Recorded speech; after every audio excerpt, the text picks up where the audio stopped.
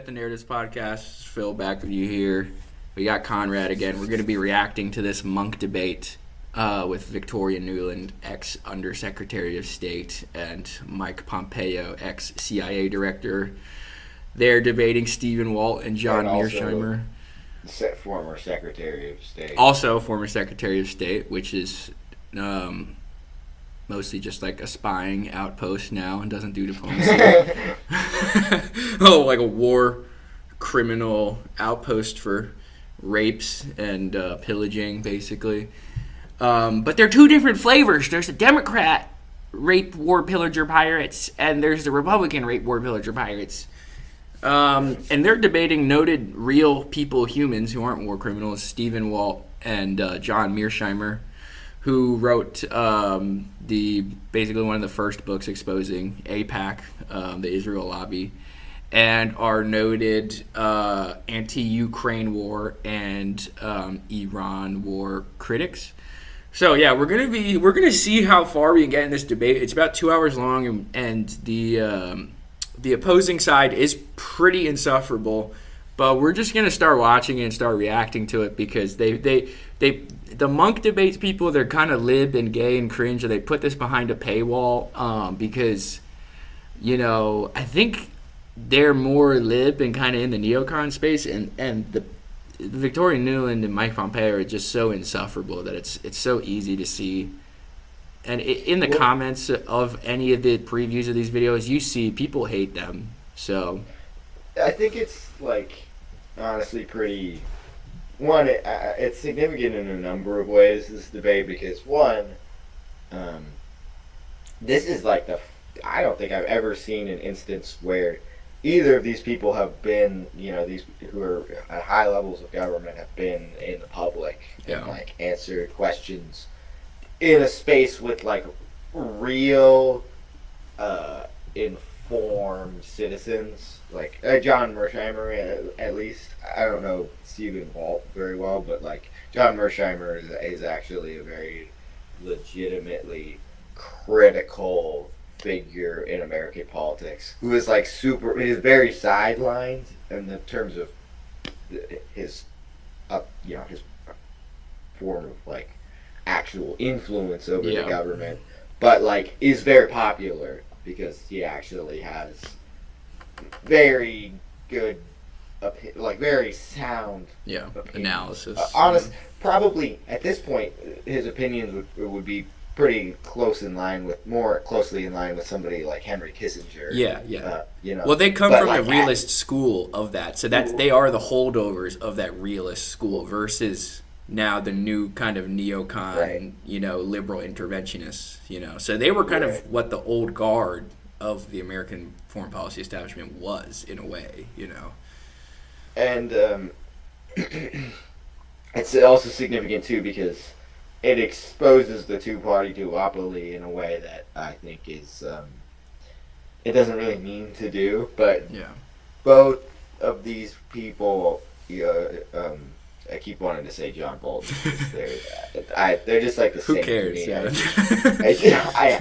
I will fully hate both of them so much, and just don't. All of those people, but it's just I don't have the respect to say their whole name, but John or Mike John Pompeo, Mike Pompeo and Victoria Nuland. They're both Republican and Democrat, and they really pretty much agree on everything. There's one part where Victoria Nuland is saying that she's opposing the war of Iran. But realistically, if you listen to everything she says during the debate, she did not oppose the war of Iran. Oh, I hate Iran and want to overthrow their government, but I just don't. I mean, it's just because I'm a Democrat. Well, she doesn't like how they've carried it out, which is the classic Democrat critique of the Republicans, which is, I agree with everything you're saying, and I ultimately have the same exact goals as you, but you're doing it in such a vulgar way. And Victoria Nuland, when she was in the Ukraine thing, she was doing photo ops, handing bread out to protesters and police. Mike Pompeo would never do that. He goes and does a commencement speech talking about, when I was in the CIA, we weren't honorable. We lied, cheated, and stealed all the time. We had whole classes on it, right? Those are the two differences. It's just differences in personality, and they think that's the world of difference when they're both just imperial scum. You know what I mean? So. Right. Yeah. And just also keep in mind that while you're watching this, some of these fucking people are probably lying to you. There's an extent to which they believe some of the shit they're saying, but they don't believe that Iran has nuclear weapons. Like, they don't believe Iran is getting close to getting nuclear weapons. They're just fucking lying. They're liars. They're lying sacks of shit. Like, they are just saying this stuff to create a persuasive argument to get you to win you over to their perspective. But, like, there's some things that they're saying that they believe in, but most of the stuff that they're telling you is lies. So keep that in mind if you're watching this, or if you see this in a different form and you want to like watch the full thing, because we're not gonna get through this fucking thing. It's so insufferable. Yeah. But anyways, yeah, you want to try and get this started? Yeah, let's get it started. Skip the first like 10 minutes. Yeah, I mean, there's just them blowing the Munk debates. First of all, I just gotta say, with the first millisecond in, just the Barack Obama quote, it really tells you with these people who like put on debates for a living, inaction tears at our conscience and can lead to more costly intervention later.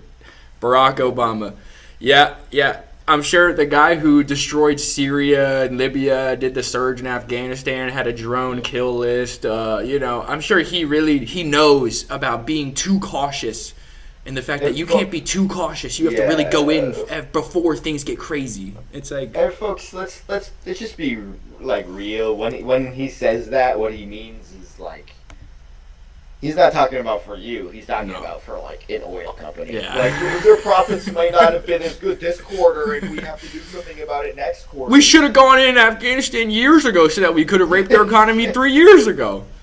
And here's the guy, Steve Munk, who started this. I don't know what the hell to say, but you gotta say something. You gotta say something. It's a debate about. It's the market of ideas. Look, you got Kellyanne Conway and Newt Gingrich. America. Just ridiculous. Like, who gives a shit? Nobody watches this crap. It's just pathetic. You know what's funny too is they put this behind a paywall, and when they were like talking about how to watch it, because I had to find this on the archive.today or whatever, and then download it and shit. And they were talking about in their like post game about the whole thing. They were like, and it's behind a paywall right now, but if you want to go to Munk Debates, you can do our subscription for $25 or something, like some insane amount of dollars a month. Right, and I was like thinking to myself, who the fuck is paying for this, bro? I know y'all just have some. I mean, Victoria Nuland probably just has it. Well, But they probably what happened. My guess is that they had to probably pull some crazy strings to placate Victoria Nuland and. No, well, they pay them a bunch of money. In the post game, they say we had to get them to sign these which XYZ means, and this guy, I don't know if I'll probably skip it, but he says thank you to blah blah blah Miss Munk. So they have some billionaire foundation lady who just funds this, and I think the only way they really got these people, basically, which is the only way that any of these people do anything, which is just pay them like $20,000 or something, to do this for one night, which I'm sure, and sign a contract to say that we can't ask you these certain questions and yada yada yada, So. Well, I mean, just look at the framing of it. It's like, I know John Mearsheimer just showed up because he was like, "Oh, Victoria Nuland." Yeah. Like, no, I want to see this. But like, the framing of this debate is preposterous. Like, it is the most pro-war framing you could create. Yeah. It is. Hunt monsters. There he is. There he is. Look at this fucking turd. Look at this little fucking. He doesn't look good skinny, and I was saying this. They're both ozemped up. He doesn't look good skinny. He needs to be. He needs to be like fat and evil. He can't be like small and slender and like. And her too. She's not fat anymore either. Look at these little fuckers. They taken the Faustian bargain to get Ozempic, and like I hope they get like Ozempic blindness and shit. Yeah, I know. All that makeup. You need to get a better makeup artist. She is. I mean, you can't fucking polish a turd. She's so busted. It's not gonna work for her. It's never gonna work for her. What we hate about her, it's not what her appearance. It's her soul. Yeah, but the soul is like it comes out in her. It manifests. It manifests. You know what I mean?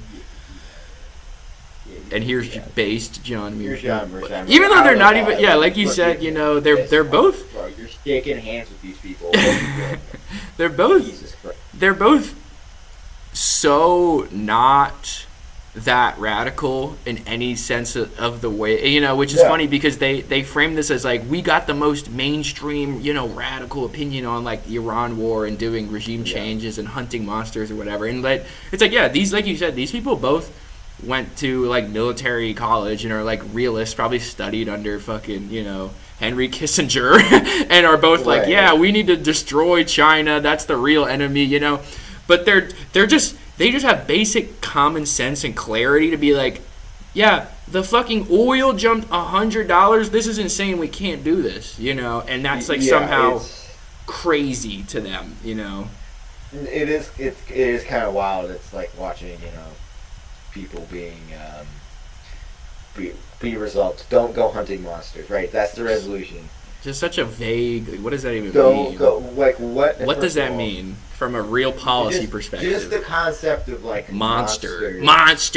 And that's how you're conducting your foreign policy, like fighting monsters. It's like this is their third grade shit. What are you fucking talking about? Yeah, Dakota monsters. What are you fucking saying? We understand the concept of close the door. Human organization at this point beyond monsters. Like, we're not... Jeez. No. The 3-year-old.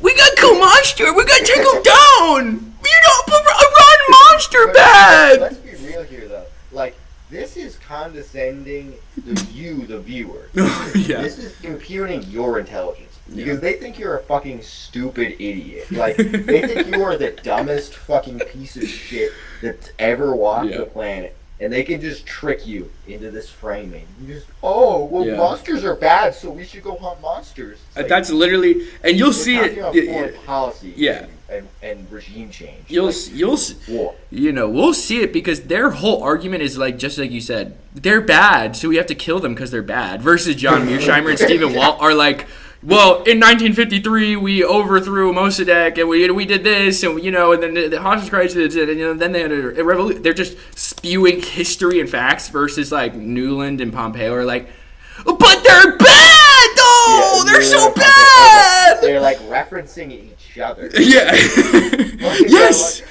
can you make up a lie real quick to cover me? I sure can. There's a part in this. One part where maybe we'll get to it, but the CIA director, is Iran going to have a nuclear weapon?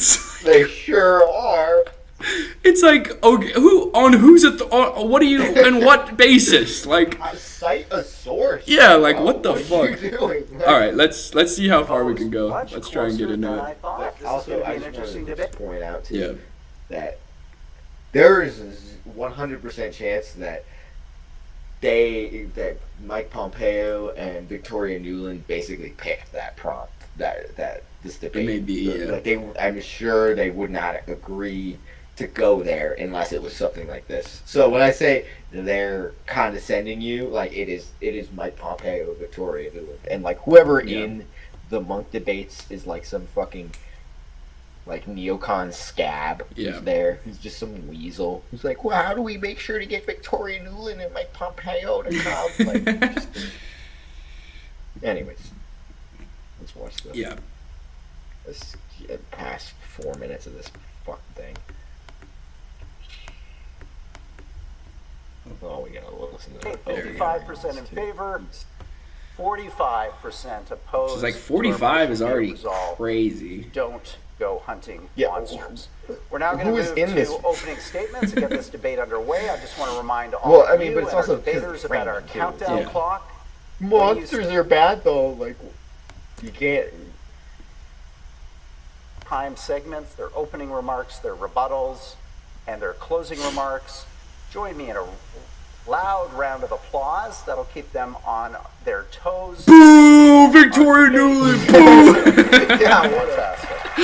You know, they at one point they kick a guy out, and I do wonder, like, was it just some guy that was like, "Fuck you, Victoria," you know, or something, "Fuck you, Mike Pompeo," because you can't really hear what he's saying. But like that, if I was in this audience and I was like pro, you know, Mearsheimer Walt, after 40 minutes or so, I would just start yelling at them like throwing my drink because they're so insufferable. Well, you have to do something to not have to listen to Victoria.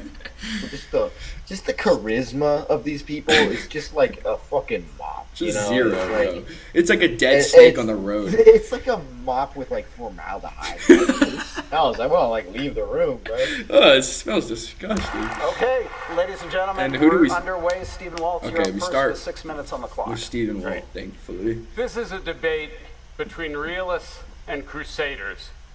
We all believe the United States should be actively engaged in the world. Honestly, like, I don't know who this Honestly, really I not don't that believe. relevant. Well, he co-authored the Israel Lobby with John Mearsheimer, which is what put them on the map. The first book in public, sort of about AIPAC, basically.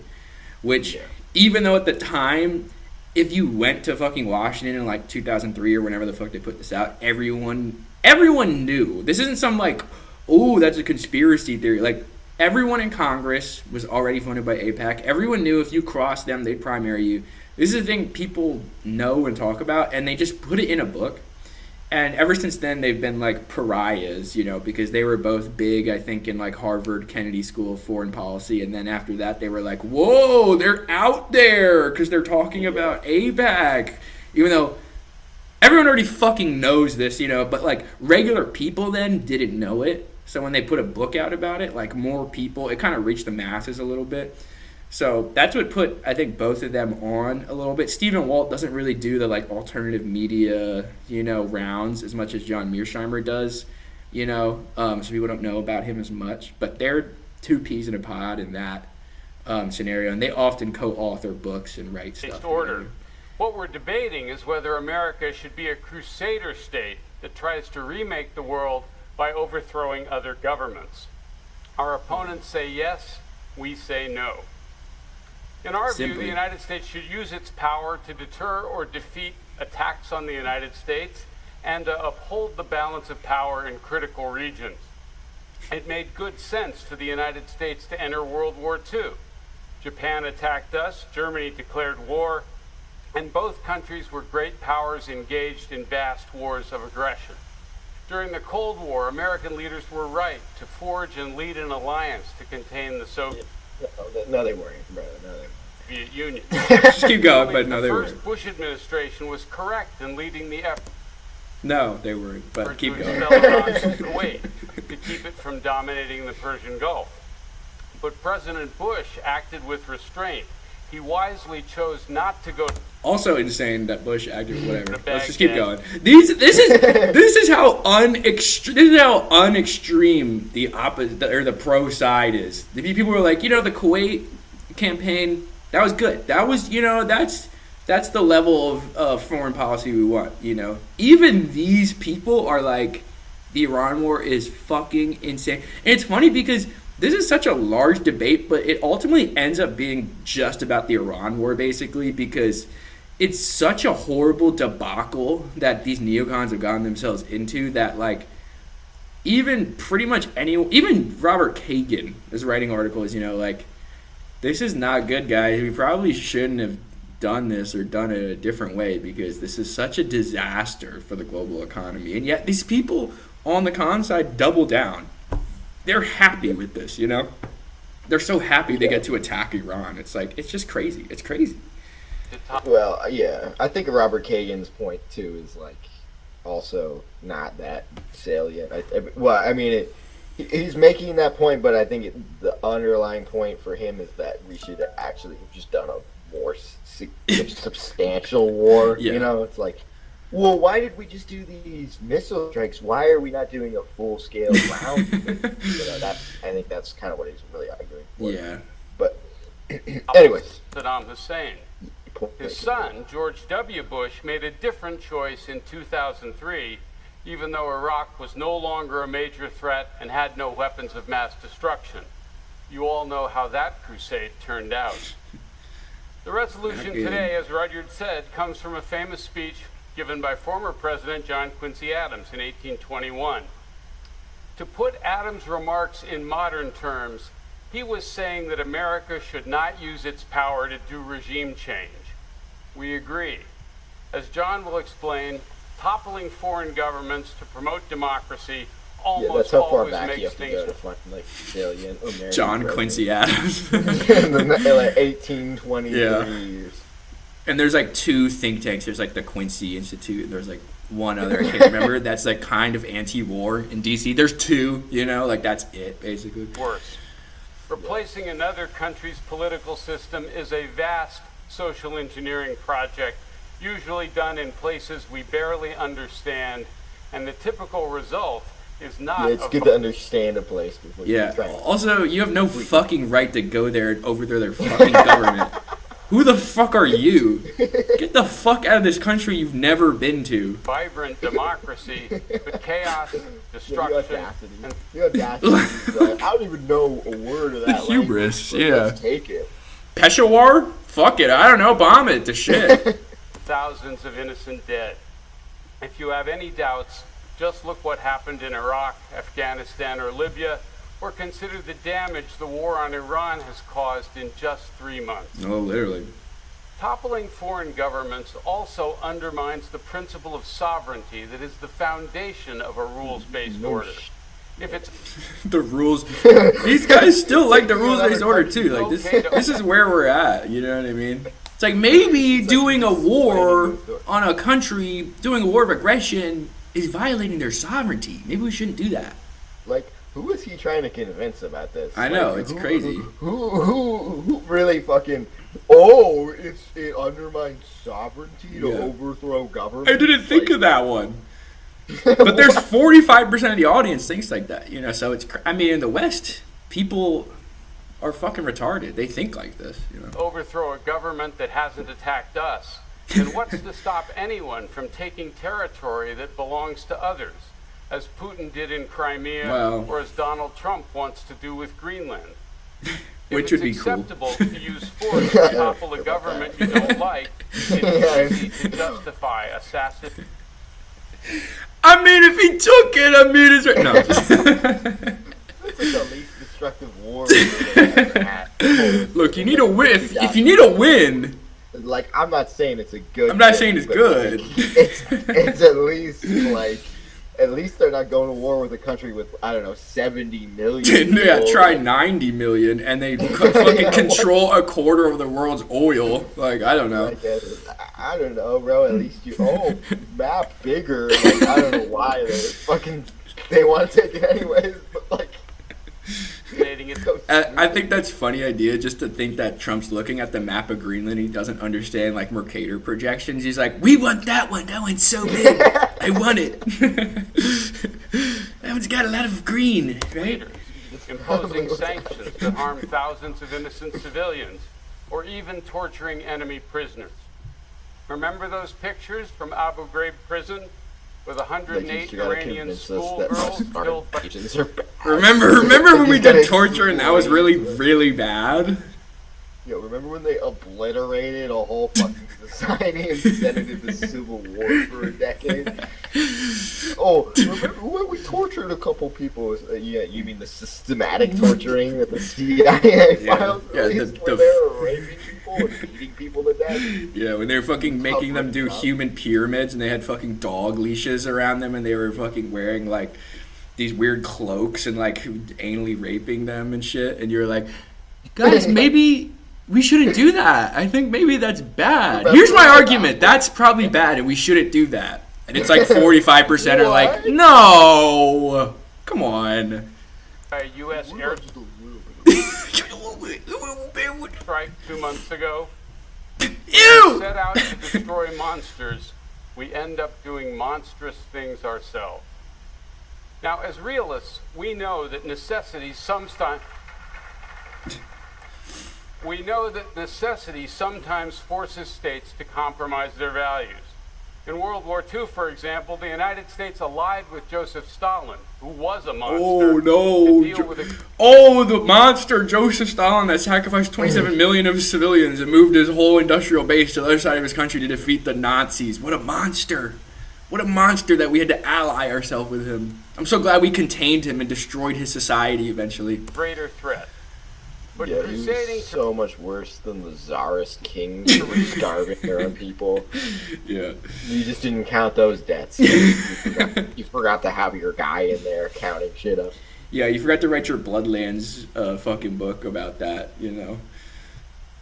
We should also just start doing that when people are like, you're wearing a shirt with the hammer sickle, but what about Stalin and the 100 million people he fucking killed? And then we should be like, oh, what about Tsarist Russia and the 300 billion trillion jillion people they killed? And they'll be like, well, I don't even know what that is. And we're like, yeah, well, you wouldn't, because you're fucking retarded. Just flip it on their ass, you know. Oh, what about fucking Imperial Japan? Okay, I don't know. Weren't they like not the best, not the friendliest of guys? Make the world, and sowing violence and suffering in the process does not make us safer or advance the cause of liberty. Instead of promoting freedom, we are denying it by imposing our will on others. And because we have to break a lot of rules to do it, this policy makes a mockery of our claim to support a rules-based order and gives others an excuse to break the also rules. known as international law. Like, what the fuck? First of all, this rules-based order, they just made this up because the U.S. breaks international law every 5 seconds, so they had to come up with a different word other than law. Like, this is not a real we can't let Russia... You know why they had to say that? Because Russia's attack on Ukraine was based on international law. It was ratified into the Minsk Accords in international law, so they couldn't even say they were violating international law. They had to make up this whole bullshit thing to make it sound like they're breaking international law, but it's like not even a thing. They just made it up. It's just their international norms. What you just made up fucking term that doesn't mean anything. It's the rules that we make up. Those are the ones you have to follow. Not international law. It's our rules based. But they're not doing what I want them to be doing. That's what it is. It's asinine. Themselves. Now, to be clear, we believe the United States should support the advance of liberty abroad, but primarily by creating a society in our own something to emulate, rather than one that they resent or fear. And here's what I mean. The United States and South Korea have been allies for 75 years. Until the late 1980s, South Korea was a brutal military dictatorship that violently repressed pro-democracy forces and employed torture, forced labor, and occasional massacres to hold power. It wasn't North Korea, but it was far from free. Oh, it wasn't North Korea. Yeah, it wasn't North Korea, though. They had a military dictatorship. They put people in camps. They did forced labor. You know, they oppressed, like journalists and human rights activists. But at least it wasn't. What's the fucking Sun Yi, whatever the bitch's name is with the bloated tits, who's like, oh, yeah. When I was in North Korea, they make me eat coal, and I was born on a pile of coal, and I had to push a tree. That didn't happen! It didn't happen, folks! It didn't happen. That's fake. It was a poor country because, guess what? I don't know, you bombed the whole fucking country to shit, and it was poor for a while? Yeah, just a side note on North Korea. Half the shit about North Korea is just made up. Like, let's just be clear about whole that. cloth. Probably 90% of that of the shit about North Korea is made up. You know why? It's because the South Korean intelligence does the same shit that the U.S. intelligence does, which is it's just essentially just a propaganda wing where they create narratives. And what do is they kidnap people from North Korea and then they torture them and force them to sign. They either torture them and force them to sign confessions, or they basically bribe them into saying the most asinine, ridiculous shit like, we have to eat babies. Why? That's not. What are you fucking talking about? The only people eating babies are the ones in the fucking White House. Yeah, no, and they parade them around their South Korean television and media. There's whole shows where they have these defectors who have sometimes, literally been kidnapped from North Korea. There was like a bunch of waitresses, I think, from a fucking restaurant that they kidnapped, and put them in prison under duress, tortured them until they made them aid propaganda agents. It's so insane, and nothing like this ever happens in North Korea. There's never a North Korean person who's like, we have to kidnap a South Korean person and make them be a public media fake refugee to No, guess what? North Korea has one of the best metro systems in the world. It's got like fucking chandeliers, and it costs like 1 U.S. cent, basically the equivalent to ride it. And they also have, what do they call it, nuclear weapons? They also have some of the most advanced ballistic missile weaponry in the whole entire world. And I guarantee you right now, if you went to North Korea, if you went to Pyongyang, the level of, I'm not going to say the rural level of North Korea is up to snuff, but if you go to Pyongyang right now and you compare it to New York, the level of development, it will blow it out the water. I'm serious, because they're so close to China and they're so close to Russia, and all the things that Beijing and Shanghai and Chongqing has, that's starting to come into Pyongyang, okay? And people really think North Korea is some backwards country. No, bro. Go to Chicago and then go to Pyongyang. See which one's more advanced. I mean, and it's crazy because, people in the Western media will... Especially if you're living in Philly right now. Yeah. Especially, bro. Go to fucking Kensington. Go to people. I saw a Chinese dude who made a TikTok who was like, the UK metro is disgusting. And he's like hitting the seat and like dust is coming out. I'm like, oh, I'll do you one better. One time I went on the L up to see a show with me and my ex-girlfriend, and our other friends were on a different car, and when they got out to the show, they were like, that was so horrible. And I was like, what? It wasn't that bad. And they were like, no, there was a guy in there shooting up fentanyl, and blood was spurting out of his arm. That's the U.S. metro, Yeah, if you're in a U.S. subway station, or like in Philadelphia at least, like there's a high likelihood that every time you ride the subway, you'll see a dead person. Like, I'm not saying it's like not every day, but maybe it's like once a year. But like, straight up. I've seen somebody almost OD. I've seen plenty of people have tried to wake up and they ain't waking up. Yeah, it's horrible. I mean, and the scum and the filth and the blood and shit and human shit there. I mean, people think, this is American extremism too. Oh, but it's a city, things are going to be a bit crazy. It's like, no, go to Vietnam, go to Thailand, go to Beijing, go to Pyongyang. There are no homeless people shitting themselves on the fucking metro station with drugs and needles in their arms. There are none. There's bad areas, but that doesn't happen on a regular basis there, And people don't understand this. They don't understand this, but, soon enough they will. Soon enough. Did the United States set out to overthrow it? No. Instead, it worked patiently to persuade South Korea that there was a better way. We sheltered what the fuck are you talking about? They ran that government. Yeah, we wrote their constitution. Fucking. They were happy that guy was there. They were like sick. And then the people finally put a stop to it, and they were like, okay, well, as long as you don't do communism, we'll have elections where you can elect people who basically do exactly what we want anyways. And those people will be like the Toyota family, basically, the Samsung family, and they'll run everything, basically.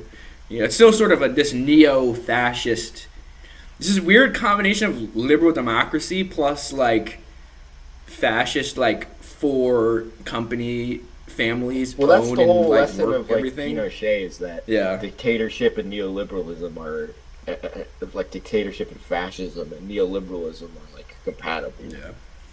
Because that's what they did. They were neoliberals.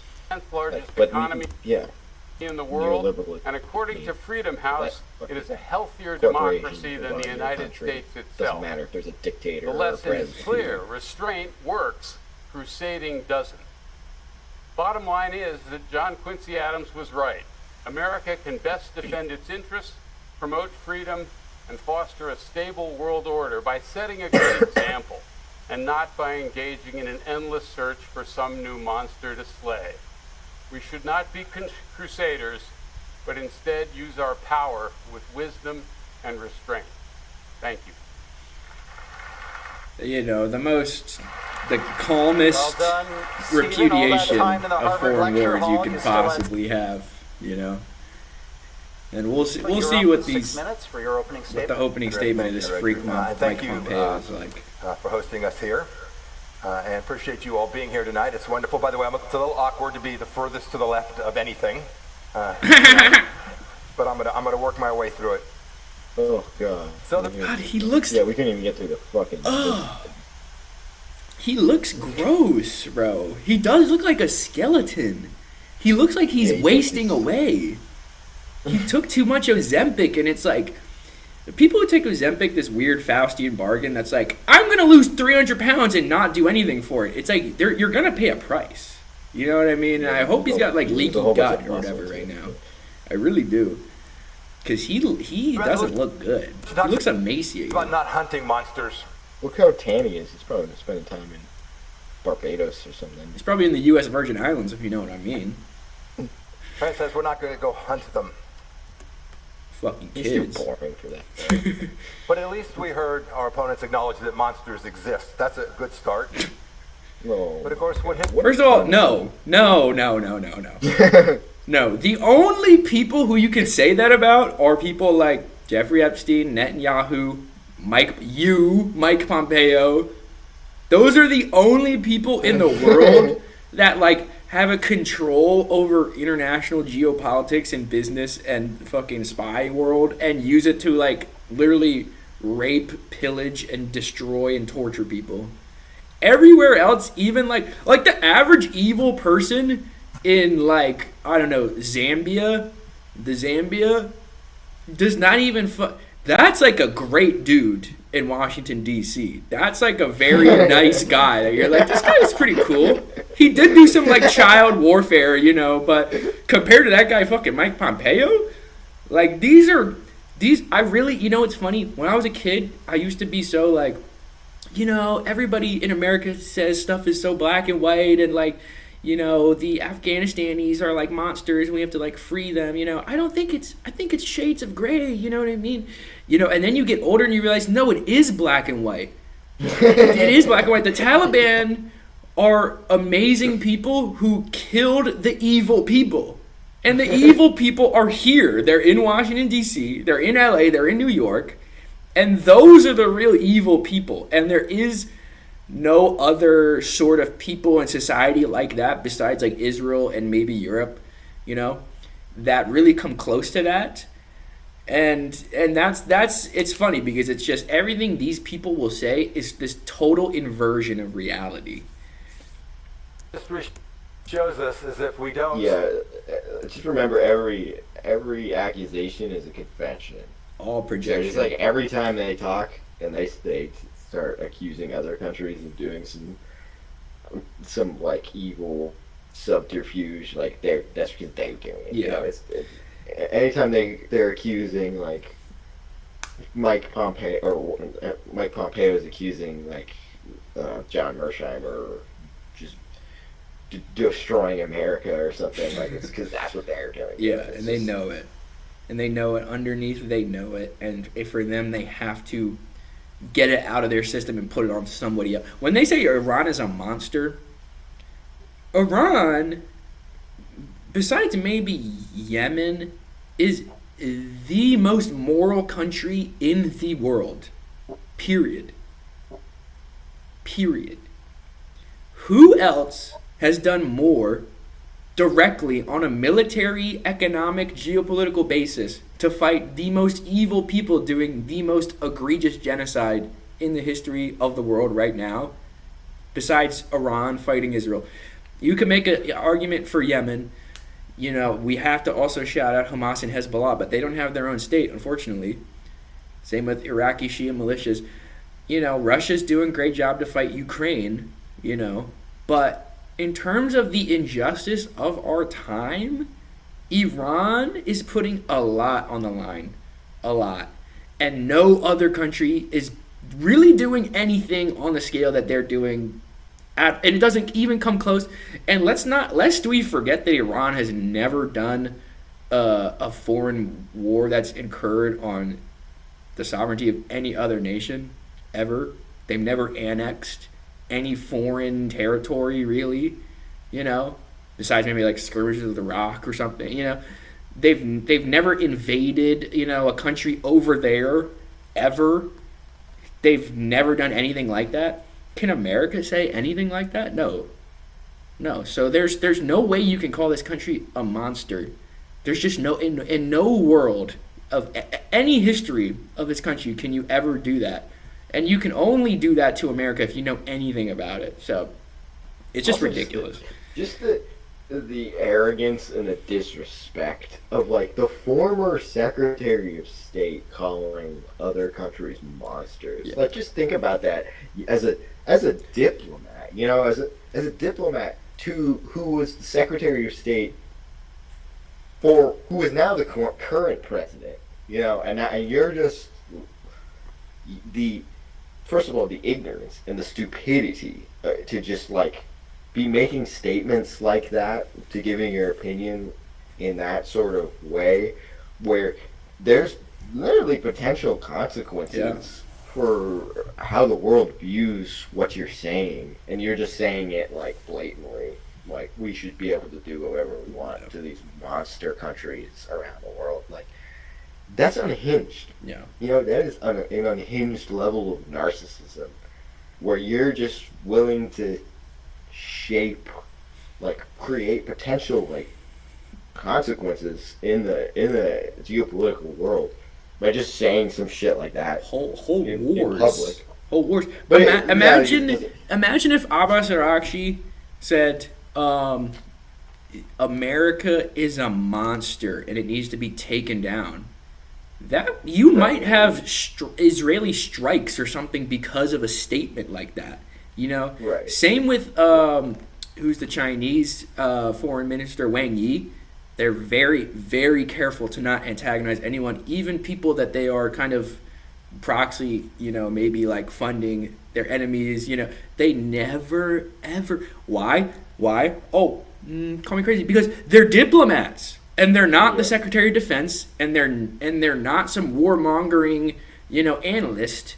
They're diplomats, and the point of a diplomat is to say, we need to have what's called empathy, which these people, it's like they're so far away, empathy is so far away from them, they might as well be on Mars, and empathy's over here. Like, they need to have strategic empathy to be able to sit down with a country that they don't like and make a deal to say, we need peace, we need a trade agreement. Doesn't compute with their mind at all. And the State Department has basically been turned into the CIA, a CIA cutout. And Mike Pompeo was former CIA secretary.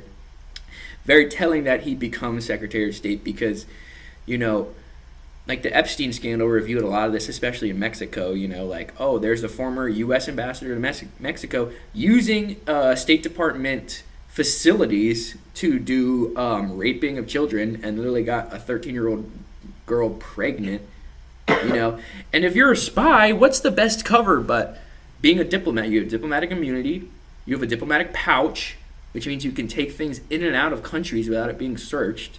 You basically have all these facilities around the world. You could go to, any American consulate, and that's where you work out of, So it's been totally taken over by the deep state, and that has really bad consequences because now, not only do you have a Department of Defense, now called the Department of War, not only do you have all these deep state agencies, but you also have what should be something bolstering against them to be like, hey, we need to not do that. We need to have diplomacy. We need to have good relations. No, it's literally just a tool to lie to people and say they're doing diplomacy when they're really just spying on them and trying to kill and assassinate people and rape them. They don't even really hide how their whole function is to lie at this point too. I mean, it's in the policy papers that it's like whenever we're trying to negotiate to prepare for an attack, we will always make sure to attempt to appear that we're getting ready for peace and to enter into talks and negotiations. It's like, that's how you know, like, at this point, we know that it's bullshit when Trump is saying we're getting close to a deal, we're trying to end the war. It's like, they're lying. It's part of their strategy. Yeah. And it's not really strategy, it's a tactic, because a strategy involves like long-term planning. Like a tactic is just an immediate maneuver. But the Iranians obviously know at this point. They're not sitting there, oh, you're really trying to negotiate peace, I guess we'll surrender. It's like, anyways, what are we, 10 seconds into this fucking asshole? We can barely get even 2 words before just being like, this guy's... It just doesn't matter what he has to say. Like, I mean, these people are so irrelevant. It's wild, too, because he is, like, I can say, like, oh, it is, like, dangerous for a former Secretary of State to, like, say things that are super belligerent, but the reality is it's, like, it doesn't matter because everybody else who's in that capacity is equally as belligerent and dangerous.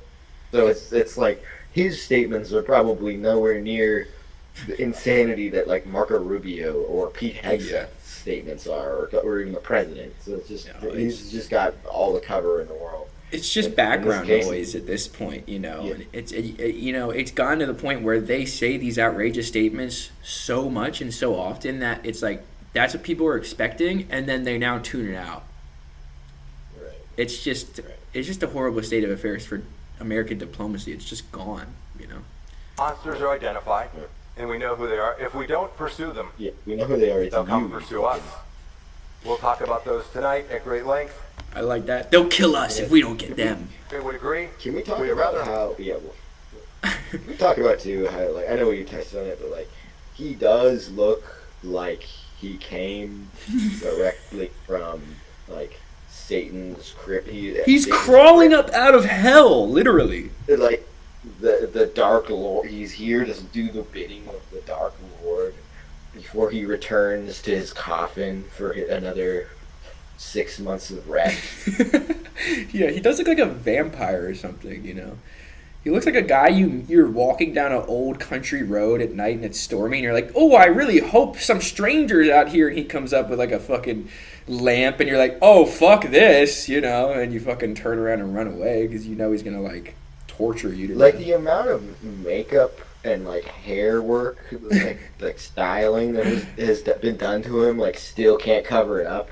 There's like fucking 8 layers of makeup on him right now. Oh, and, like, his hair, like, look at his hair. Look at how well combed his hair is. Dude, that's probably a fucking $3,500 suit, And you still look busted. And look at us, hot as shit, because we're communists, you know what I mean? It just shows. It shows, Hunt them on our terms than on theirs.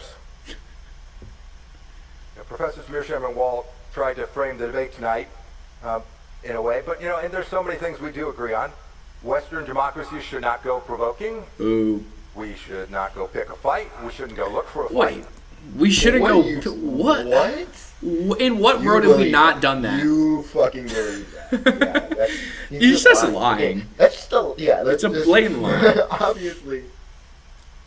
There's gonna be a lot of times in this where I'm gonna be just like, cap. Because, like, if they really told you how they actually think, which is we have a ballooning deficit, which now the fucking Saudi Arabia isn't paying for in our oil money, and we have to ravenously go to countries and claw them back and kill them and rape and pillage so that we can fucking keep this thing going, so that I can fucking, have my, like, red light sauna in my basement and get wine delivered to my disgusting like 3-story walk-up home in Washington D.C. And like have some child delivered to me from Comet Ping Pong or whatever, and like I need to like sustain this for literally me and my friends. If he actually said that, everyone would be like, oh, we have to fucking put this guy in jail, So in lieu of that, all they do is they're gonna kill us. They're gonna come for us. So we have to get them.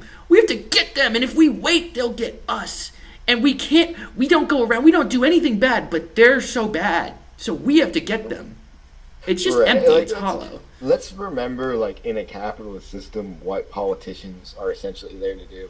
They're not there to represent you. They're there to work for the ruling class elites, the big businesses, the billionaires, the banks, the corporations, and act as a vessel in order to manipulate you, in order to convince you that the government is doing the best it can, and that the big business is there and it's legitimate and it's not exploiting you and exploiting the rest of the world, and to convince you that these wars of conquest are wars for self-defense, and they're not trying to just steal oil for Iran, and that you're not sending your children to die in a war for the profits of some corporation like ExxonMobil. You know, like, let's be real here too. Like, the Iran war, it's really good for ExxonMobil. You know, it's really good for if you're an oil corporation that's not based in the Gulf of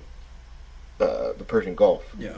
And you know, so these people, they are literally, their job is to lie. Like, he's in the State Department, like you were saying, which is a CIA cutout. The CIA's job is to lie. The State Department, their job is to lie. These people they're liars. Everything they say is some sort of coercive lie in order to blackmail you into having it distorted, to justify their distorted perspective, which is that they want to enslave the world. Like, that's their goal. Let's just hear it from him himself. Let's just watch it, because he says it.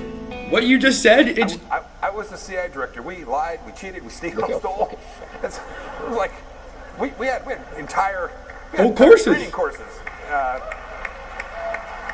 Look at this fat fuck. Look how disgusting he used to look. It reminds you of the glory of the American experiment. Glory of the American experiment. Get the fuck out of here, pal. That's a candid. That's more of a that's really what they think. They think like the glory of the American experiment is that we can lie, cheat, and steal, and we get away with it.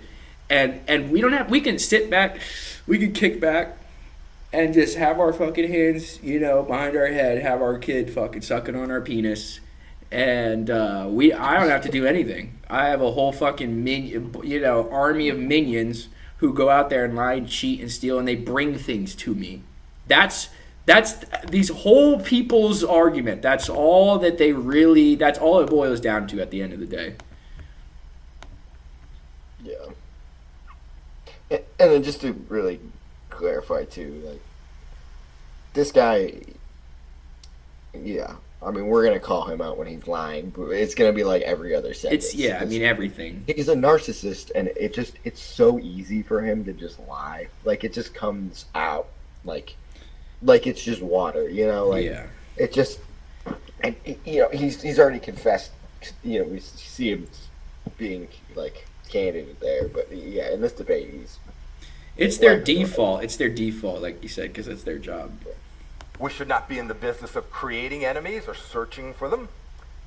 For our collective well-being, I hope we can all agree that there is, however, an existence of monsters, whether we pick them, create them, or otherwise. Whether we pick them, create them, interesting use of words, or otherwise, because of course, we created ISIS. Or the Taliban. Or the Taliban, all the Mujahideen, Jabhat al-Nusra, Hayat Tahrir al-Sham, all these people that we are, at one point doing campaigns against. Saddam Hussein, we support them, we prop them up, we use them against other countries that we don't like, and once we don't like them, then they'll become the enemy for endless war. So that was a very telling choice of words there. I agree with that. Yeah, it's a good catch. They find us. You all like country music here in Canada, right? Shania Twain, Katie Lang, Terry Carter. Have a favorite country. What a stupid little faggot he is, too. What a stupid... You know what? I'm going to do a Canada country fucking little, simile or some shit to explain this. Meanwhile, John Mearsheimer's, writing down history. He's just vigorously writing down, okay, let me write, in 1953, What are you talking about? What are you saying? Listen to the drivel he's going to spew right here. It's a music song. It's called. You'll see too later. We're not going to get to this. We're 2 seconds in. We're like an hour and a half or 40 minutes. But like later on, when John Mearsheimer gets to talk more, you'll see like Victoria Nuland just starts lobbing insults at him, and they just interrupt him and just starts insulting him because like his points are just irrefutable. Yeah. They can't deny it. So they basically just start calling him. They're just like, there's a point where she's just like, what did she say? She's just like, oh, folks, this is what happens. You don't have to. You don't have to. This is when you teach and you don't have to do. Yeah. It's just being a bitch for no reason. Like there's just like, there's literally, you have as much time as this other person to make a salient point, and you just get to insult them. Like, it's like. Also, I love the idea that's just like, yeah, well, if you were in my shoes, you'd know how hard it is to topple governments and destroy civilian populations, okay? And since you don't have to do that, you don't know how hard it is for me. Then I have to go back and lie about it and justify it to you. And explain why I'm doing this. Come up with a whole narrative that makes sense. Yeah. Lie to myself and lie to everybody around me. To the point where I can't really keep reality and clear of what my lies are. Yeah, it's so hard. You wouldn't understand how hard it is to do that. Kenny Rogers popularized it in the United States. An encounter of the county begins with the words, it says, everyone considered him the coward of the county. His mama named him Tommy, but folks just called him Yellow. He always turned the other cheek. And according to the lyrics, his daddy told him, walk away from trouble if you can. You do not have to fight. What are you talking about, bro? First of all, it's like, if this is a simile for America being like, well, we have to be restrained, and then eventually, you know, when we're pushed to the edge, we'll act. When has anyone in America ever been like, damn, America, they're cowardly, you know, they're not doing enough foreign wars, they're not pushing back enough on the dictators. It's like, what? Well, let's also be clear here too, like, you're using like a weird fucking folk song for like evidence for your argument. Yeah, like if this was like an 8th grade English class, you're getting like a C-. Like, yo, if this was a like social studies class, you would get a fucking F. Write a paper on whether foreign policy, is good to invade, to do regime change, right? And you start talking about like a Kenny Loggins song in it, like you're getting a fucking F stamped on your paper because that's incoherent babble that makes no sense. Make a policy argument. This is what they have to do. They have to go. They do the moral argument, which is they're monsters, and then they do some cultural argument, which is, but I have a comedian or a singer or a dancer or a porn star, and they believe what I think is right because of this song or this movie, you know, and that's all they know. And so this is really what they're putting. This is his opening statement. This is his overarching argument is, well, there's a song, and like think about how we are like this guy in this song. Absolute insanity, bro. He was bullied for years. He was thought to be a coward. For years, like America. But then his wife was raped by 3 men, and he shot them dead. Also, stop.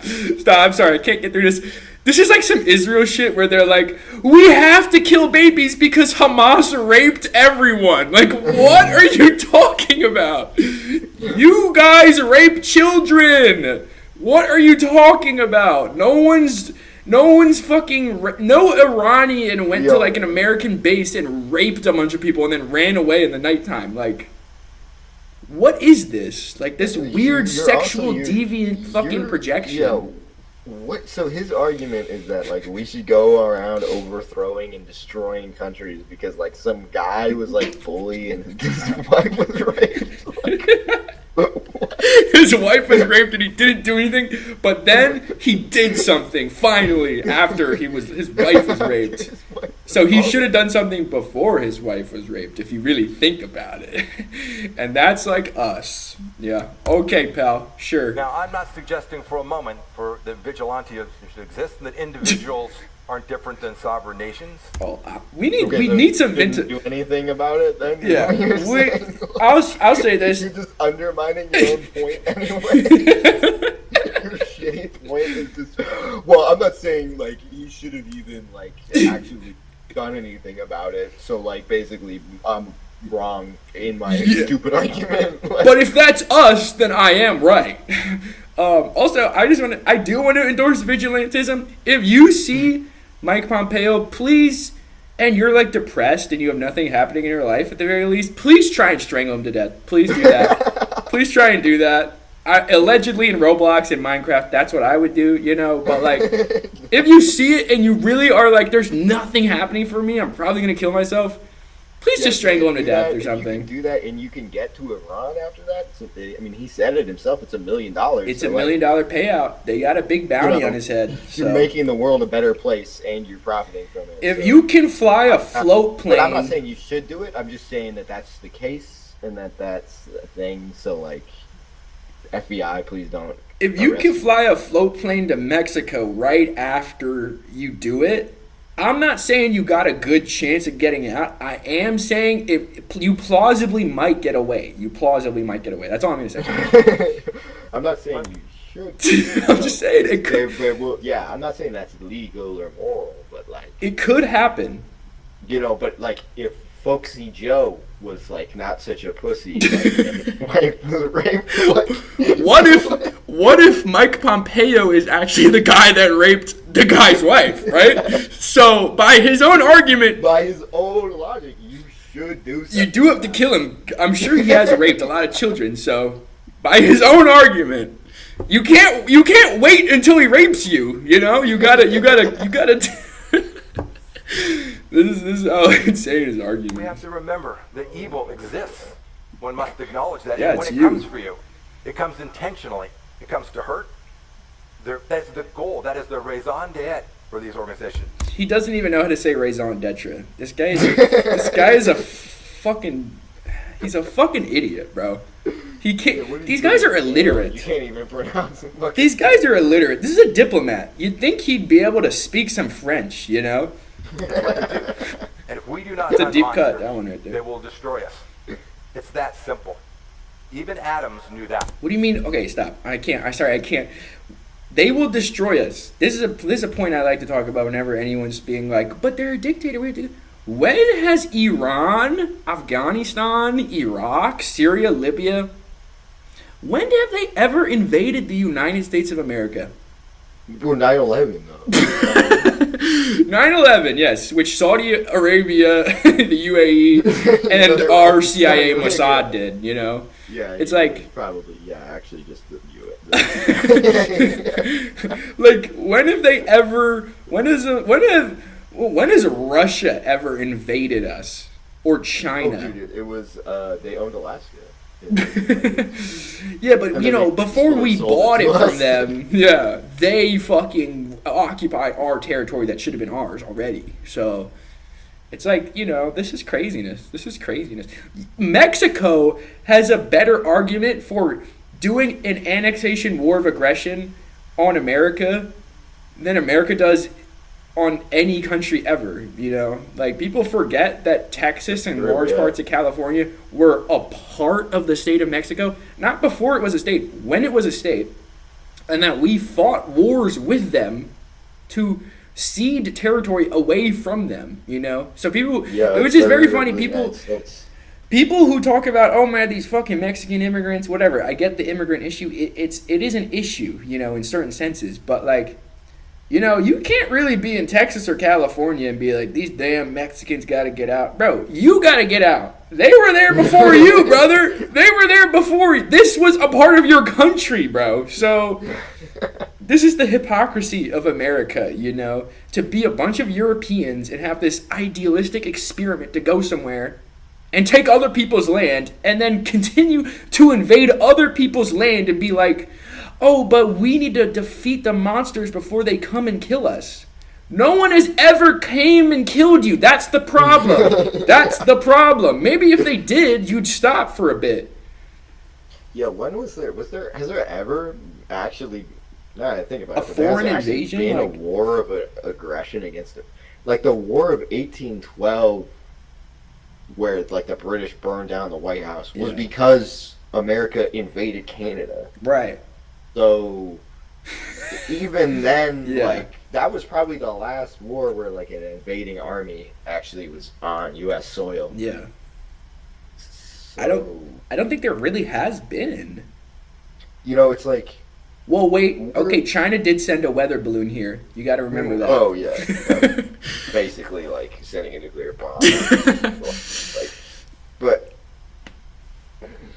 yeah, the whole idea that they're keeping us safe. It's like, dude, I don't know. I'm pretty sure the Pacific and Atlantic Ocean are like doing a pretty good job of that. Yeah. That's something you could never do. Like, Yeah, I'm pretty sure the fucking Rocky Mountains are good enough. You know, I'm pretty sure the Cheyenne Mountain of military base is doing that. Good. Yeah. I think the only reason anybody's gonna come over here is in like 5 years when we nuked like 4 different countries. Yeah. And they're like, we gotta build like a land bridge across like the Bering Strait and just march an army down to America and subjugate them for their insolence. Which I hope, I wish every day would happen. I really do. And the sad part is, it probably will never happen. Like, that's the sad part, you know? Yeah, we're just gonna... Doesn't require us tonight in this resolution to defend the process of figuring out who monsters are. But make no mistake, when we identify them, when they show their true colors, we must hunt them. We have to point out like that there actually are any. But like, we have to be sure that there are. There definitely are some. Thankfully, I don't have to actually make an argument as to why I should kill this person who's a horrible, evil monster. I just do know that I need to do that. We should kill them. Yeah, we should kill him though. We should. Duty as sovereign leaders to protect our citizens from this evil. Monstrous acts are all around us. We see it today. Take Russia's invasion of Ukraine. Ooh. Before the war started, our opponents said that Vladimir Putin didn't really want to destroy Ukraine. Ask a Ukrainian mother if that's true. Oh yeah. Oh yeah. Oh yeah. Ask a Ukrainian mother. Yeah, ask a Ukrainian whore, you know, who's sucking off the like fucking head of the Azov battalion if Russia's bad. Have you ever thought of that? How about this? How about you ask the dead pregnant women who were burned alive in a fucking union hall in Odessa if she thinks Western Ukraine regime is good? How about that? How about you ask the fucking people that were... That's a biased sample. How about you ask people who were getting fucking shelled for years on end, who had their native language banned, okay? Like, it's just insane. Yeah, to me, bro. It's I don't insane. know. Me personally, though, like, I'm just going to look at the videos when they see... Like when they see Russian troops rolling into a new village and then all the civilians come out of hiding, because they're no longer being terrorized by the evil Nazi regime that is the Ukrainian government, who was offensively preparing a war against Russia. Against their own people. Like, yo, get fucking real, dude. They said Putin didn't have imperial ambitions. He claims he does. No, he doesn't. No, he doesn't. Have you ever even listened to anything he said? You're the secretary. Yeah, that's just a lie. That's just a straight up lie. Straight lie. You actually might not have ever even listened to anything Putin has ever said before. Even though he's like probably met him, right? Like, he's definitely. I mean, he probably did meet him during the first Trump administration, which is more than you could say for Victoria Nuland, because during the Biden administration, they never even picked up the phone. They never even had one conversation between the State Department, the White House, anyone in the U.S. government, and Putin. Not one conversation. Insanity, bro. And his complete refusal to accept any of the terms that have been proffered. I don't even want to get into that, but I don't even. It's like a lie of second. It's so Minsk Accords 1 and 2. I mean, how many fucking times John Mearsheimer will get into it, but how many fucking times did the Ukrainians walk away or just totally undermine a ceasefire? I think it's 6 times. I mean, this is insanity, folks. The Istanbul Accords. Even to this day, they're still not, like, closing off the possibility for negotiation. Yeah. They're fucking... They're kind of getting close, because it's like, at this point, why, when you're just decisively winning a war, that the other side is evil and wants the war to go on for as long as possible, would you, like... just negotiate talk to them, like... It's like, well, we're winning, so why would we stop?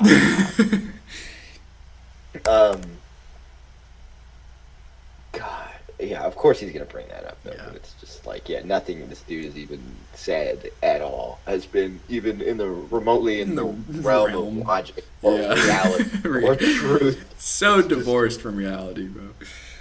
He's just such an evil turd. Like, it's just, and it's forgettable too. Like, he's gonna like burn in hell and just be forgotten. I forgot about him until this fucking debate, and I was like, oh, Mike Pompeo, I remember him. You know, just like John Ratcliffe will be forgotten about, and Marco Rubio, and all these people will go the way of someone like Kaya Kallas or fucking, what was the English lady prime minister? I don't even remember. See, Liz Truss, you know? Kamala Harris. Who the fuck remembers her? These people are so uncharismatic, and they'll be thrown away just for another clone of them to replace them, you know, until we kill them. That Ukraine couldn't hold the line, that they could not fight back against the monster. And now they should be right now. They should all be awaiting trial. There needs to be Nuremberg-style trials for these people, and I really do hope that Russia does that. Trials or some shit. Yeah, because a lot of this stuff is documented, you know, and it's out there in the public record, and these people have the audacity to go to like public debates, you know, and talk as if they have some sort of moral high ground.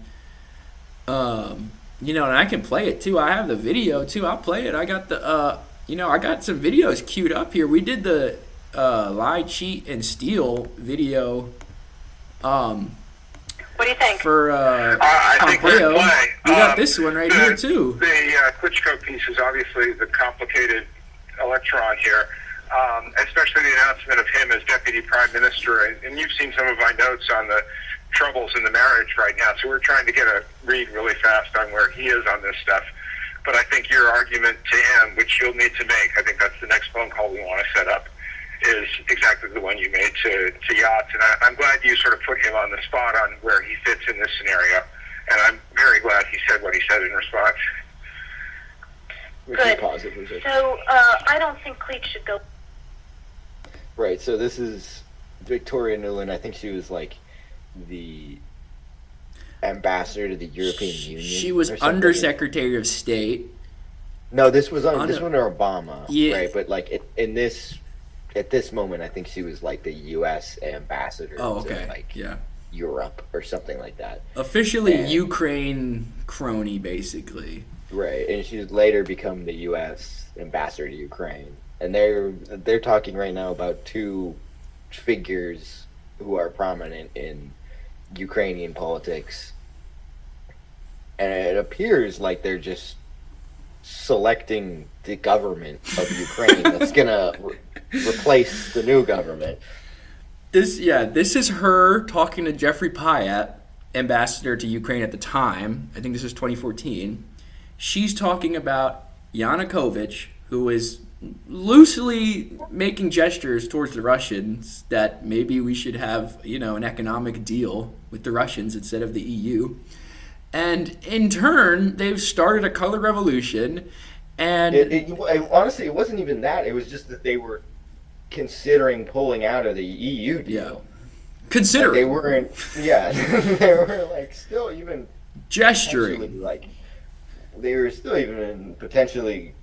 It wasn't off the table. Yeah, but I think Yanukovych even in an interview said, "I wanted both. I wanted maybe we could do economic ties with the EU and Russia.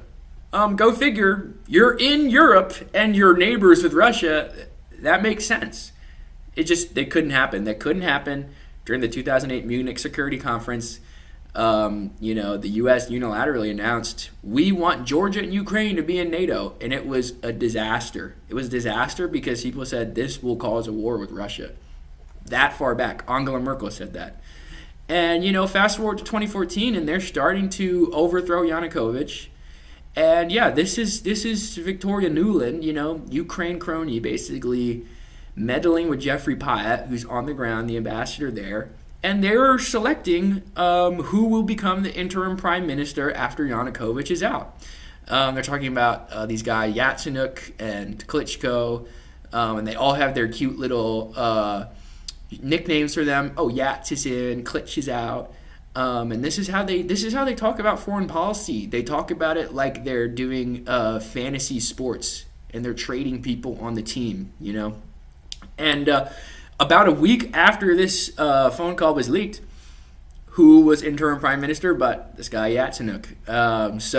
They basically handpicked the government of Ukraine. I mean, these people want to talk about, not hunting monsters or doing regime change or whatever. And they're very vulgar about this. I mean, listen to the end part here. International personality to come out here and help to midwife this thing. And then the other issue is some kind of outreach to Yanukovych, but we probably regroup on that tomorrow as we see how things start to fall into place. So on that piece, Jeff, when I wrote the note, Sullivan's come back to me, VFR, saying you need Biden, and I said probably tomorrow for an attaboy and to get the deeds to stick. So okay. Biden's willing. I love that. The way they fucking talk. I gotta kick it up to the big guy, get an attaboy, and then we'll get the deets worked out. This is not a fucking women's lacrosse game, okay? This is not go to the coach, get the attaboy. This is a sovereign country's, their government. And they're talking about it so flippantly. It's disgusting. They're talking about it the way, that we discuss details for building a building. Yeah. It's just our job. And I think it's just Red helped glue sure to it. lock down And those details for light fixtures. We gotta make sure to put some shit there or something. I don't know. Yeah. Our colonial government is installed properly. Yeah. The right people. Fuck the EU. There it is. I mean, and this is, I think you're right. She's the ambassador to the EU, and she's saying, fuck the EU, fuck the regional government there, fuck all their ambassadors, we control this.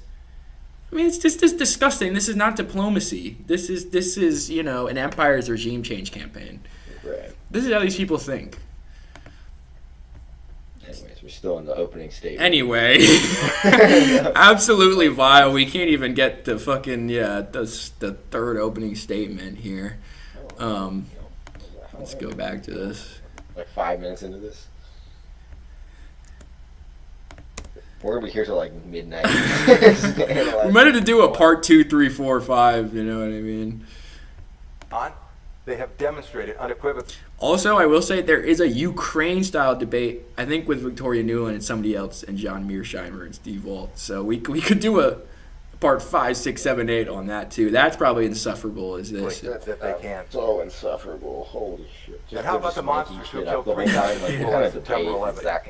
I've only seen a couple making clips. Shit up and just lying. Yeah, it's just insulting John. Having some sensibility. Yeah, just being like, but Putin's Hitler. Do you agree Putin's Hitler though? I got you. I guess you just want to leave Europe to be genocided. That's probably what you believe in the Soviet Union. Yeah. You probably want Soviet Union 2.0. Yeah, I bet you didn't see that one coming. Mm-hmm. It's not only fair but necessary that we pursue those monsters. A number of them, Canadian families who were killed that day, in the absence of the work that was done by Canadians and Americans alike to hunt that monster, would have yielded only more terror, more risk, and more death. Now, hunting's an interesting term. It doesn't imply that one needs to always use violence or deploy the 82nd Airborne. There are many... Hunting means killing prey. It implies violence. Yes. It is violence. It doesn't imply violence. It literally... It's a violent act. That's definitionally what hunting means. No, it's like sometimes I just like the animal just goes to sleep and gets in the pot and cooks itself for me. Like, what? Sometimes you have an authoritarian raccoon regime and you just put raccoon sanctions and you starve out a vast majority of the raccoon population so that you can just go in and take the dead raccoon bodies and you hunted them. You don't have to shoot him or put a trap out. It's like, what? So, not only is he a liar and is he evil and or criminally murderer, but he's also a fucking idiot. That's also establishing. Yeah. Wait, hold on. He doesn't know what words mean. Yeah, well, and this is the American way of the media empire. Just change the definition of words. Yeah, he's just redefining words. Just change them. Doesn't like fit his narrative. He's trying to steal. Outcome. I was the CIA director. I knew a few. And hunting does indeed work best when you create a hunting party, when you want friends with you, because you never know if the monster himself... name drop that he's the CIA director. Get in there just because he wanted to brag. Yeah. Like he just wanted to... I'm actually really important and smart. Yeah, I used to... Yeah. I was a CIA director, actually. I used to be a spy. Primarily, actually. What I jerk off thinking about is like my positions in the world, like how important I am. That's usually when I come of that.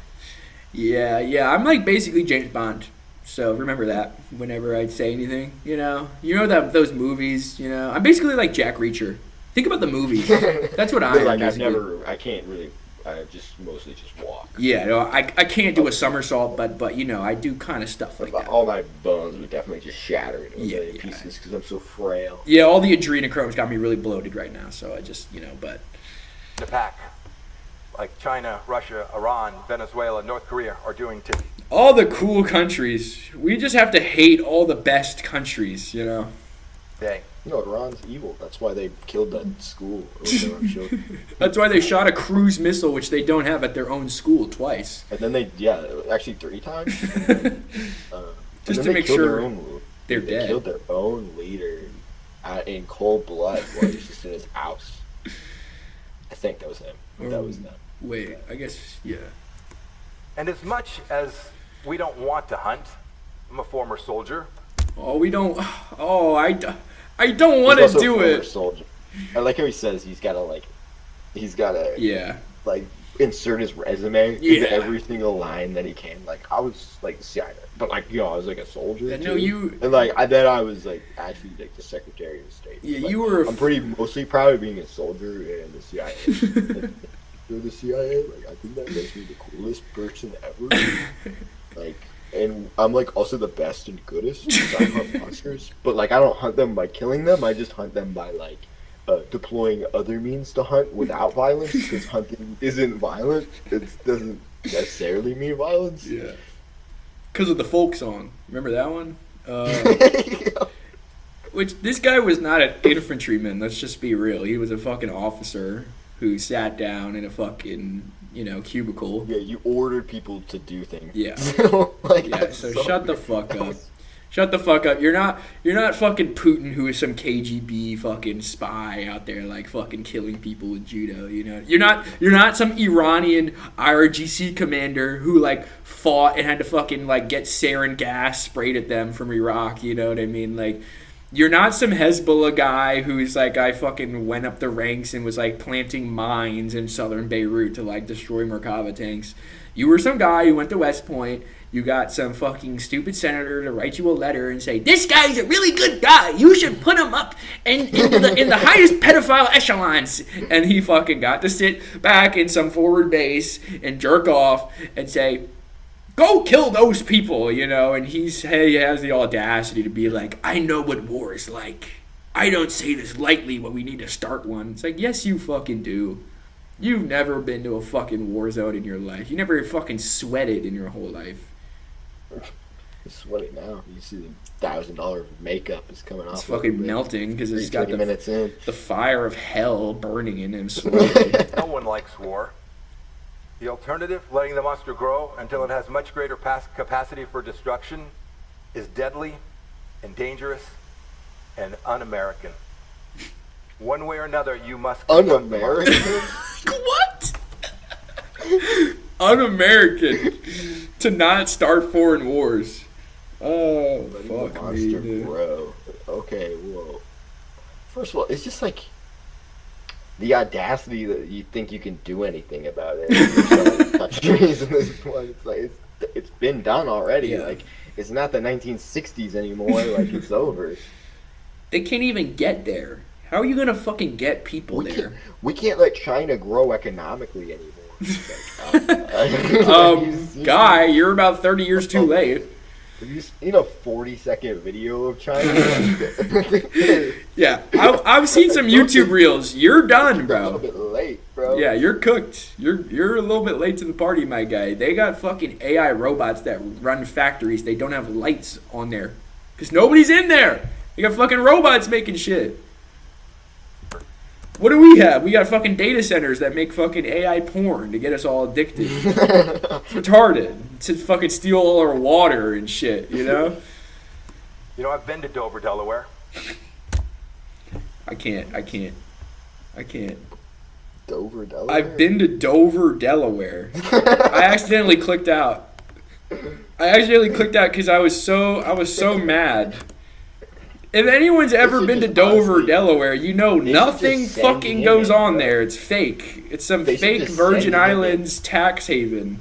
They should just make videos of him talking, and then they'll just overthrow the government. It'll just make everybody kill themselves.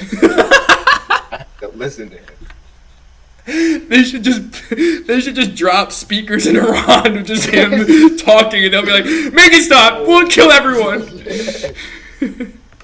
God fucking damn it. It's so horrible. Shut the fuck up. So stupid and annoying. Indeed, basic decency demands that our nation not be cowards of another. You must confront the monster.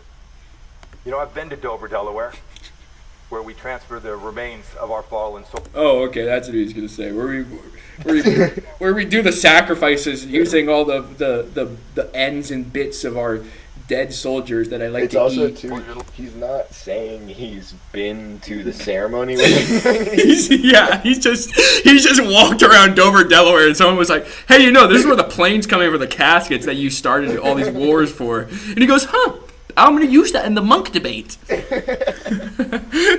Now I can say I've been to the That's a good catch. It's the first time that during this debate that I haven't lied.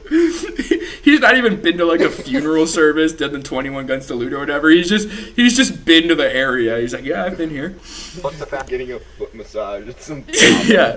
No, Dover, if anyone's been to Delaware, it is like the Truman Show as a real place. You go there and you really do go, does anyone live here? No one fucking lives here. It's a bunch of skyscrapers in a place like Dover, Delaware, where they have tax havens, because it's fucking Delaware. And you'll be there. This happened to me. I was there for a fucking job interview. You'll be there Thursday, 2 p.m. You'd think there'd be people there. And there's no one there. Everything is like a fucking back room. You know, everything's like you think you're going to knock on the door and it's going to be like a cardboard set and it falls over. It's a freakish place. Was in the eye and told them that these young men and women did what was noble and decent in helping America and the world. You got played. You're fucking retarded if you join the American military. You got fucking played and you're dead. And that's what you get for going somewhere and trying to kill somebody else for no fucking good reason. You know? So I'm sorry to those people, but you're going to come back in a body bag. You know? Like, I don't know what to tell you. Do you want to do that? I don't think you do. Like, that's what you'll get, though. Canada, Western civilization hunt monsters. When they come from the shadows, we have work to do. You know, it was a monster who held the two Michaels. He held them captive. These Canadians did nothing wrong, but Xi Jinping didn't care one iota about that. I don't even know what this is in reference to. He keeps name dropping like Canadian spies or some shit that like fucking China like executed or something, and is like it was the monsters that got them. It's like, have you seen that TikTok reel that's like this Latvian guy or whatever is like interviewing some fucking Eastern European people, and they're like, what do you think of Stalin? The guy's like, he was very good, yes. And he's like, well, my grandfather got purged by him and he died. And the guy's like, well, he probably deserved it.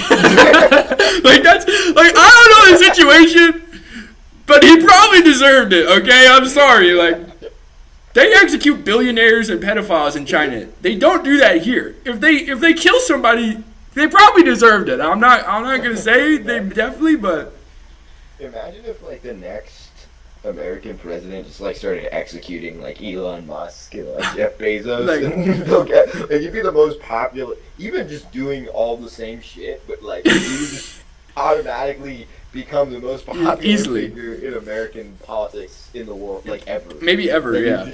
It would just never lose an election.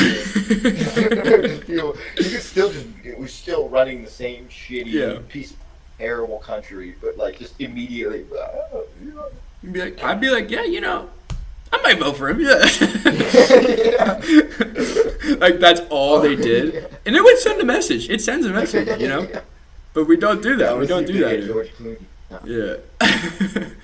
In the same way that he lost no sleep when millions of people died as a result of a virus, that he refused to allow the world to do the good work necessary to protect it. You mean the virus you released? Yes. Okay. You fucking ass. This is such an asinine argument because what this is in what you know what this is in reference to? In the very earliest days of COVID, the CDC and the WHO were like, we need to come into your country, China, and do all these weird policy things and fucking investigate. And China was like, no. China was like, no. And China was heavy COVID it out. You know, they did lockdowns. You know, they bought into it. But in the early days, they were like, no, I think we're gonna do our own little investigations, and the American State Department made a huge stink about this, you know. And then there's a very deep rabbit hole that the Chinese embassy started fucking burning documents in Texas at that point, and they were like, they put out a statement that was like, you know, Trump better fucking stop doing the tariff war, or else we're gonna release, you know, talk about what really happened with COVID. And that was like when COVID was happening, and I was like, what the fuck's going on? Of course, nowadays we know, and it's been verified by firsthand sources and documents and patents, that Ralph Baric at UNC Chapel Hill created COVID-19 in a biolab at UNC Chapel Hill. He did it with the help of the Wuhan Lab of Virology, which they were contracted to do. I don't know how much the Chinese government actually knew about that, you know. I don't know. Maybe there's some cronies doing some weird biolab shit in there. Maybe they didn't know. I don't know. But that's what happened. It was a bioweapon that Fauci and Bill Gates funded through DARPA, and then a DARPA cutout, EcoHealth Alliance. And it was made in a lowly university in America. It's just a reality. I'm sorry, folks, if you can't accept that. That's just a reality. And we probably released it around the whole world, and so that people like Bill Gates and Fauci, who were invested heavily in these vaccine companies, could sell vaccines to every single country and every single person all around the world, basically. And he has the audacity to be annoyed that China didn't let the CDC in for like a week. I mean, what kind of a fucking freak? I mean, that's like some Nazi being like, I can't believe that fucking Poland didn't let us fucking do gas chambers, you know, for like the first week. You know, I can't believe that. And we had to go in and like fucking invade them and shit. It's like, you're so sick. You're so sick. And I'm sure he knows about some of this, you know, and to say something like that, it's just incoherent, and no one even fucking remembers what you're talking about, and no one even fucking gives a shit about that. No one goes, yeah, China's bad because in 2020 they didn't let the CDC in and investigate COVID. Like, no one fucking remembers that. Like, it's also such a lazy point too, because it's like, it's not like, okay, so China is making like a sovereign, like, what are you threatening to do about it? You know, like, what, you can't. They're their own country. Yeah. Like, what? Okay, it's not fucking Mali. Like, it's China. Yeah. They have 1 billion people there who all love the government. Like, it's like, well, yeah. Well, if you don't do this, then we're gonna drop a bomb on you. your Capitol building. Like, Jesus Christ, no one. You can't do anything. You have to fucking use diplomacy to stop them, and not like this weird hunting monster bullshit. Oh, I'm sorry, but like not like non-violently hunting the monsters, I guess. Yeah, the idea that we need to justify war against China because for 1 week they didn't let some ultranational fucking like multilateral disease like fucking conglomerate organization into their country. It's just so asinine. That's all you have, really. You know, you're not even gonna say Uyghur genocide or some bullshit like that. You're gonna say some random, you know, they took 2 Canadians in the CDC. It's like, really? Yes. Western civilization, indeed basic decency, demands that our nation not be cowards of the world. And just as Tommy did his best for years to avoid picking a fight, there comes a moment. We either hunt now or fight later. And to us, the answer is clear. These folks have never met a monster that they weren't willing to downplay, deny, or explain away. But we recognize the eternal truth. In Isaiah 5:20, it says, "Woe to those who call evil good and good evil, who put darkness for light and light for darkness." Monsters are real, and when we find them, we must hunt them. God damn. That took like years to fucking get through. Yeah, we did drag it out for like Right on an the- hour. Also, God, what a terrible. Can I just say, like, that was just horrible. Like, just from an English perspective, like, it was just what a pathetic argument he just put together. Like, he didn't. Did he, like. it wasn't an argument. Himself? Like, it was just. That was just the laziest. Just most. They're just full of just. Of factual inaccuracy, like the whole thing. It was like every line was just fake. Like he just made that shit up. He's also let's dissect the elements of his argument, which is a religious quote at the end, some folk song that he talked about, and the third grade moral argument of that guy bad, he bad. That's all he had, and then he threw in random facts about fucking WHO. They didn't let the WHO into China and stuff. Yeah, you know? a bunch of shit that like the government made up while he was running this agency. Just so he could make arguments like that. That's exactly what it is. You're so right. These are talking points from when he was in the last Trump administration, like 6 years ago, and that's why it sounds so old because he hasn't been coached on new State Department talking points. So they're all just irrelevant, random little things that nobody fucking talks about anymore. Pathetic. Well done. Up next, John Mearsheimer, your 6 minutes. Let's have your opening statement, sir. The one Let's go. go.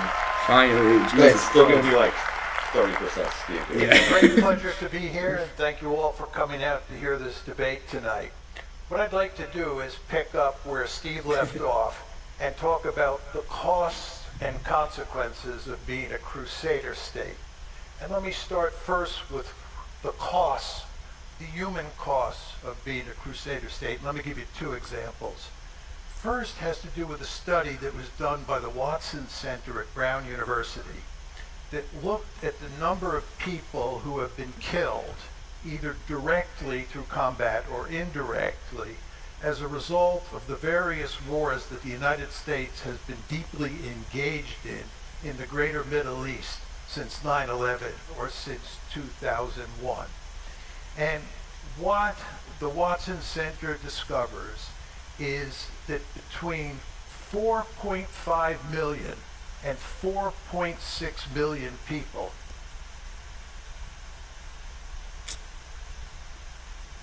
Pretty much eviscerated all their arguments in one figure right there.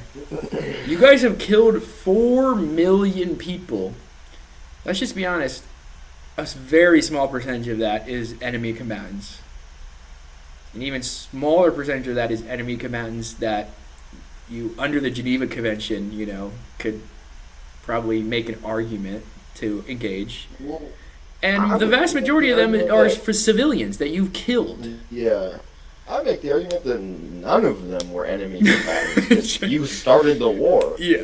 Like, they were fine. They were just sitting there. You started a war and just started killing people, and then they fired back. And you're like, that's an enemy combatant. Yeah. So, we went over there. We killed 4 million people. How many people did they come over here and kill? I don't know. You could make the argument 3,000 in 9/11, but that's really not what happened. It's just... You just any reality and facts and history completely eviscerates any argument that Victoria Nuland and Mike Pompeo said at all. Right. As you'll, that's why they just got to start. That's why they just got to start insulting him. As you're you'll just hear. a professor. You don't actually work. Yeah, you don't fucking know. You just teach. It's like Victoria Nuland also teaches. Like, you don't actually have to do. Yeah, I know. It's like you don't have to do it. Like, you didn't have to do it either. You just told people to do it. Like, yeah, you told other people what to do in other countries that you overthrew. Killed in the greater Middle East since 9/11 as a result of these wars. Let me give you another example. And this has to do with sanctions. As you know, the United States is addicted to sanctioning countries all over the world. And sanctions are often used for the purposes of regime change, which of course is what crusading is John, all or about. whatever the fuck his name is. Whatever John Bolton, fucking Mike Pompeo, who gives a fuck. Like, that's what he meant when he saying the non-violent hunting. Yeah. You don't have to hunt with violence. Doesn't imply violence. Hunting doesn't imply violence. Yeah.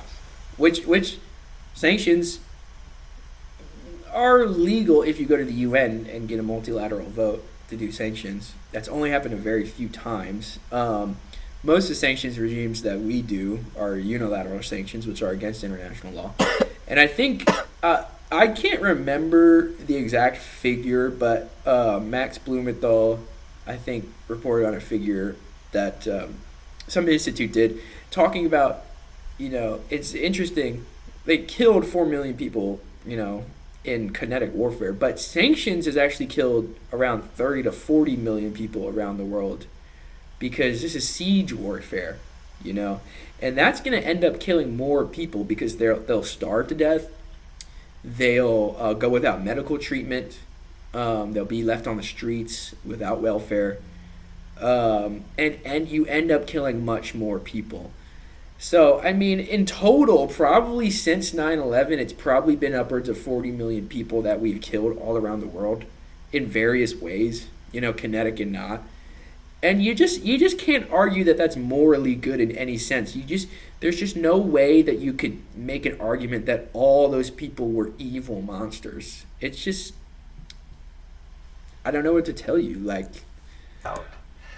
There is a magazine called The Lancet, which is one of the most prestigious medical journals in the world. And last August, this is August 2025, it issued a study which reported that unilateral sanctions by the United States over a 50-year period, this goes from 1971 to 2021, over that 50-year period, unilateral sanctions by the United States resulted in 28 million deaths. Think about those numbers. This is what you get when you turn into a crusader state. That's almost as bad as communism. That's almost like a third of what Stalin did, if you think about it. Yeah. Stalin killed 100 million. Is it 100 million? Is that what they say? They say any number. No, they say Stalin killed 100 billion people died. More than the entire population of people that have ever lived on the planet died. They always say Stalin killed 30 million people, and then they always say then I'm like, well, actually I'm a Maoist. I think he was cool. And then he's like, well, Mao killed 100 million people. They always up it for Mao. It's just well, he's even worse because there's more little Asians over there. Yeah. It's probably wasn't anything to do with the U.S. just blockading those countries after they decided to run starving them out economies. Yeah, or destroying them by propping up imperial wars against them. Dude, you're killing your people. Can you let us have some food? No. You're starving your people, though. Who as a leader of a country would go, you know what? I think I'm going to starve tens of millions of my own civilians. What would be the point of doing that? And if you did that, how would you stay in power?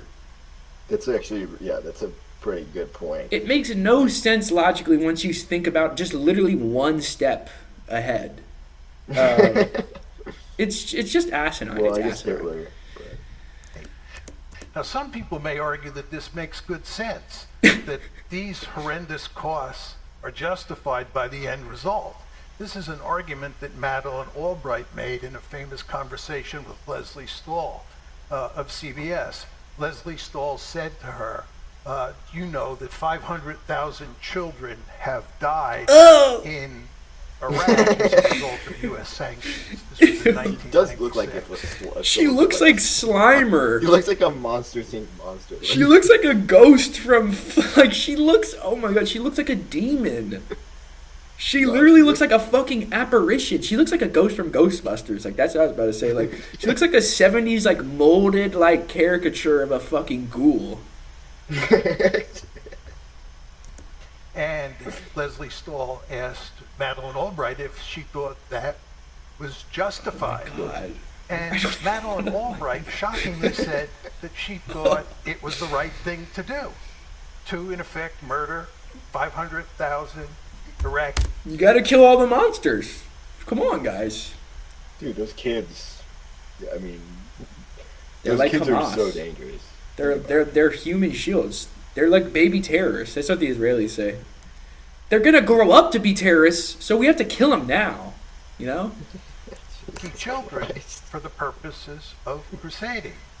Of course, it didn't work out that way, and what happened is that we had to invade Iraq, as you all remember. Oh yeah, that's the funny part about that. The thing is just it didn't even work. You just killed all the kids for no reason. Whoops. I guess we'll have to do kinetic warfare after all. 2003, the sanctions didn't work. This brings us to the whole question of the consequences of these acts where we crusade around the world. The consequences of regime change. Just to start, we have a rich literature in academia which shows that when you knock off regimes and you try to promote democracy, it fails almost every time. The only case since World War II where we succeeded in regime change was in Panama in 1989. This means we have not... This is actually the funniest argument to make about the whole neoconservatism is not that it's immoral and just terrible and evil and just the worst impulses of humanity and unjust and unlawful. It's just not even effective. It doesn't work. It doesn't work, guys. It's which means you're just doing all of that extra shit just to fail anyways. Yeah.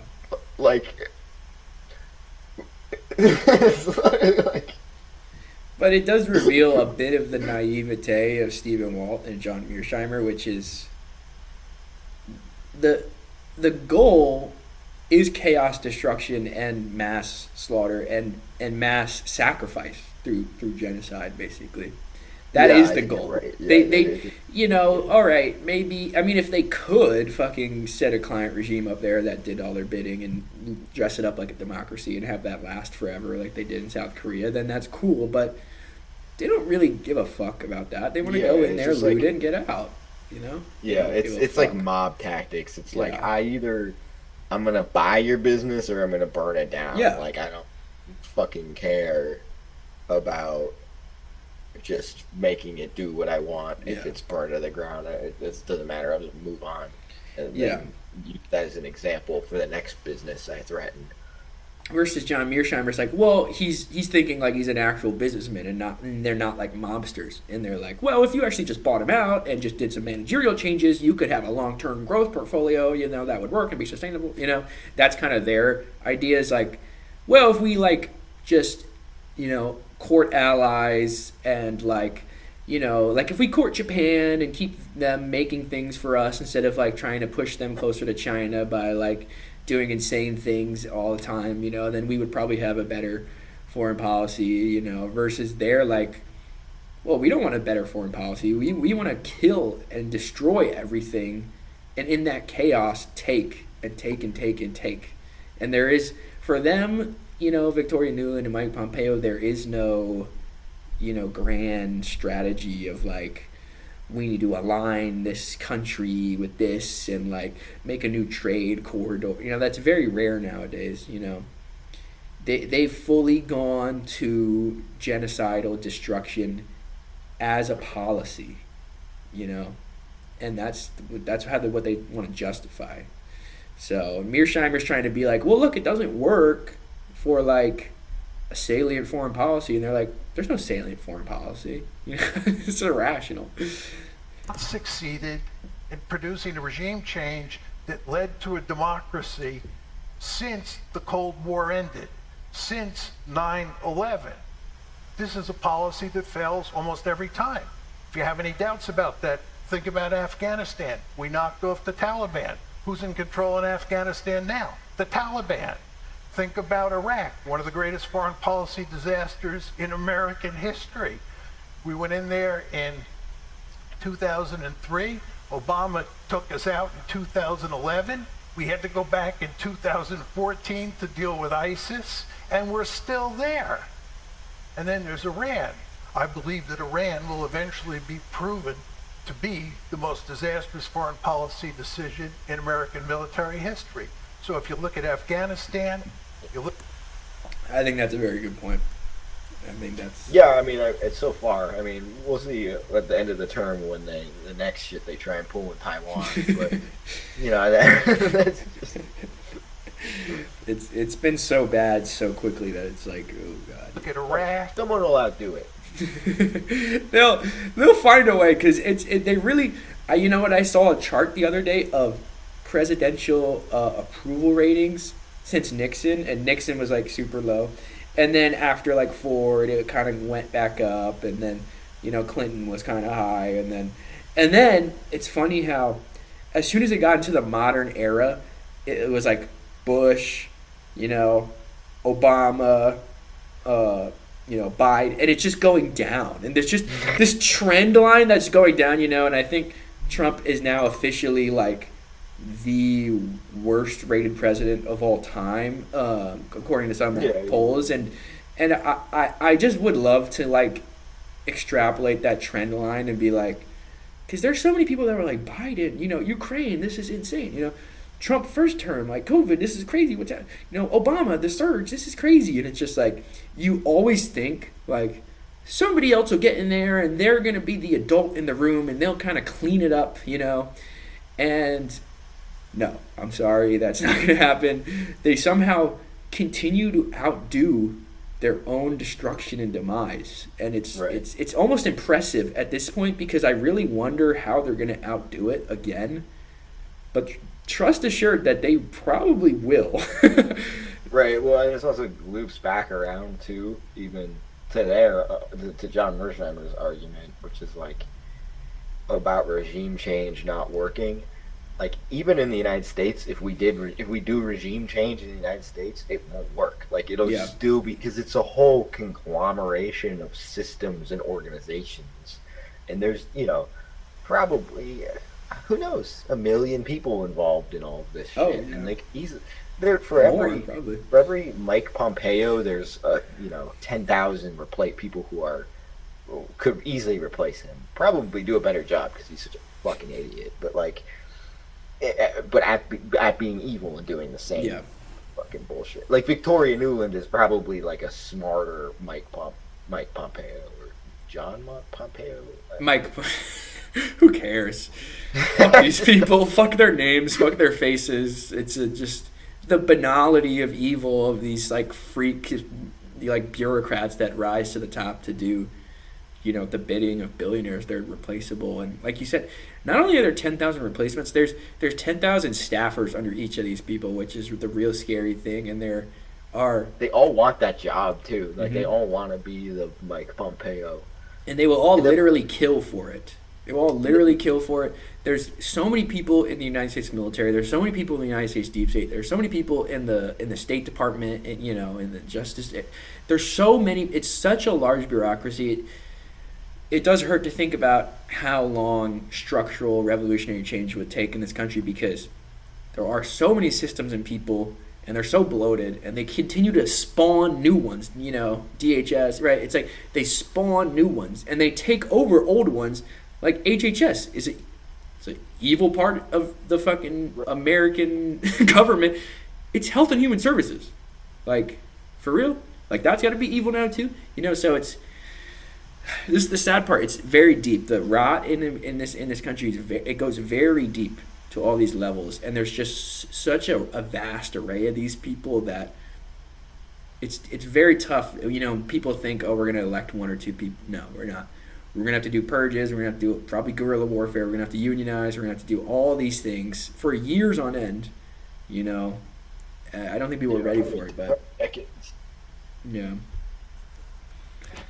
And you look at Iran, you see, as the academic literature says, that regime change does not work. It's remarkably difficult to promote democracy at the end of a rifle barrel.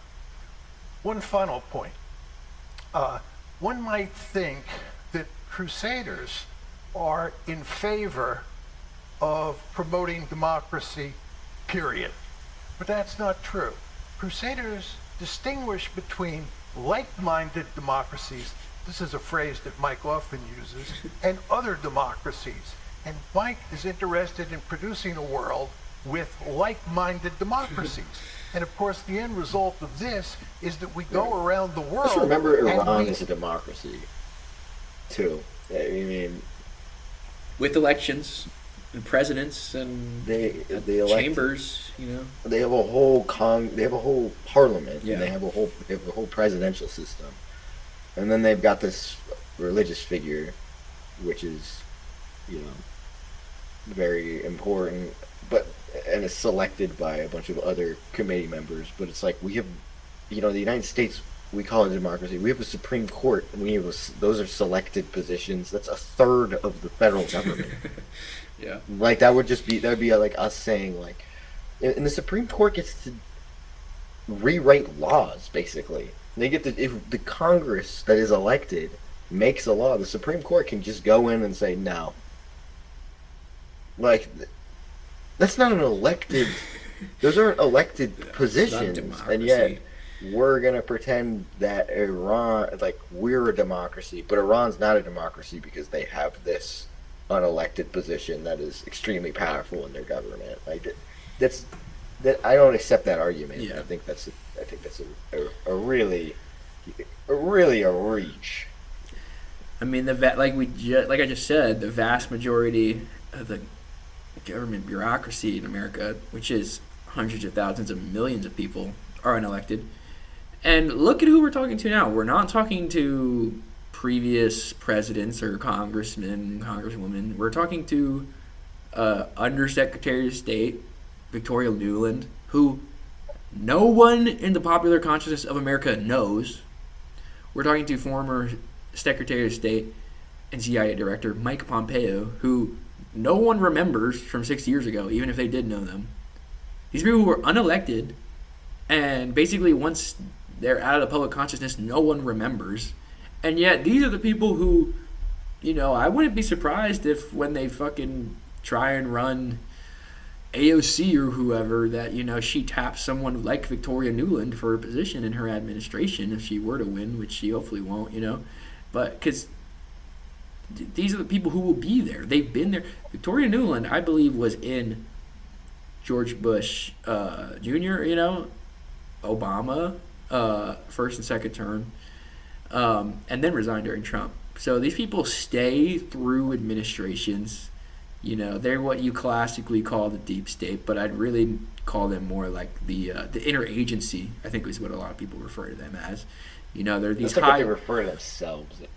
Yeah, they're these high-level bureaucrats that no one's elected. They don't really know how they got there because they didn't get there by popular choice. They got there by like knowing people and like going to the right schools and being in the right frats and sororities and like clubs and social clubs and country clubs and stuff like that. And they're just a cast of rotating characters, you know, that enrich themselves. And nothing about it is democratic in any way at all. And that applies to the vast majority of the American government. And we have the audacity to say, Iran is an authoritarian regime, you know, or China or Russia or whatever, when they have elections, you know, and they're probably more safe and secure than ours. Yeah, right. I mean, I'm not saying that Iran is like this a perfect democracy or anything, but to sit around and say it's less of a democracy than this country is completely ridiculous. Yeah. Like this country is a sham democracy. Anyways. Knock off democracies that we do not consider to be like-minded. So you should remember as we go through this debate tonight that the United States has a rich history of knocking off democracies that are not like-minded around the world. Iran 53, Guatemala 54, Chile 73. I could go on and on. We have a rich history of knocking off democracies. These are not like-minded democracies. These are, in effect, monster democracies. Yeah, Nicaragua. Yeah, what are some other ones? Nicaragua.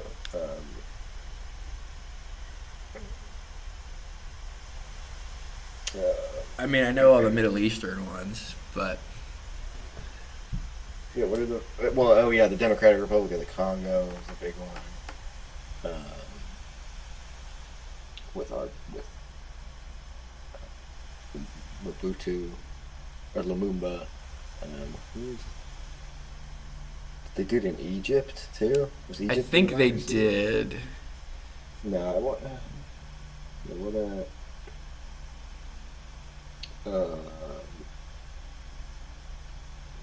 I mean, Iran, Syria, Libya, Afghanistan.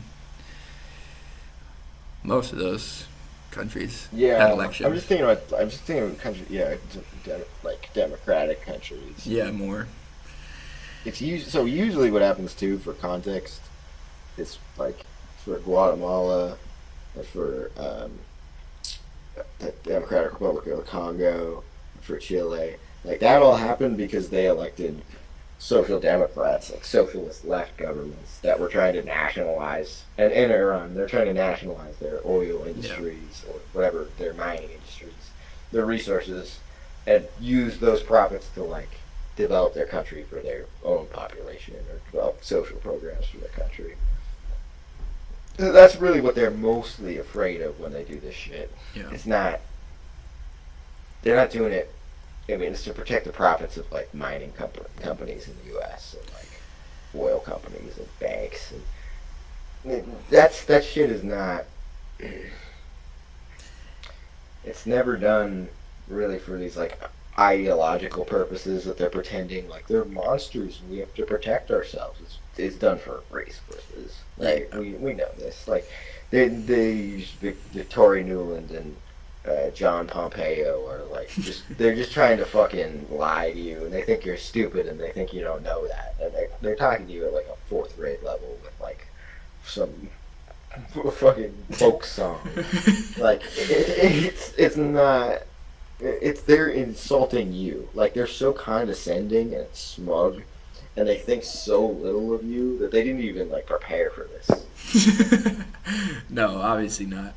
I mean, you could tell when they pan over to John Mearsheimer and Steve Walt writing notes and, you know, coming up with arguments, and they're just sitting there like, you know? Awesome. I didn't even have to have stuff prepared. Yeah, I just know. I just used ChatGPT before this.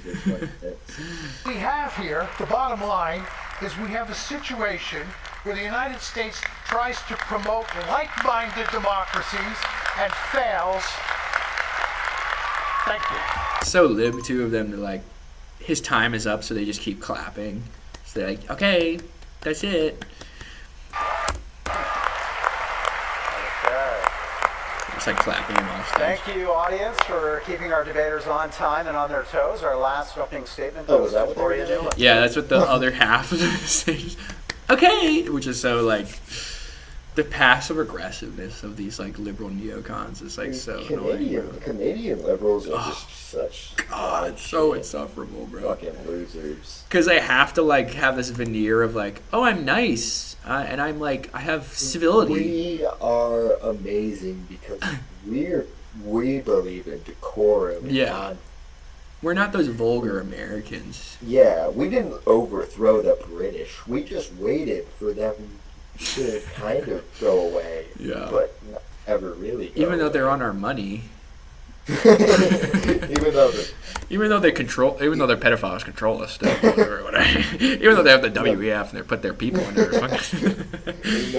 Even still legally, they still are. legally by a legally binding treaty of the international law, they do still control us.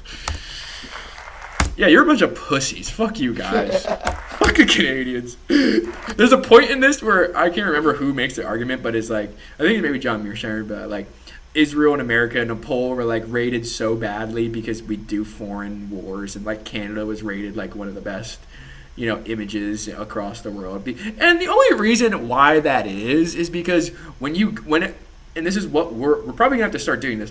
When you go somewhere that America is pillaged and you say, oh, I'm an American, or I'm from Israel, or I'm from France, or I'm from Germany, they go, oh God, oh fuck you, we hate you. But if you go, oh, I'm a Canadian, then they're like, oh, okay, cool, like we haven't heard of any of the wars you guys have done, even though they have fucking Ukraine Nazis there, and they're pretty much just as bad. They just don't have any power to really do any of this stuff. They do all the same things as us.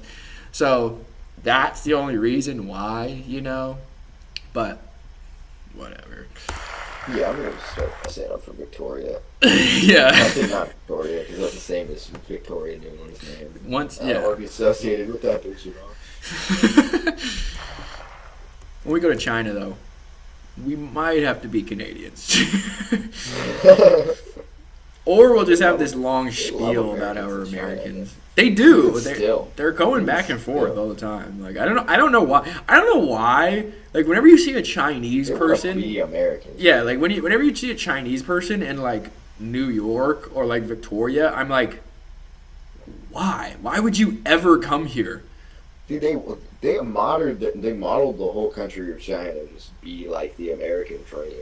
Like, that was like their whole fucking goal. Except they're actually succeeding. Except they're doing it, yeah. They're just failing miserably. Yeah. It's so funny. All right, now, I don't know. We're probably going to have to end this soon. I mean, we'll see how far we get into this, because this one's probably going to be the worst. Mike Pompeo you think Mike Pompeo is insufferable? Oh, God, this fucking lady. Let's see what she has to say. Well, thank you, Munk team, for the opportunity to join this great op. It's like her voice already is so grating, bro. And you like thank the fucking moderator. Thank you thank Mike Pompeo, too. For collaborating with me to try and make sure that I win this debate, even though at the end they lose. Even in their rigged audience, there's like a 1%. There's like a 1%. There's like one guy that's like, you know what? I'm with John Mearsheimer, and they like that like wins it for them because there's like one guy that like switches, and I'm like, you know what? I have a little bit of faith, honestly, that like that one guy. And my colleagues here on the stage for an important conversation. Why is she like? Her thing is always like. The Ghostbusters eyebrows. Like she's always like smug. She's always just like, her face was like glued. Like I'm better than you. The attitude of starting this is complete caricature, but like the attitude of starting this, like thanking everyone, all different from everybody else. Just like because it's like now the smart, important person, not the dumb Republican. The stupid professors, but I'm the most important one here. Yeah. And Mike Pompeo was like, well, I was a CIA director. No, I totally agree that for her, that was all just an introduction for her to talk, basically. It's like when someone goes on and they're introducing you, it's like a 10-minute intro, and you're like, all right, thank you, but here's, Create a pause here before I begin the most important input I have coming. In the whole, or the most important input, probably actually in the world. In the world, yeah. I control the world. I control governments, Let me start where Secretary Pompeo finished. Neither the United States, nor Canada, nor any of the great democracies can afford to cede the world to monsters or allow them to upend the global order that has benefited free nations. This is so unhinged, bro. What are you fucking making a speech out of like The Boys or some shit? Like, we have to kill them. We have to kill all of them. Yeah. We can't cede any ground to these monsters. Just talking like that is like a wartime speech right there. Yeah. Like, that's fucking crazy. For what? 80 years. Mike and I believe, as he said, that the U.S. and our allies are far better protected by confronting those monsters before they grow powerful enough to threaten us at home or to destroy the foundation. Or you have like evidence for that shit. So laughable. So like, laughable that statement is, because you and your allies are better. Because guess what? The UAE is getting fucking pummeled. Bahrain got fucking pummeled to the ground. They're getting literally burned their bases to the fucking ground because your military is there launching military operations that are losing. So you're not better well protected. You're a fucking agent of chaos, and you're inviting a war to all your allies. And it's getting so bad now that Pakistan is literally moving towards a new security architecture with them, Iran, Saudi Arabia. They're going to be the new axis, and you're going to start seeing this, you know? And this is Pakistan. The ISI is about as close to the CIA like this has been for a long time. They literally did a coup to get that dude Imran Khan out. You know, they did that. That was backed by the Americans. Who do you think did that? You know, Munir, the same person who's going to Iran and doing these talks. Saudi Arabia, they're having second thoughts, you know. All of these people, except for the UAE, who's too far gone, all these people are having second thoughts because that's how bad it's gotten. So you think you're protecting your allies? Get fucking real, dude. Imran Khan, too. I guess that's another democratically elected person that they overthrew. Yeah, yeah, and it's in the Epstein files too, and he even mentions him by name, and he says, very weird, interesting, because he says this could be worse for us than Putin, Xi Jinping, you know, Maduro all put together, which is very interesting, very telling, because now you can see Pakistan is really acting as the proxy of China in the Middle East. You know, their Field Marshal Munir, you know, he went to China before he went to the talks with Iran. They're basically facilitating this huge flow of commodities from China into Iran. They're nuclear armed. They're not really worried about getting, you know, invaded. And they rebuffed India earlier last year, you know, with all their Chinese weaponry. And I think they're looking at Iran and they're going, we could be the new power center here. You know, and Saudi Arabia just had a large force deployed from Pakistan because they're under their nuclear umbrella.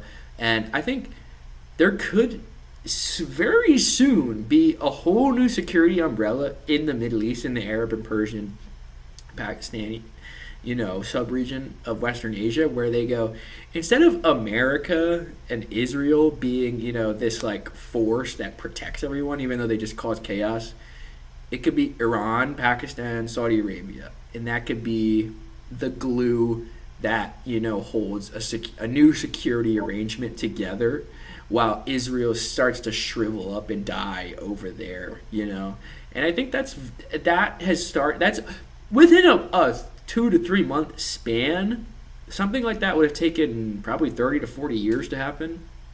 That is so accelerated because they started this war that any of these fucking arguments they have are totally gone out the window, because within weeks and months you've totally and completely reshaped the chessboard to the point where you've literally lost multiple allies.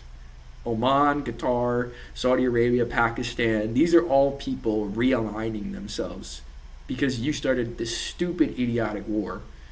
And I don't know, you're going to see all these, I think the GCC countries, you know, even places like Egypt, you're going to start to see them either explicitly or implicitly pivot away from America and their security guarantees and start to move towards Pakistan, China, Iran, that sphere of influence. And if they don't do that, they're not going to survive. It's just that simple. And if they don't survive, someone else in the region will consume them. Yeah, for sure. Of the world that we have built. But as you've heard, our opponents have a different view. They call shut the fuck up. it offshore balancing, a realist grand strategy, in a piece that they co-authored in 2016. And here's the key tenet. There's also no way she read this. Yeah. She read the title of it. Of that strategy, and I quote, if there is some potential fucking secretary read it for her and then got some quotes out of it. Yeah, she picked him quote out of it. in sight in Europe, in North Asia, or in the Gulf, then there's no reason to deploy ground or air forces there, and little reason for a large military establishment at home. Oh, that's so crazy! As the great crooner Sam Cooke would say, ladies and gentlemen, what a wonderful world that would be. Oh my god. Dude, that was the cringiest. Oh my god, I'm gonna fucking jump off a bridge. Why did you sing that? Why did you sing that? You could have just quoted that. Why do these people always appeal to music? Normal voice. What is this? Music. Music is for people with a soul. Remember Andy Blinken with the Hoochie Coochie Man? What a wonderful world that would be. Why would you try and sing that? You just destroyed your whole fucking gravitas that you built up with your thanking the Munk debates. Thinking yourself as the serious what a one. Wonderful world who's not the crazy. She didn't fully sing it, and she didn't fully just say it out loud too. That's what she just didn't commit to either one. Yeah, it sounded it was so just weird. Commit one way or the other. I thought so you were weird. neocon. I thought you were gonna double down. She just has. She's got no sauce. She's got no swag. So to her, that was like singing as best as she could. It's just so weird. It's so weird to just throw in these musical arguments that are somehow supposed to be some allegory for something. It's just. They just have nothing. Why do you have to say, as Sam Cooke, why couldn't you just say, well, that's what I think. Wow, what a wonderful world that would be. Why do you have to, why does somebody... You just, name drop some artist. It's just because you're so unlikable, you have to, can keep inserting people that are actually likable into your argument. Right? Right? No. What are you talking about? You agree with me, right? No, I have the whole audience, right, in the palm of my hand. But it's not our world. From Putin's 4 years of vicious war against Ukraine, to China's coercion of Taiwan and its neighbors, to Iran's refusal... This is so too bad that couldn't have been prevented. It wasn't created to try and provoke a war. I'm so tired of this. Putin and Xi Jinping and the new Hitlers. Dude, it's just listening to this bitch makes me want to kill myself. Get something fucking new to say, bro. Refusal to give up its nuclear weapons capability and its dominance now of the Straits of Hormuz, the dangers, the monsters seeking to dominate Europe, Northeast Asia, and the Gulf are growing stronger. You're still doing neoconservatism, so your shit isn't working. What? Do something different, then. You were just in power. They're growing stronger. And you're doing all this shit. Then what you're doing isn't working. You need to do something else. Then. Do they forget that Joe Biden had the House, the Senate, the presidency, appointed millions of people in his administration, and I don't know, helped start the Gaza genocide and fucking plummeted oil prices with the Ukraine war? They imploded immediately, and they literally had every form of government on their side. What is it going to take for you guys to do something that works? I don't know. Others suggest that the U.S. turn to regional forces as a also, first I just line want to just point out too, China getting richer is not a bad thing. Iran getting richer, why is it just a given that it's a bad thing? Russia getting richer and more prosperous, like, can somebody there? You're just taking it like at face value that's like terrible. Oh, like somebody like digs ditches now makes like 30% more. Like, fucking good. What are you? What? What the fuck are you talking about? Everything to them is a zero-sum game, and if others have more, then that's something that they don't have, because they can't understand cooperation and win-win development. They have to just take from people. I want a beach villa in Malibu too. Yeah, next to my other beach villa.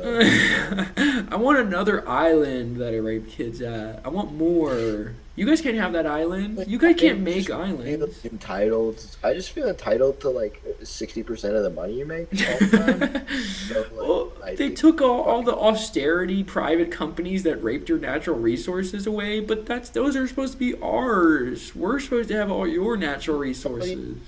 Molly, give us back our uranium. Like, we'll give you 5% of your uranium. Like, that's all right. Fair. Stop playing hardball. We'll give you 7%.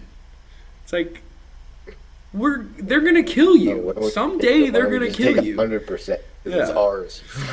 How about that? How about we kick you out of your country, do a fucking tribunal, and execute you, and take all of our resources for ourselves? Like, who said that? Was it the Mali government that said that, or the Burkina Faso government that was like to Victoria Nuland when they're just, or was it Niger? I bet it was Ibrahim Traoré, which I can't remember if he's I think he's a Burkina Faso guy. Where they're like, we do not need your money. Like, save it for a weight loss program for Victoria Nuland. Which I guess she got through the Ozempic. Well, I guess so. I mean, she's definitely looking a little bit less whalish. Both of them. This is like 2026 deep state people. They're like, we have to clean up our image and like not look like fat, disgusting fucks. You know, we just have to look like skinny, disgusting fucks. She's got a whole bunch of free time now that she doesn't have to. Yeah, she resigned. Base apartment scheming. Yeah, she's like resigned. She's like, you know what? I gotta get back to my roots and start dieting and shit. You know, she's like thinking about sanctions. She's like, what if someone sanctioned me and I had a little less food? She's probably thinking about president. She's like, I could probably be president. Defense. If those powers cannot contain a potential hegemon on their own, however, the U.S. must help get the job done. Thank you both for that. That's precisely where we are now on all three continents, and it's been that way for most of the last 80 years. Our allies need our help keeping Did she say on all three continents? Are you retarded? Wait, can we go back?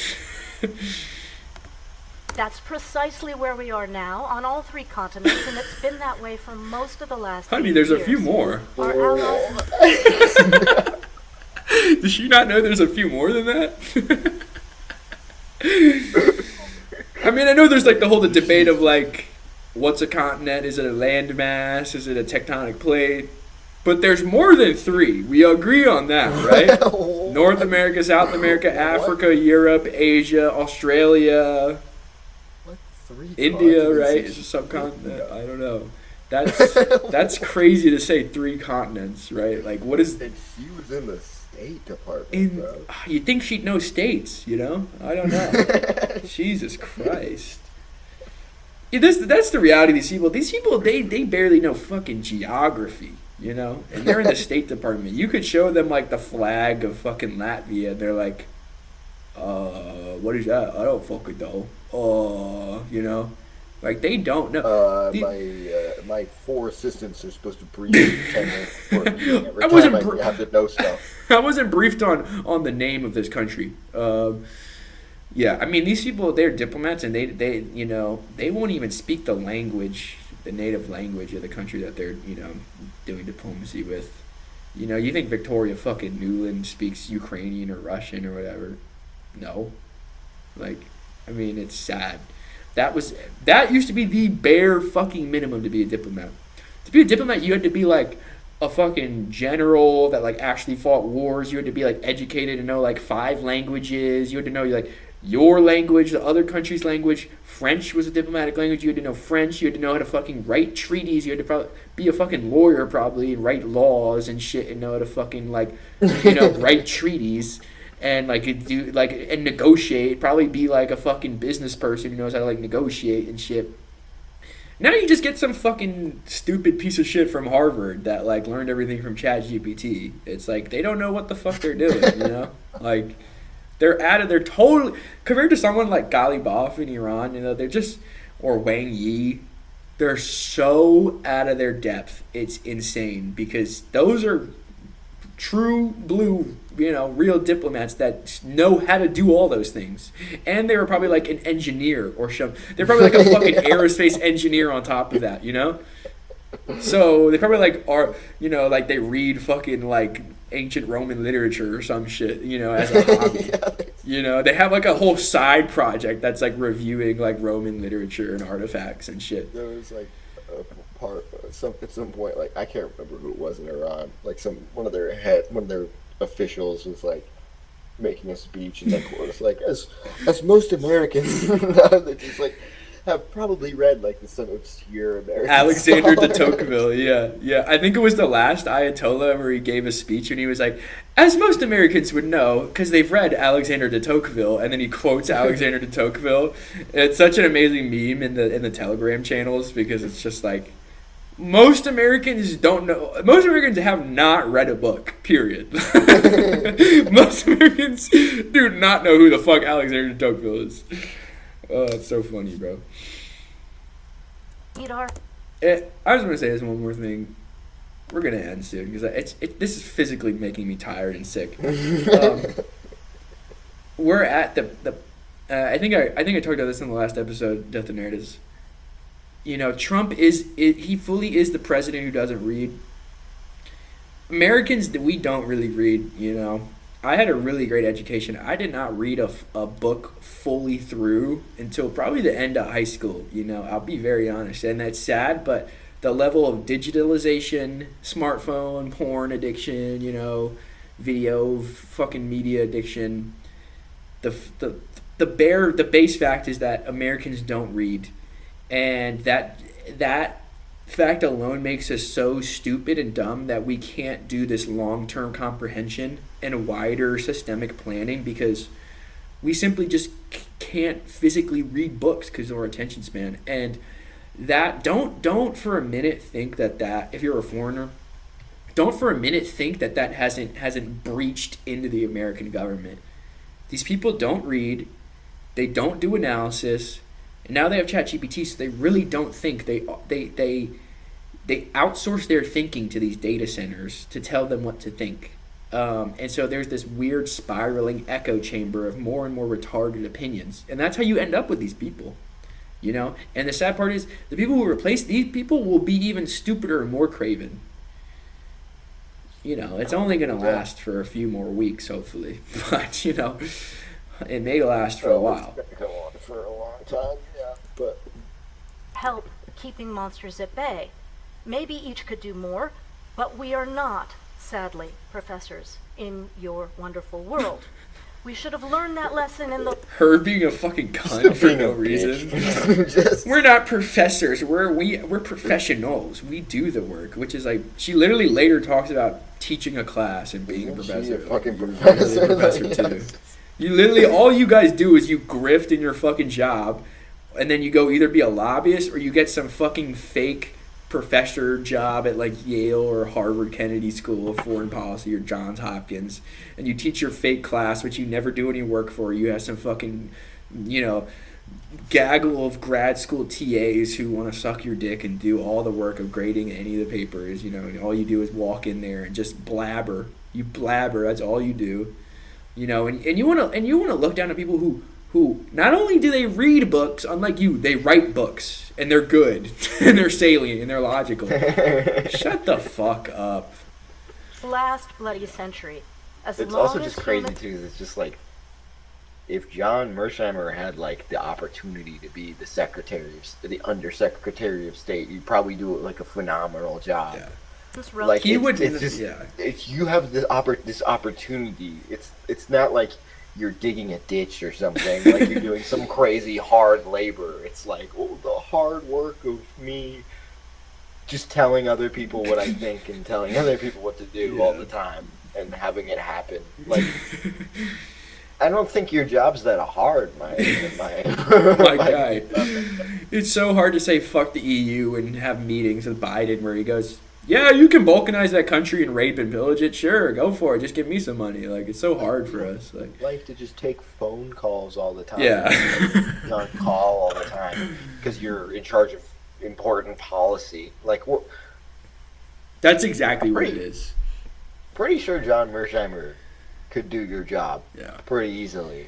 They think it's so hard because they have to like go to meetings constantly and people have to like ask them questions and they're like it's on just call. Like the CEO shit of being like, dude, I'm taking phone calls like 14 hours a day. It's like, other people are working for 14 hours a day. That's way fucking harder than just talk. Yeah. Like you just talking and saying your opinion and making decisions is not very difficult. It's so hard for you. It's just you could be eating donuts all fucking day. Yeah, like it's literally, roam the earth, monsters will emerge among us. In the 1930s, we offshore balanced our way into letting Hitler. It's just like it's just going full horror movie now. It's just like not even making a foreign policy argument. It's just like they're gonna be making clones of you if you don't invade Iraq. She also said in the 1930s, talking about the monsters. Does she mean the 40s when World War II happened? What are you? In the 1930s, or is she talking about the preamble to World War II? She's not even getting her stupid talking points right. Almost take over Europe, and the Japanese imperial forces almost dominate Asia. Also, I love this, which we defeated. Us, America, Britain. Who else? The French. Yeah. Us. We defeated Japan in Asia. That was us. Yeah, get fucking real. It was Mao Zedong, bro. Get the fuck real. No, it wasn't Chinese. It was a bunch of fucking Chinese and Russian communists. 95% of the actual fighting was. Yeah. In China and Russia. It wasn't in Western Europe, and it wasn't in like the Pacific Islands. Like, we took out their navy. It's like, yeah, but the Chinese beat their army. Yeah, like that's a way bigger battle. accomplishment than beating, like sinking some ships. Just the audacity of the West to always say they fucking won World War II. The French literally let the Germans walk into their country and run it and take it over, and they went, "Oh, there's nothing we can do. There's nothing we can do. It's so hard. It's so hard for us." Oh, the front line's collapsing. You guys didn't do anything. You put up a fight. You guys didn't even try. Fuck you. You didn't win World War II. But when Americans, Canadians, and free nations everywhere joined forces to vanquish those monsters and then built institutions like NATO, the EU, and the UN, we ushered in the longest period of security and prosperity the world has ever known. That was Wasn't that also the Soviet Union? This. We did that? First of all, you did not do that. Why are you taking... Yeah, you're taking credit for like a lot of other people's work. That's probably what she does in academia too. Yeah. Her whole speech was written by someone else. All she does is take credit for other people's work. The only real time of prosperity that we had was the post-war period, which was like 1940 to 1960, and rebuilding. And the only real reason that wasn't a whole calamitous third world war right after it to destroy Russia was because the Soviet Union was still so powerful, even though they got destroyed, and same with China in their degenerated state, that we were like, all right, we can't do a war against them yet. We gotta rebuild, and they're fucking giving them all this shit. They're giving all their people shit. Fuck, I guess we gotta give our people some shit. Fuck, all right. And we did that for 20 years, and everyone, those are the greatest generation in the boomers. That's when they had all their fucking money and capital. Was from fucking buildings and fucking institutions from then, And then immediately after the 60s, we just started fucking destroying places again. Immediately. And since then, it's been getting worse and worse. So don't say that there was some fucking... This idea that, up until fucking, we destroyed Czechoslovakia, that everything was fucking great. Everything was great, up until the 90s, and we destroyed Russia. Everything was great. It's like, no, you guys were fucking during the Vietnam War, the Korean War. Like, those are fucking wars where tens of millions of civilians have been slaughtered. Like, they're doing all the subterfuge too, like the fucking you're doing all the coups, Guatemala and fucking South America, El Salvador. Like, you guys are just sad because they didn't have fucking TikTok back then. So, like, you know, you'd have to, like, get a fucking Spanish newspaper somewhere to, like, understand what was actually happening, you know? Now we have fucking TikTok and everyone can just see what's happening. So you can't fucking hide it. Like, you know, don't give me that shit. This post-war peace, it lasted, like, 20 years, bro. And only because you guys were too cowardice to actually fucking go in and do something against Russia. And that was smart. Now you guys are so craven that you're actually fucking attacking Russia, the place, you know, the most nuclear weapons in the world. Like, it's just insane. It's insane. But as Mike has said, hunting doesn't necessarily mean going to war. Yes, or it does. I love that. Yes, it does. First of all, that's not what he said. He said hunting doesn't require violence. So you did run with it and like make a little bit more sense. Although that also just doesn't make any sense either, because of course hunting doesn't require going to war. Those are different. Two different concepts. Fully. Those are different. What are you? You're mixing up your analogies now, lady. Stupid. I mean, just to get grammar semantics, it doesn't make any sense in the logical structure of your sentence. So you're dumb too. You're dumb you're dumb in a different way than he's dumb. Yeah, but, like, you're dumb and stupid. And why you're running with this thing that you can't even make work? So I just hope you die. To accuse us of. As a career diplomat, fuck you. will always choose diplomacy first. Oh God, I can't take this. I actually can't take this. I think we need to end it. Oh my fucking God. I can't even get through her opening statement. This is such a slap in the face. We literally played the fucking video of her fucking colluding with their ambassador to Ukraine to install people. You're not a diplomat. You're a literal evil genius in a fucking back room going You're not a fucking diplomat. Fuck you. I would underemphasize the genius part. Yeah. Sorry. You're just an evil bitch. That's what you are. Just an evil, ugly, fucking freak bitch. Doing weird media campaigns and going out there and handing out bread and shit and pastries to the protesters, trying to make some fucking, you know. They definitely think they're brilliant, though. Like, they definitely, she probably thinks she's a genius, but, like, there's so many people that could do all the shit she did. It's just a lack of consciousness that prevents people from doing that. I mean, it was an insanely involved and precise thing that they did in Ukraine. Oh, for sure. No, I'm not saying that it wasn't. It is impressive in a way, you know, like what they did, sure. And it's scary how effective those things are, that you can engineer something like that, you know. But what you get, at the end result of it, what you get isn't some genius geopolitical move. It's a bunch of Nazis who have created their own concentration camp where they don't let people fucking leave their country because they have to press gang them and throw them in fucking vans to get into the front line to die a war that they're never going to win. So it's like, what the fuck was the point of all that? Of all that insane tactics to get your guy in there? Right. But it's got to be backed by power. To deter, to contain, to constrain the monster, to dig a ditch that he falls into. That just means, okay, let's be real here. When you say diplomacy is the first option and it has to be backed by power, that just means you're threatening. Exactly. People. Like, that's all your whole foreign policy is threats and violence then. Yeah. Like, you're not even acknowledging that there could be even another potential way to do foreign policy or diplomacy. Like, do you even know? That's not what diplomacy is going. I want this. I'm willing to give up another thing that you want to get it. That's diplomacy.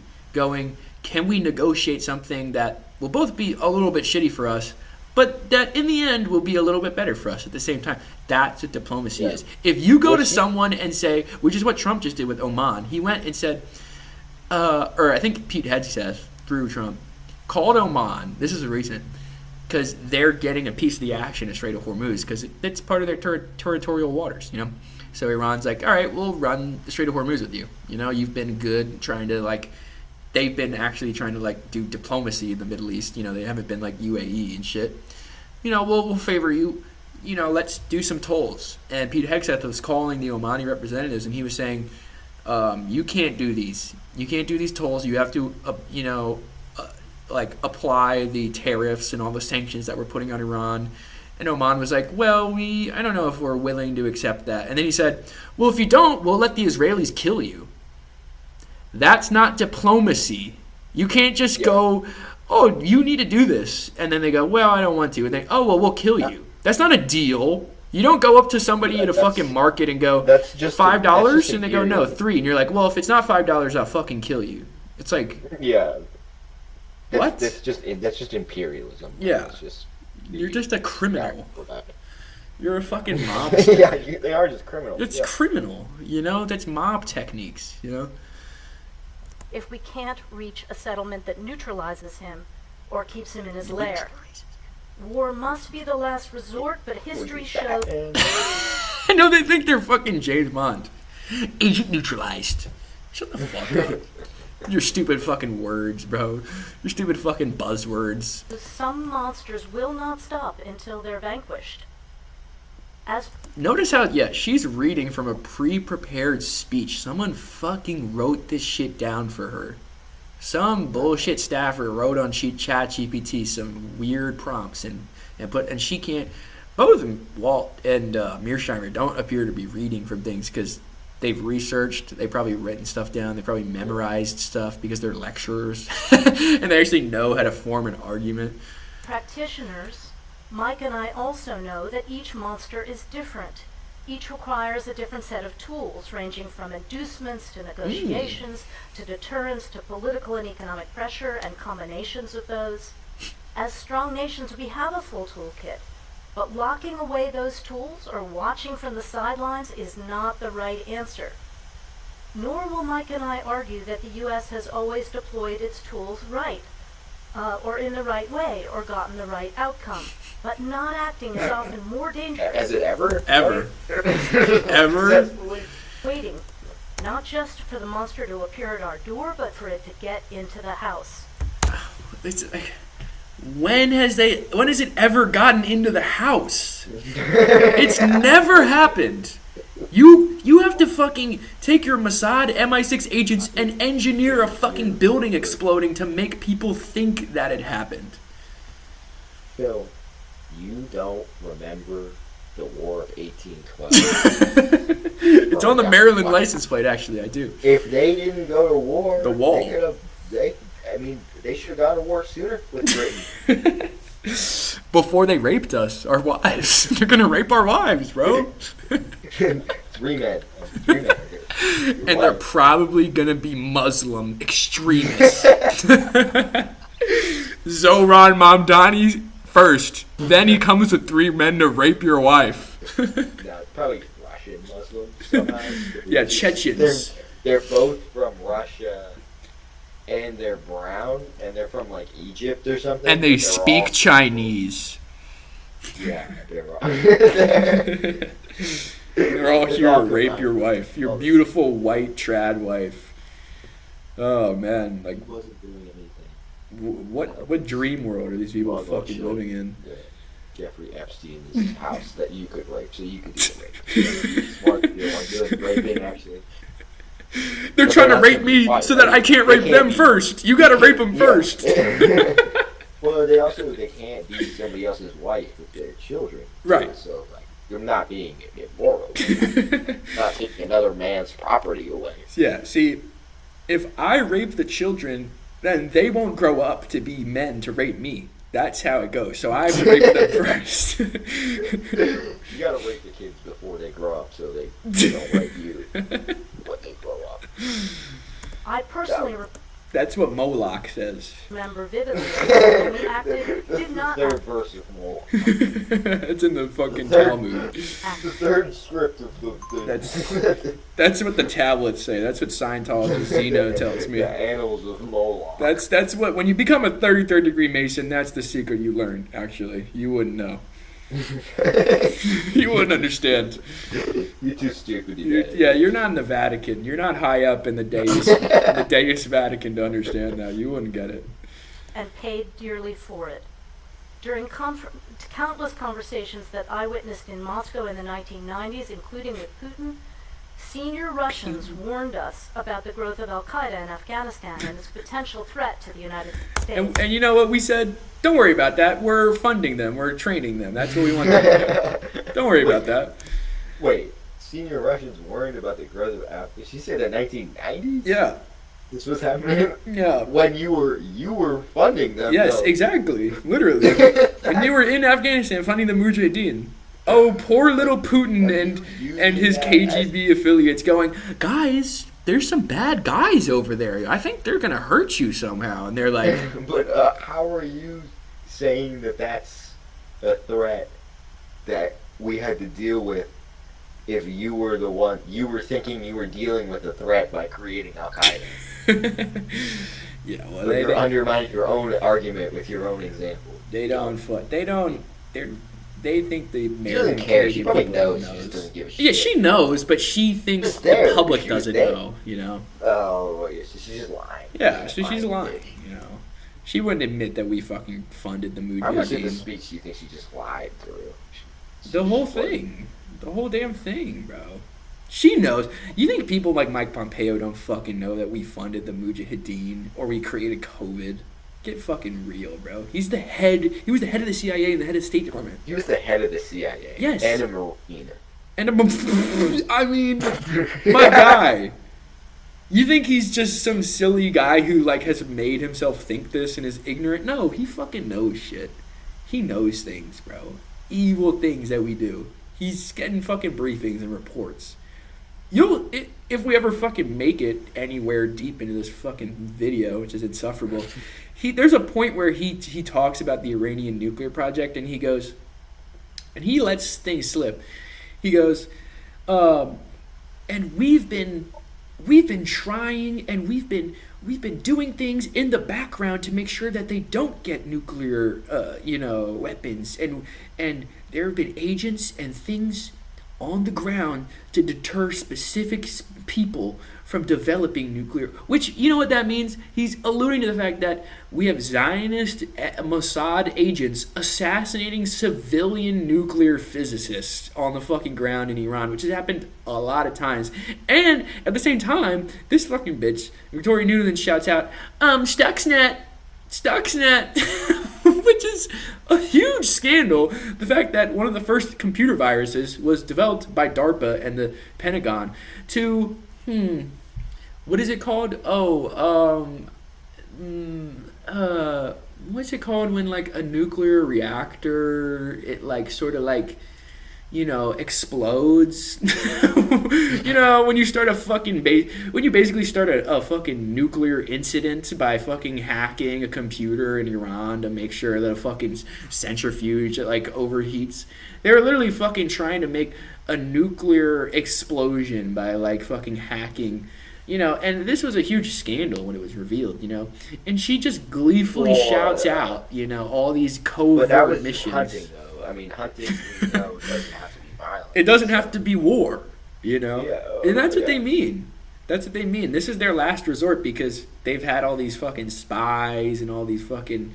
They've released they've done weather manipulation. Don't think that they haven't done any of that. When Marco Rubio and Victoria Nuland and these people say, we have tools in the tool belt that we haven't used, they're talking about all their freak things. They're talking about bioweapons, chemical warfare, weather warfare. They're talking about media manipulation, 6th generation warfare. That's what they're talking about. They're not talking about boots on the ground. They're talking about these insane, freaked out, fucking MK Ultra ass type plans that they consistently employ in these countries, and you go, why is this country so fucked up? Why is the fucking rain not falling? Why are there ticks full of fucking diseases here? You know, this country is insane. It's fucked up. And you go, you know, someone goes, oh, it's America. And you go, no, that's crazy. No, that's true. That's what we do. We fucking engineer plagues like it's the Bible. Done shit like that. Like, we were just trying to burn down the jungle with Agent Orange. Yeah. Like, they weren't trying to, like, poison the population. They were just trying to kill some vegetation. Yeah, it was just like in the way when we were shooting at them. So yeah, we just were like, let's get it out of the way. We just have to spray a bunch of poison everywhere over a third of the country. Yeah. No, we just had to do some cloud seeding and extend the monsoon season, you know, just for logistics, because it'd be hard to drive trucks there. You know, we didn't do it to fucking you know, mental warfare on a whole population and change the weather whole cloth for a whole region of Southeast Asia over a number of years and then never ever do that again. We would never do that again. We would never do that. We've never done that in America. We've never done that in Iran. No, we would never do. We don't do that. We don't do weather manipulation. We can't even remember how to do that. Operation Popeye? It wasn't me. That was Henry Kissinger. I would never do that. You think these people don't fucking do this shit? They do. This is the scary part of America. Every schizo whacked out fucking thing that you think they do, it's even weirder, it's even crazier, and they do it. And you have some sort of glimpse into some Operation Popeye. That shit happened in the fucking 60s, my dude. That shit happened in the 60s and the 70s. You don't think they got crazy fucking technology now? They did Stuxnet. That shit was like in the fucking 80s. You don't think they've got some crazy fucking hacking? You don't think they can fucking take down the water? They're trying to do shit like that. It's stuff that you can't fathom. And when it comes out and stuff that we've seen, you know, with the bioweapons especially, like, this is fucking crazy stuff. This is real playing God stuff, you know? And you really are, like, evil scientists, you know, who are doing this. And it's happening, and I'm sorry. It's an abomination. It's against God. It's against humanity. It needs to be stopped. These people need to be stopped, man. All right, we can get to this fucking opening statement. U.S. intelligence didn't take it seriously. How could some dudes hiding in caves actually threaten us? U.S. The Russians must be trying. You fucking bitch. You lying whore. She's such an idiot, bro. She's not, she's just, yeah. Well, she just knows. She thinks everybody watching is a fucking idiot. She knows, bro. She knows. Operation Station Alec in New York City. Disingenuous thing to lie about it. I mean, you were in the room. You were probably making that shit happen, and you're just lying, pretending that. She's the type of person to have direct conversation with Mohammed Al-Jolani. You know, she knows all this. She knows the game, bro. To trick us out of our offshore armchair, carefully balanced. We learned our lesson on September 11th. What? Did she meet with Al-Jolani? I don't know, but I'm sure she's the type of person to get access to that person. She's there. She's like, Al-Qaeda. We ignored the threat of Al-Qaeda. She's like meeting with the leader of Al-Qaeda. No, I mean, that's what I'm saying. Nice to meet you. The State Department will shake hands with these people. Just 2 years ago, you had a $10 million bounty on this guy. You had a fucking poster with his face on it. There's a video of him cutting a journalist's head off. Jesus Christ. And you people meet with him. You lift sanctions. You invite him to the White House. He's at a fucking Knicks game, like fucking listening to Beyonce. What is this? You think you people are gonna be like, oh, I don't know, I didn't know. You think these people are ignorant? Yeah. They know exactly what they're doing. Inaction, inattention to the monsters in our midst can often be more costly than the mistakes we inevitably make during a complex monster hunt. Here's another thing. Complex monster hunt? What is this, a fucking anime show? Like, what are these people fucking talking about, man? I will not always agree with each other on every aspect of every monster hunting expedition. Tonight you'll hear Secretary Pompeo support our current course of action in Iran, and you'll hear me oppose the war and argue that we could have and still should do much more with economic tools, support for the democratic opposition, and forceful negotiations. But we both agree Iran must never have forceful negotiations. Threats. Fuck up. I don't agree with doing airstrikes and exploding things. Except I agree you were with fucking authorizing the strikes on them when you were in power. Yeah. 4 months. What do you? I agree with doing sanctions and doing the JCPOA, which is tricking them and lying to them and making sure their economy screams and devaluing their currency and making sure babies die from afar. I don't want to kill babies with bombs. Assassinating leaders in their embassies and in their countries. In allied countries, letting Israel bomb fucking allies of them. Nuclear weapon. No, that was Israel. That's not us. That's Israel. They're crazy. We're not crazy. They didn't leave from our military bases or anything with our bombs. They didn't use our jets and our people and our intelligence and coordinate with us and tell us everything that was happening. And the IRGC, it poses an unacceptable risk to the region, to the freedom of navigation, to the U.S., to Canada, and to global peace. The freedom of navigation? What do you even mean by that? The freedom of... You know what they're talking about? They're talking about the freedom of navigation under international law, the law of the seas, which they are not... We are not a treaty signer of the law of the seas. So, so we have no basis to say this. About that you don't even agree with. And it's what we say whenever we fucking sail past China in the South China Sea and we go, I'm not touching you, I'm not touching you, I'm not touching you. We have a fucking huge warship right next to fucking China. And we go, well, I have freedom of navigation. I can go wherever I want. And okay, even if, and also, mind you, Iran is also not a treaty signer of the law of the seas. So both these countries don't uphold the law of the seas. Even if both these countries did, the law is 20 miles from your coastline is your territorial water. That's your territorial sovereign waters. If you get beyond 20 miles, that is international waters. And there are certain laws that govern freedom of navigation, which makes sense. That's fairly straightforward. I actually, kind of agree with that. The Strait of Hormuz at its tightest point is about 12 miles wide. So there is no world where you could say that is international waters, period. There is no world where you can say that I have the ability to go to the Strait of Hormuz unmolested, to not pay a fee, not pay a toll. Anytime you go to the Suez Canal, the Panama Canal, anytime you go through the Bosphorus, what happens? Egypt collects a toll, Turkey collects a toll, Panama collects a toll. And all of those countries are fairly wealthy and developed because of those things, because of their geography. They have the ability to collect tolls over their sovereign territorial waters. I don't know what to tell you. I don't know what to tell you. This is such an insane argument.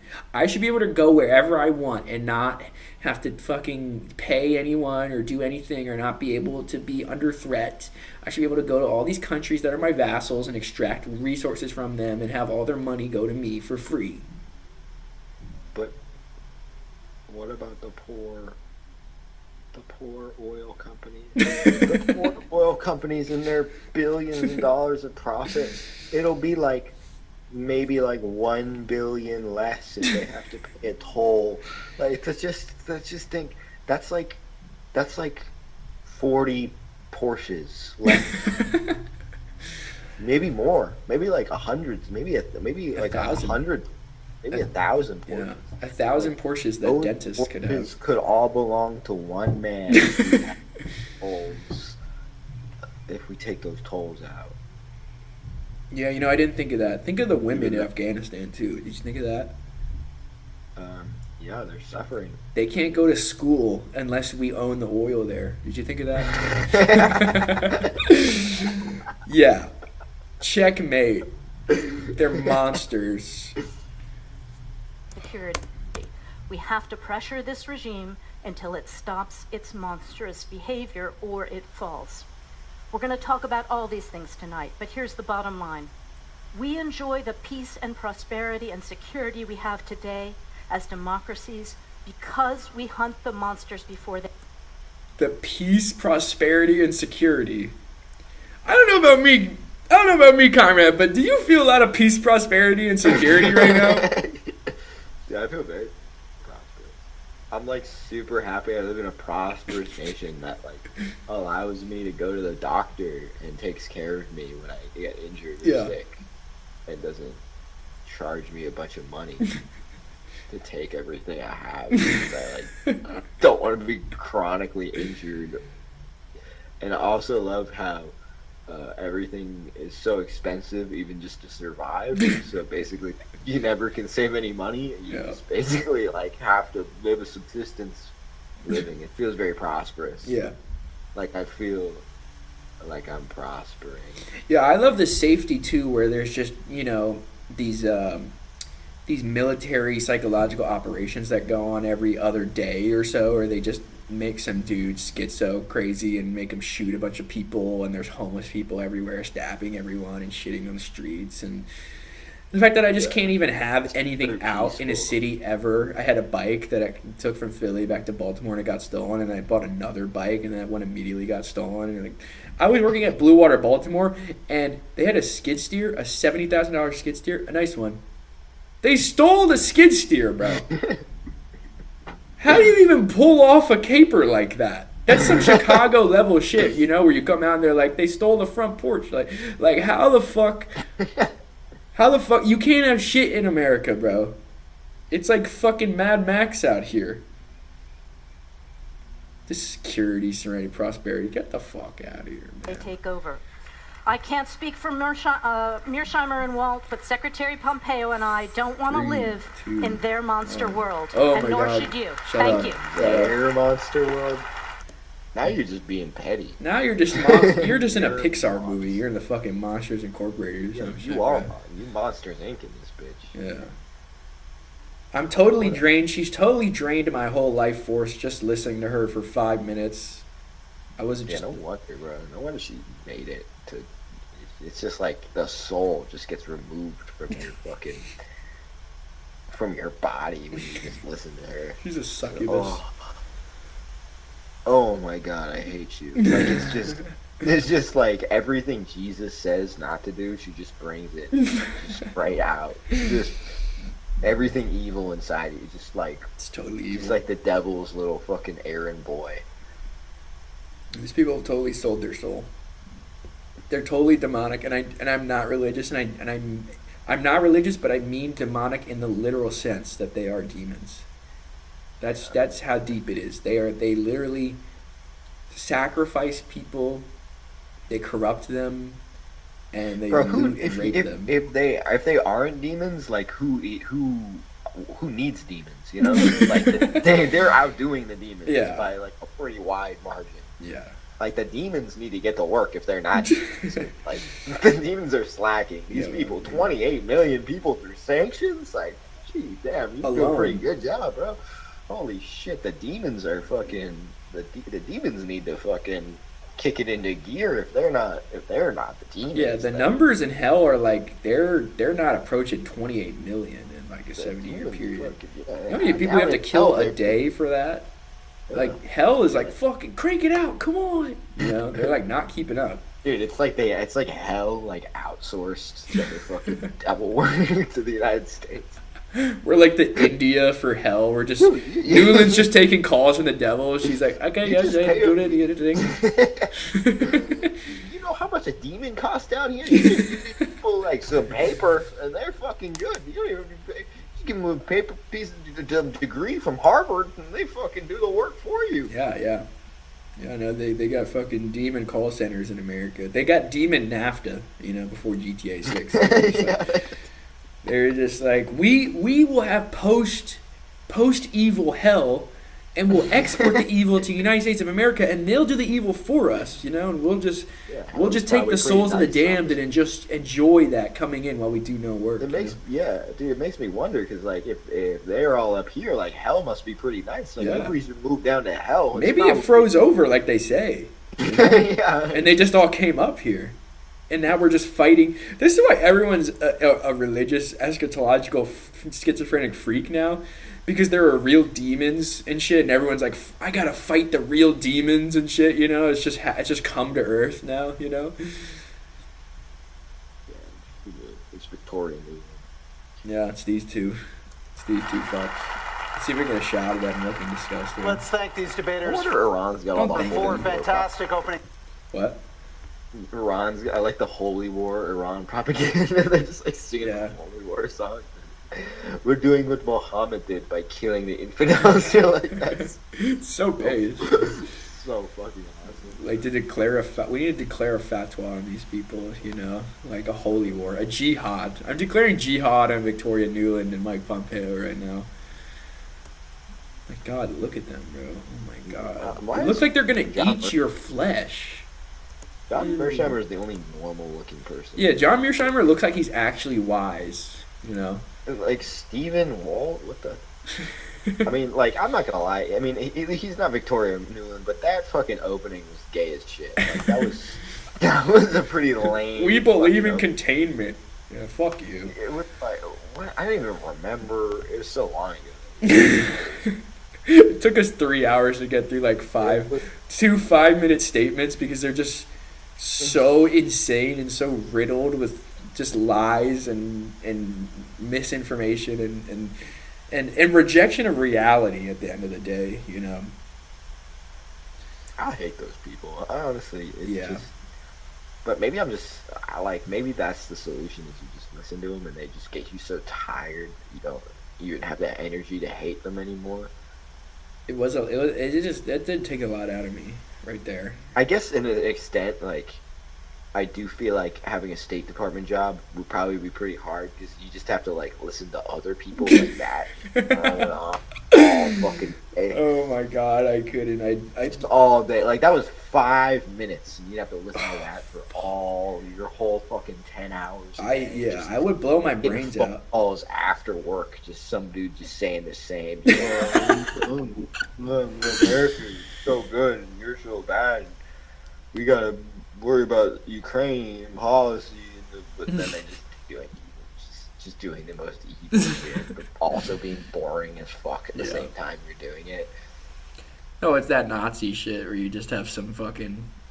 At the top, they're like crazy evil people, and then like everyone below that's just some like German that's just like, yeah, no, we do this thing. We put I have the spreadsheet You for have this to thing. have The the train. 1099 form before you commit a genocide. Yeah.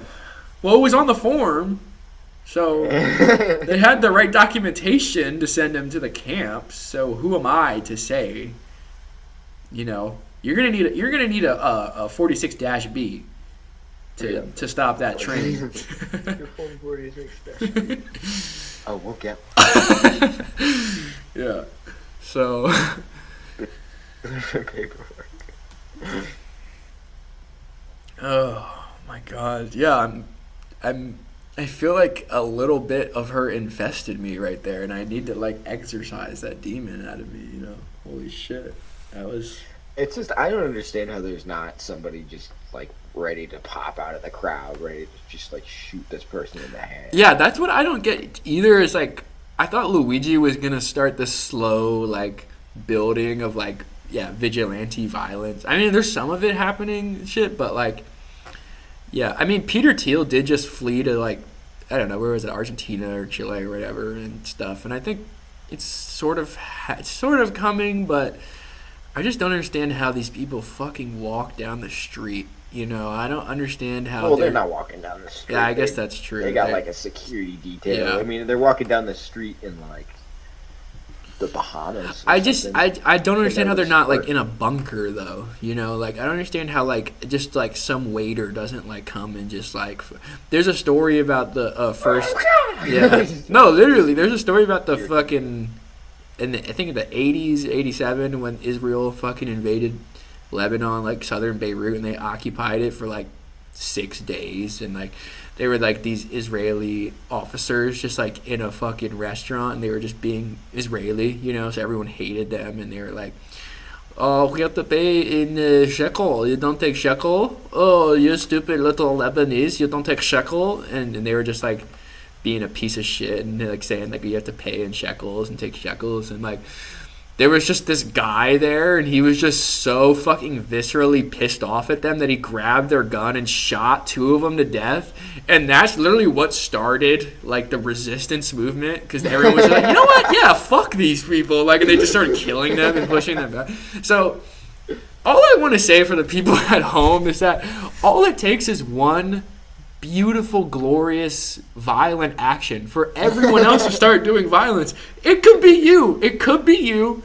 And I think we're going to post this one on Rumble only because we just have too many incitements to violence. But I think like it does make me question, like, how has that not happened yet with some of these people? They're so viscerally hateable and disgusting and detestable that, like, someone is gonna kill them. Like, I don't understand how it hasn't happened more. You know? Yeah.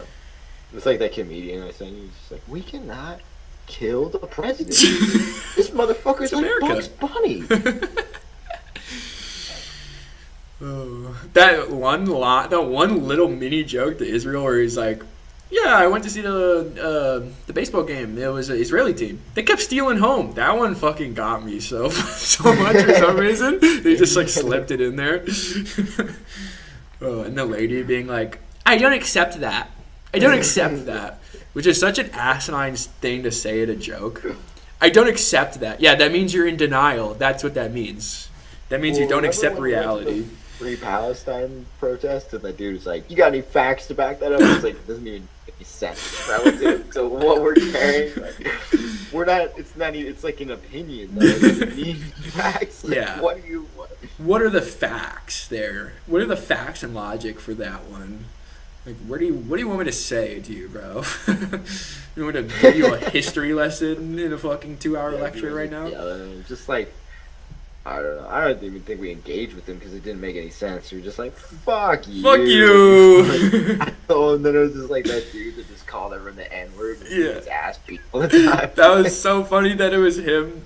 My fucking friend Alex, he had a roommate who just had CTE. It was just this like frat kid that just like would just get into fights, and just the more fights he got into, the more brain damage he got, and the more like racist and malicious he got, and the more he would just like show up at the craziest of places. And yeah, we walked by him after a Palestine protest. He's just on the corner, full NPC, you know, full like Skyrim side quest shit, just a drunk guy being like, hey, yeah, fucking Israel, yeah, you want to go? You know, just waiting for someone to punch him in the face, give him more brain damage, you know.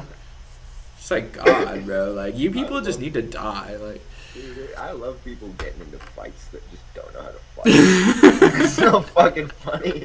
It's again, just like, you need to learn the lesson again. Yeah. Like, it's just calling people the N-word and just not for no reason, too. Like, just a happy fucking West Philadelphia existence. Like, no one mugged you. No one, like, you didn't have some traumatic thing with like a black person. Like, he's just some fucking stupid racist frat kid. It's so funny. Hey, fuck you. It's just, alright, I'm gonna beat his ass. Alright.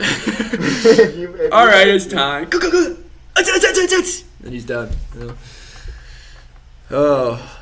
I'm mad that I got beat up. I'm gonna get another. I'm gonna double down. I'm gonna be a neocon and just have no reverse gear. Yeah, that's America. He'll probably be in the State Department soon. Oh yeah, no, he'll be the new Secretary of War, as they call it. You know, I mean, that dude. In there. Oh, he's probably in the State Department. He's in some think tank right now. That dude. We really like you. You got like some good character. You know? You got a lot of brain damage. You incite violence. You know, like as if it's like your moral fiber to do so. You know, I think you go a long way in DC. Yeah. Oh man. Do you have anything you want to talk about? Like, do you want to talk about the war at all right now? I just want to say Russia is striking Kiev. Iran striked Kuwait. The talks are pretty much completely collapsed. We both predicted this. There are no talks. There are no talks. Here. They're just lying. Like, they're not actually gonna talk. No, they're like he's talking to fucking himself. really- And here's what's happening. Can I just say real quick? The people in the markets, the people on the street who think, "Oh, I heard there's going to be a deal." You are hearing this from Axios, who's putting out every other week or so, actually multiple times a week, putting out articles by this dude, Barak Ravid, who is an Israeli agent. It's undisputed. He was in fucking, what is it, the Squadron 7200, Unit 7200 from Israel. He's an Israeli agent. He works for Axios, and he puts out these statements, and he's obviously in league with the Trump department, and they're obviously making bets on the stock exchange, and they're obviously doing some weird Mossad information op. And everything he says is, it's getting to the point where he's just making things up. I think the other day he posted an article, Pezeshkian is thinking about resigning as president of Iran because he's having infighting with the IRGC.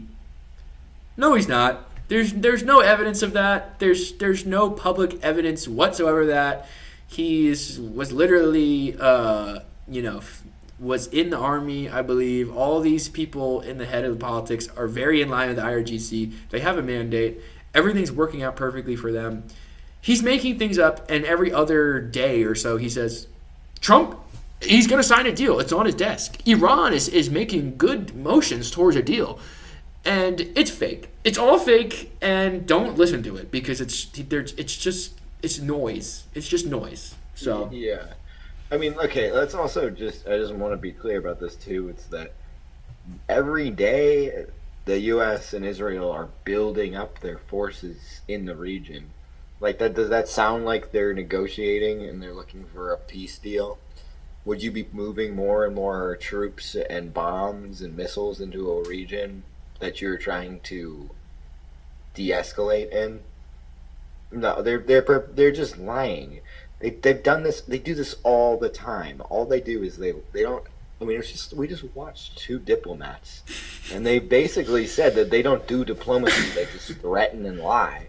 Like, they don't even believe in making peace deals. They just use diplomacy to lie and create the pretext for their next attack. That's what they're doing right now.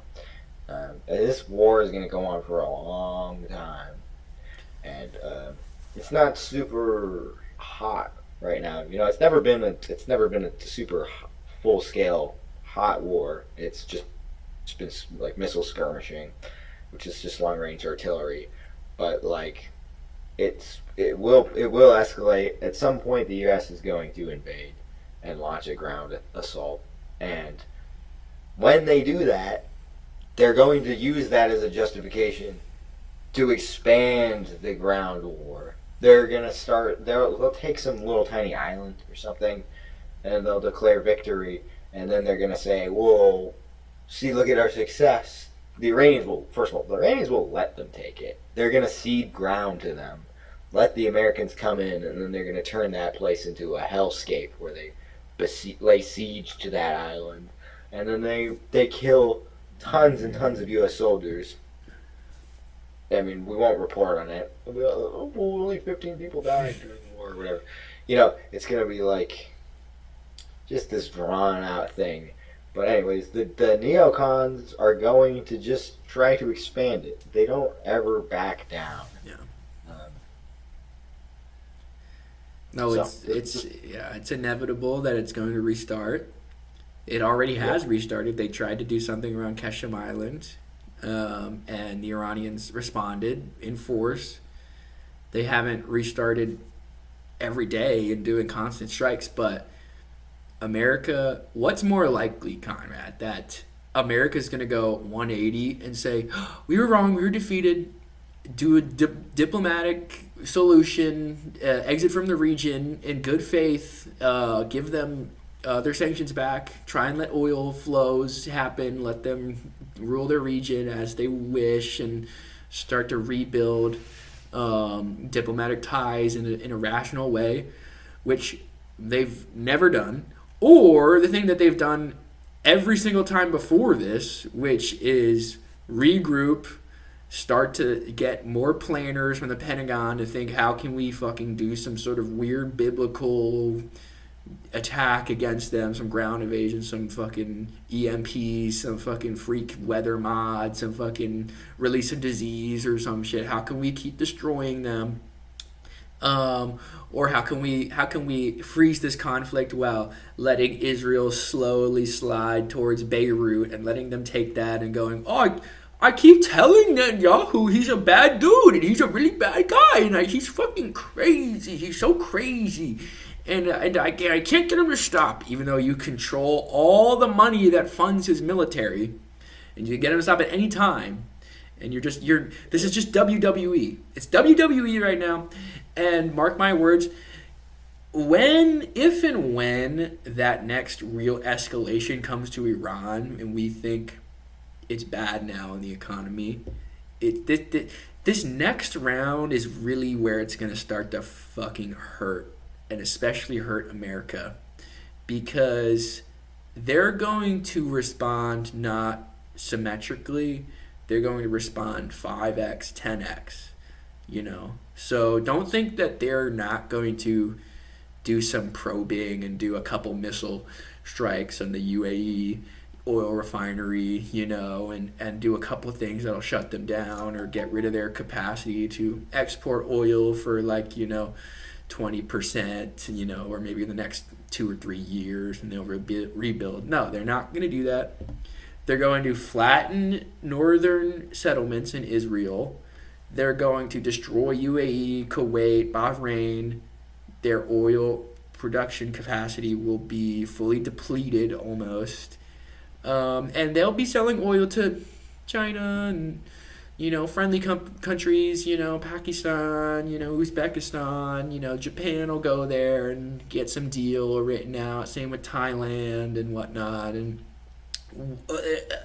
none of it will be coming to America. And that's when it'll really start to happen here.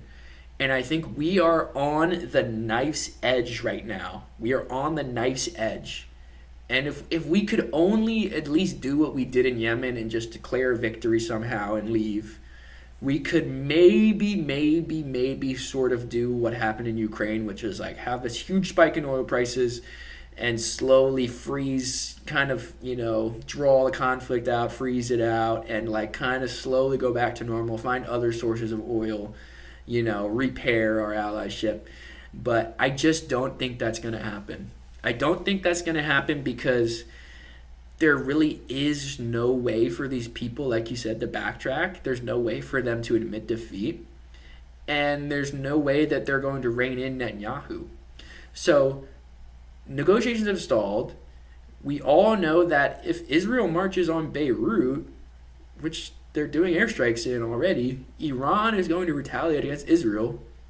If Israel retaliates against Iran, America will retaliate against Iran.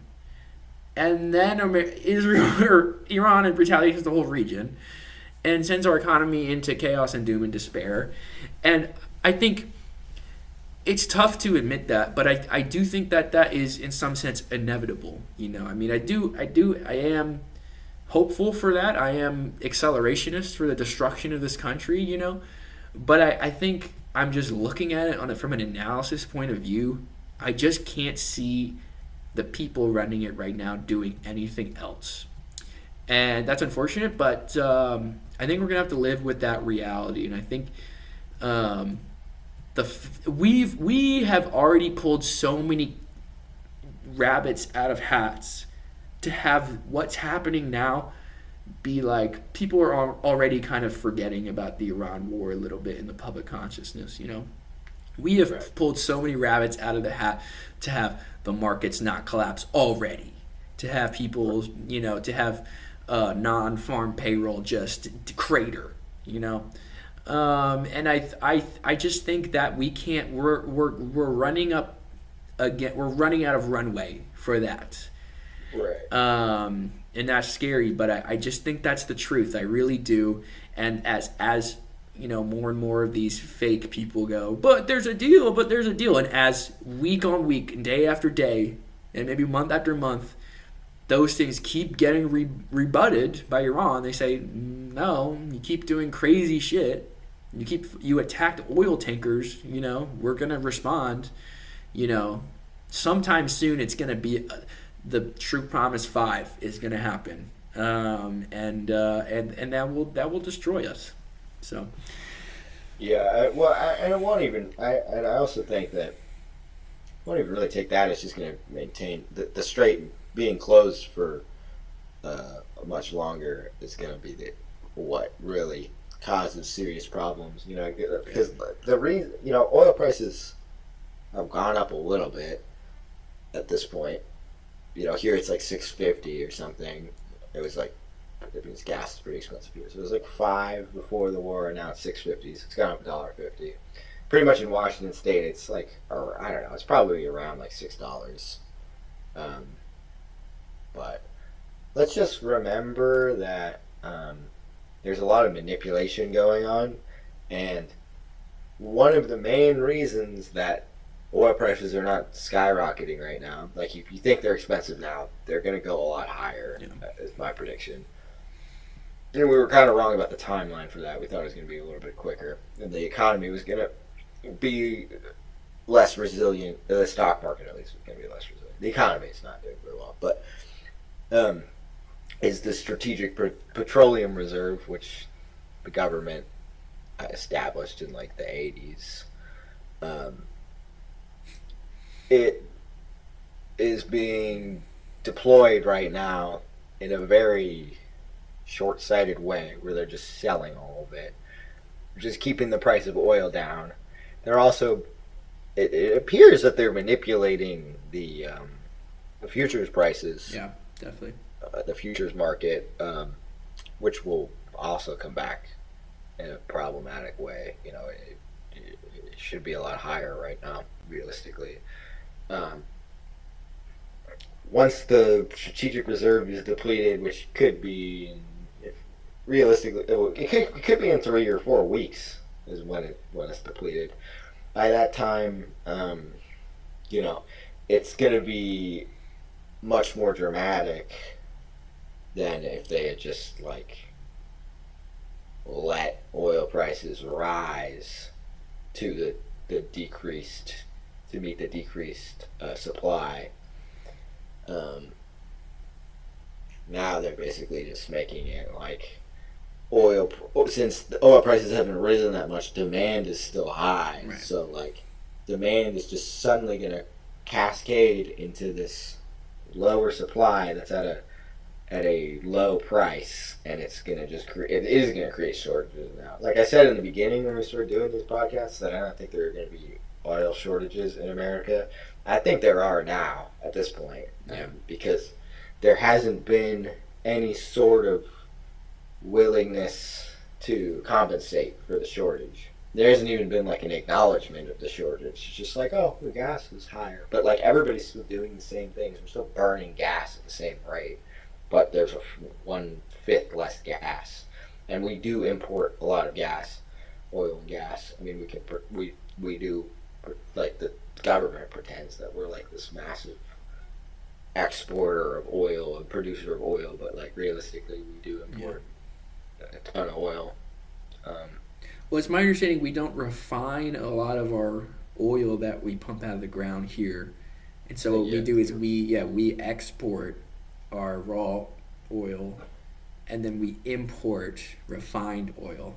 So if we can't export or import oil very easily, then it doesn't necessarily. I mean, we get a lot of revenue still from exporting oil, but it's not like we can necessarily be cut off from the world economy that easily. So, just another deindustrialization factor in America. Not that I necessarily want oil refineries everywhere. One in Philadelphia was horrible, but if you're gonna not be a part of a globalized economy because you keep attacking people, and you're, like you said, we're depleting our strategic reserves, which were set up the last time we had an oil crisis, and there's no end. The last oil crisis was manufactured, right, by OPEC. It was a cartel which said we're going to artificially raise the price of oil because Israel is doing offensive warfare, which is what they're doing right now. This is different because this is a shortage of oil. A lot of oil is not getting refined because the refineries are down. They've had Shahed drones from Iran and sometimes Lucas drones from America and Israel to do false flags to drag these countries into war. And so we have taken what could have been a momentary shortage, oil shock, and turned it into a global supply chain crisis, which other countries immediately, like you said, Thailand and places like in Manila, they were doing oil rationing. I think some of them still are. They were doing 4-day work weeks. So they were partially shutting down parts of their economy.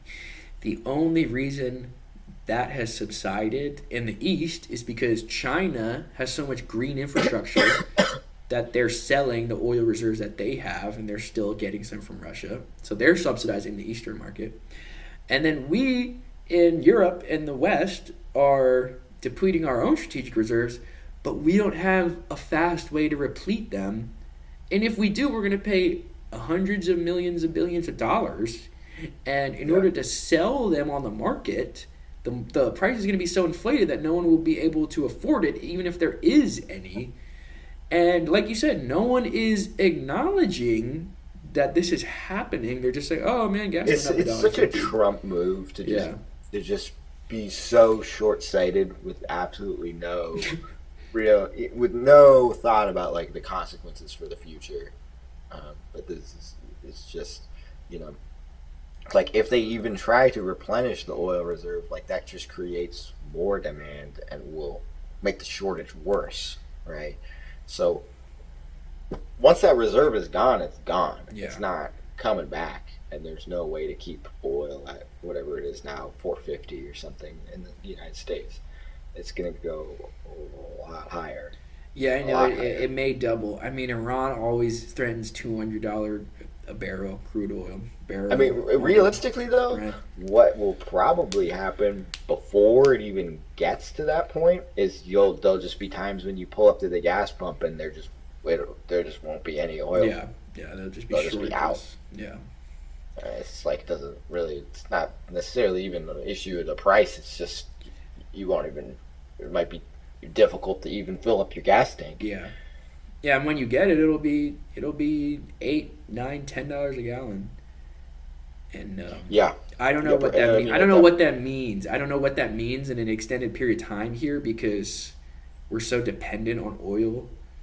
It's not like Europe where at least in Europe you can take a train from Germany to Ukraine. Mertz just did that. You can't really do that here. You can't take a train from New York to Utah. You can't. Yeah. You could take a train from New York to Chicago, maybe do a transfer to Washington and whatever, but you can't really do that. People drive everywhere here. It's very car-centric. They've destroyed any infrastructure that isn't car-centric. People depend on this to go to their jobs. So I'm all right. Thankfully, I live where I work. Pretty much everybody else besides Amy and Ian who live here with me drive into here. Okay, well, what happens if, a fifth of their income is going towards gas? We have tractors on this farm. They're all diesel. None of these are new fancy electric, Tillmore, right? They're none of the new next-gen Chinese electric stuff. We have gators. We have little mules, which we drive around the whole farm.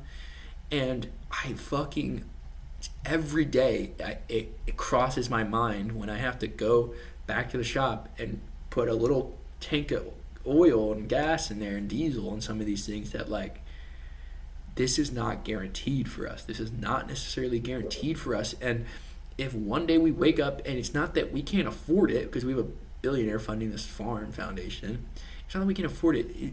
It may not be there. They may not be enough.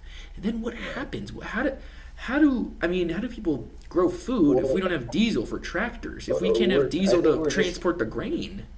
we're looking at like a long-term economic crisis. Like it's not.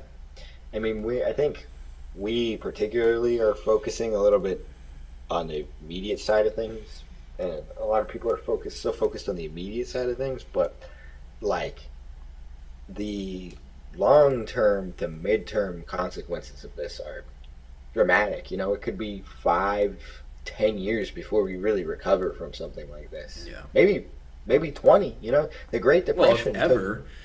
The Great Depression took 20 years to recover from. Maybe it's possible. You know, by some metrics, it took closer to 30 years.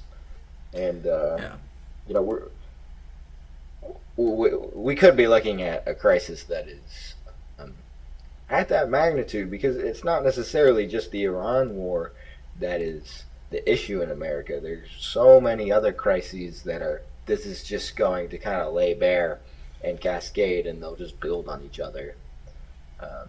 You know, our whole agricultural system is a mess. Yeah. And you know, our energy system is a mess.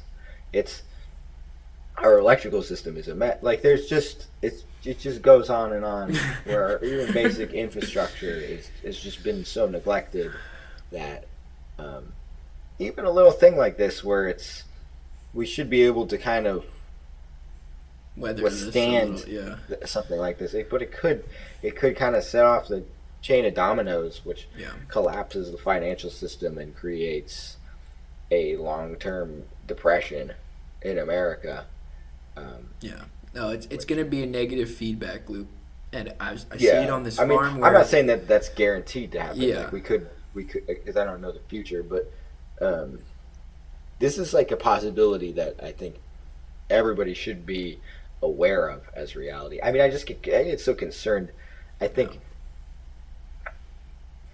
the times when I expect.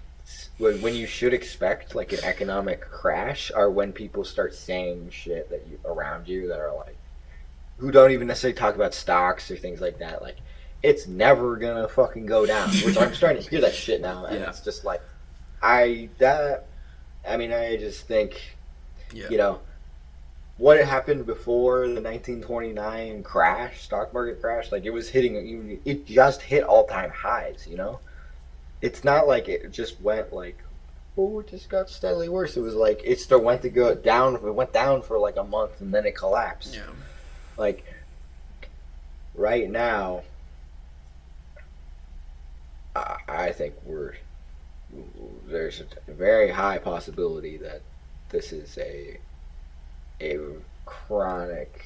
I mean, I think most people agree that this is a recession of some kind is guaranteed, but.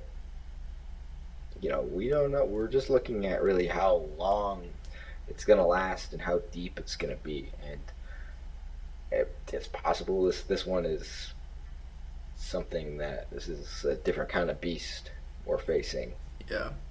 No, on this farm, a different kind of monster that we have to monster, which we should have raped before they got to rape us. On this farm, this is one last thing. Our tech billionaire who like runs this farm is like double the output. You know, he's one of those like just growth, and we're working very hard right now. We've got like thousands of chickens. You know, get like 2,000 broilers, like 4,000 or 5,000 layers right now. It's like insane. Sometimes for 2 or 3 people to manage them all on some of these days. And you know, I was trying to tell these people like, dude, not only is it stressful for me, or if I take off or somebody else takes off, and it's literally just. It's not just 2 or 3 people. It's 1 or 2 people managing a whole huge lifestyle operation. Like, if we are at capacity, this is what America feels like constantly, right? Everything's held on by like a shoestring, and it's totally at 110% capacity, you know. And you're just waiting for the time where if you're at like 100% capacity, if one thing goes wrong, then okay, the next day you're behind because you had no room for any error, right? And then the next day you're behind, so then you miss another thing. So you're even more behind the next day, right? So it creates a negative feedback loop, this compounding effect. And like you said, there's so much stuff in America that is fucked. We don't have infrastructure to transit without oil. All of our electrical infrastructure is pretty much based on like diesel generators and burning trash and biofuel, and all that is about to go to data centers, and we're about to have a oil crisis. The economy's already pretty much in a slow recession. The yield on the bond market's like approaching 4.5, 4.75. Stocks are doing crazy good, which means the real economy is bad. There's always an inverse relation to that, And most people can't afford healthcare. Most people can't afford food. They're barely hanging on. So it's like, for me, I keep predicting these. This is like the Marxist, like predicting, 5 or 10 out of the last 5 depressions. But it's just, for me, it's like I just keep thinking like there's going to be one thing. There's going to be one, straw that breaks, and everything will cascade from that. And I don't know what it is, but if you really understand just the just-in-timeness, as they say in logistics, everything in America is just in time, right? So you don't really have stockpiles of things, waiting. My friend Amy, who lives here, we went tubing, and she was like, "Oh, I don't have a tube," and I'm like, "Well, we could probably go out to CVS or Target, or maybe the Giant would have some in that, like, the 4th of July section or whatever, maybe, and she literally ordered one off of Amazon with same-day shipping the day before, and was like, "Oh, it'll come, and I think that sort of stuff is like everywhere in America, There's just this like, well, everyone is working 18-hour days to like make sure that everything is there right before you need it. And that's just not going to work. We don't have any sort of cushion, any sort of buffer. And when something goes wrong, that's going to create this cascading effect. And I have this deep stress. I'm a very stressful person, but I have this deep stress through the analysis that we're looking at that's going to happen on a large scale in the economy. And it freaks me out more to know that week on week, as the developments get worse, that the market isn't responding to that they aren't correcting, like you said, that they aren't saying we need to make gas artificially high already. We need to make oil, gas, crude, diesel $8 a gallon so that we don't drain our supplies, and we can at least have a modicum, of demand, so that we can stretch it out. It's what they should do. Right. It's what they should do. What's going to happen is that since we're in denial, this is going to make, when it does come, it's going to make it even worse. Because I've been thinking since 2020 that shit was going to collapse again, So how many times can we pull the rabbit out the hat here? I don't know how many times. I don't know. I can't predict. Yeah, I mean, but and I think just going back to history too, it's like before the Great Depression, this is what capitalism does. Like, this is not like an American problem that's unique, or even just. This moment is somewhat unique, but this is a moment like that is, I think, reflects how capitalism works. Well, there were many recessions, or depressions before the Great Depression. Those essentially were not resolved. Those crises were not resolved. The financial issues in the economy were not resolved. They essentially just prolonged them up until they finally collapsed. And that's the same thing, we have all these crises, right?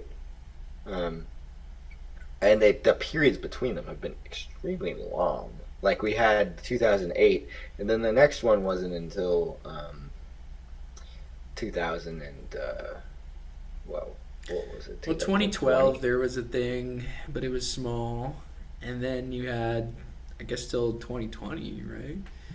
Yeah, it was 2008, and then to 2020, so like 12 years short, and then it's been about 5 years, so we're really it's 5 to 7 years is the average. So we're kind of due another one at this point.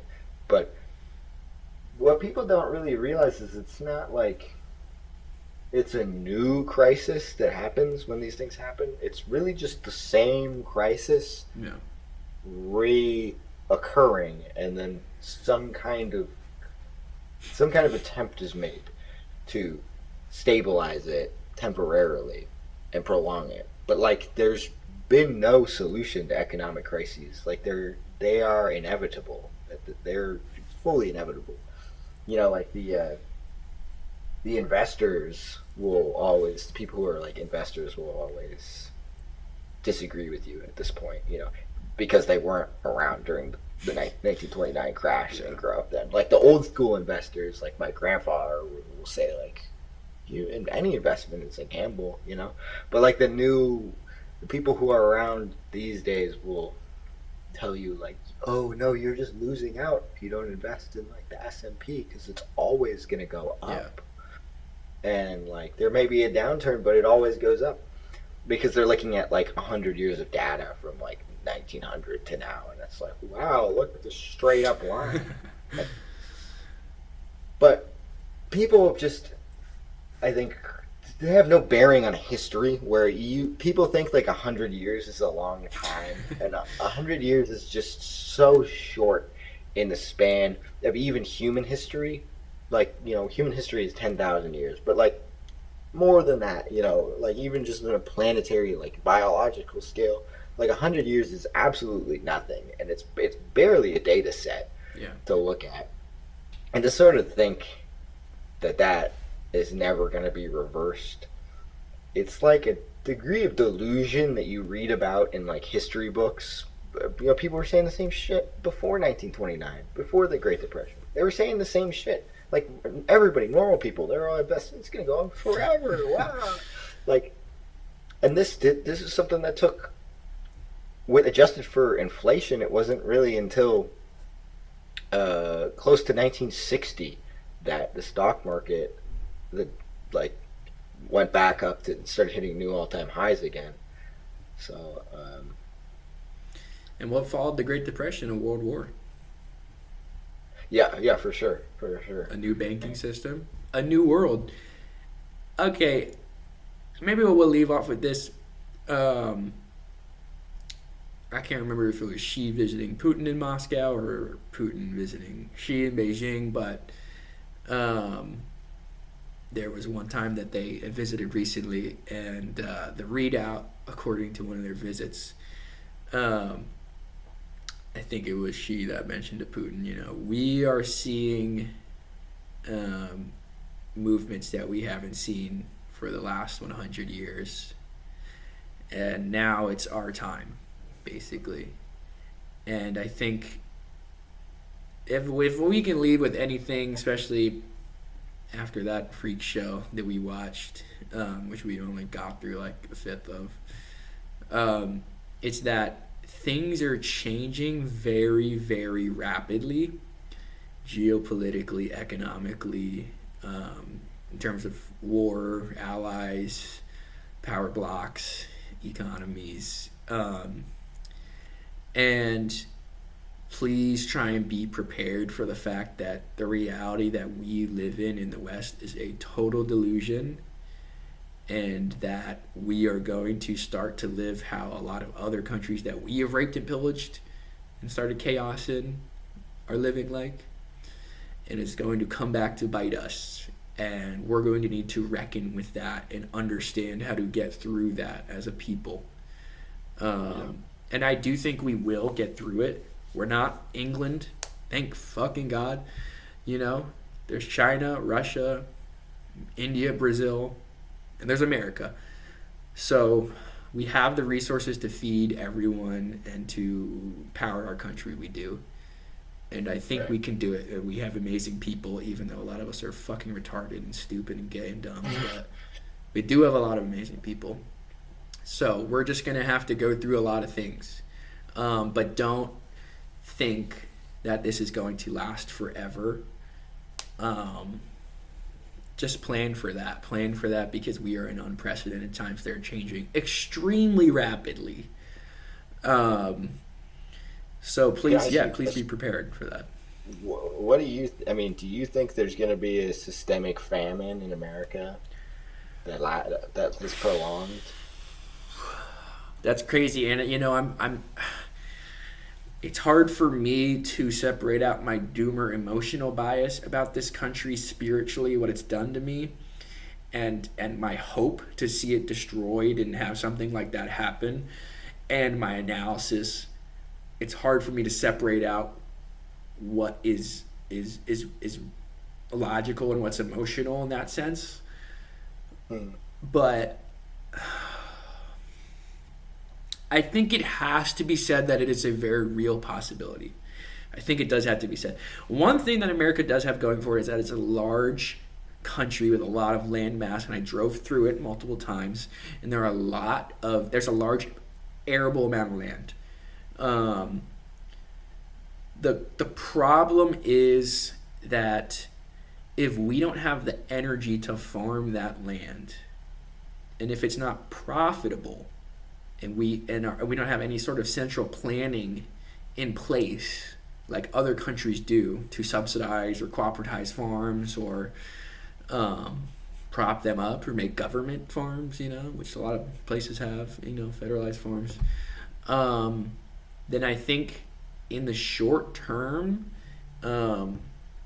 if we, one, don't have the domestic budget to import a lot of foodstuffs, and two, we're in an energy crisis. And, people may be planting right now for spring, but if they don't get their fall crops off and it's winter and we don't have a lot of energy, then I don't know if I'm ready to say famine yet, but what I am ready to say, because it already happened during COVID, is that you may go into the grocery store and there may be major shortages in the grocery store to the point where there may be rationing. There may be times where, number one, it's hard for you to get there without oil for your car, and when you do get there, it's all gone and you have to come back. I think that's a very real possibility. I don't want to be too alarmist there, but I think considering the scale of what's going to happen, that's a real possibility. Especially if the Iran war, like we said about the presidents, we think this is bad. We thought Ukraine is bad. We thought COVID was bad, but there keeps being a one-upping. If right now the Iran war is just a start of a larger downward spiral, good luck. Because the spot price of Brent crude, right, that's what's going to be happening in a month, right? That's so $100 is what's going to happen a month out, So all this stuff is like, we haven't even, like we keep saying, we really haven't even felt the effects of all what's already happened.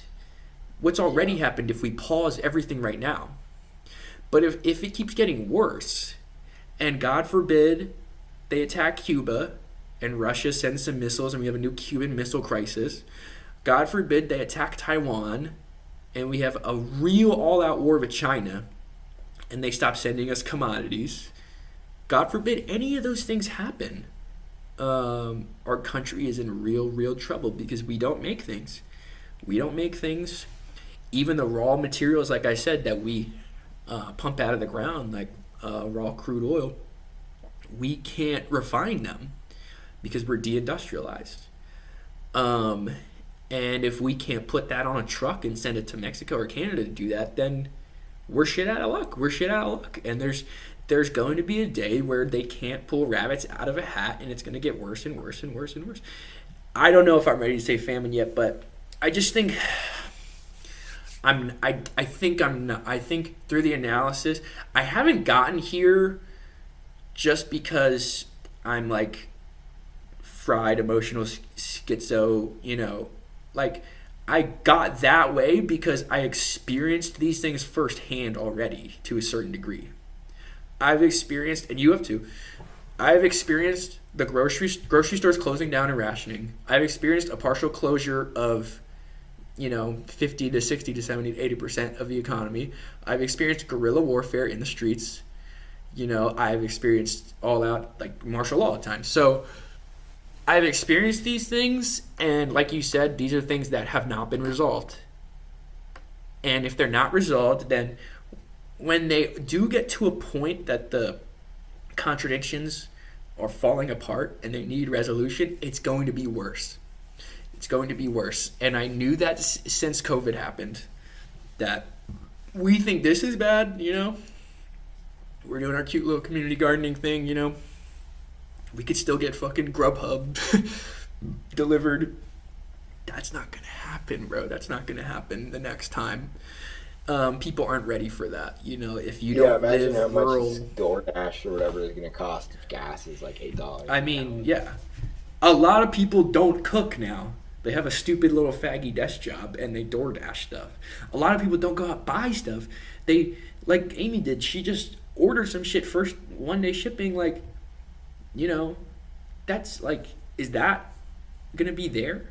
It's either that's going to be there and everything else is gone. It's just going to be your like evil little electric Amazon vehicle bringing you your tiny ration of fucking forever meat, Or it's going to be you like walking into town, walking to this farm to trade resources for food because like, you've just been eating some eggs that have been left at the grocery store, because like you don't have any other protein. And I fear that. I think that's real. I don't want to be too doomer and too apocalyptic about it, because there are emotions tied up in this, but like it's real. Like, everything in this country really functions on borrowed time and looting of other people and other resources and other work. And it's just not going to continue to happen like that forever. It's just guaranteed, you know what I mean? For people in the Roman Empire that were like, this is going to last forever. People in the Austro-Hungarian Empire, this is going to last forever. It's not. It's not. And for us to function at the capacity that we're at right now, without any of those things, is going to take a lot of time to rebuild. A lot of time. And it might really hurt. It might really hurt when it comes, at that first year at least. So I'm not sure about famine, but what I am sure about is that there will probably be something akin to bread riots. I do really believe that, based on the analysis of what's happening right now. Unless there's like some sort of total debt cancellation plus huge rationing regime that through central planning is implemented extremely rapidly. I think there will be something like that. Which, once again, that's just American government. Just, I don't know, can they do that? Yeah, I don't think they're capable of doing that. I think that's the least likely outcome. Coherent policies. Yeah. No, I think what we're going to experience, unfortunate as it is to say, is something akin to the Soviet Union collapsing, where people are so desperate to survive that a lot of crime happens, a lot of political protest and upheaval happens, a lot of people are selling their body on the streets, a lot of people are selling off any physical assets that they have in order to survive day to day in terms of food and shelter and heating.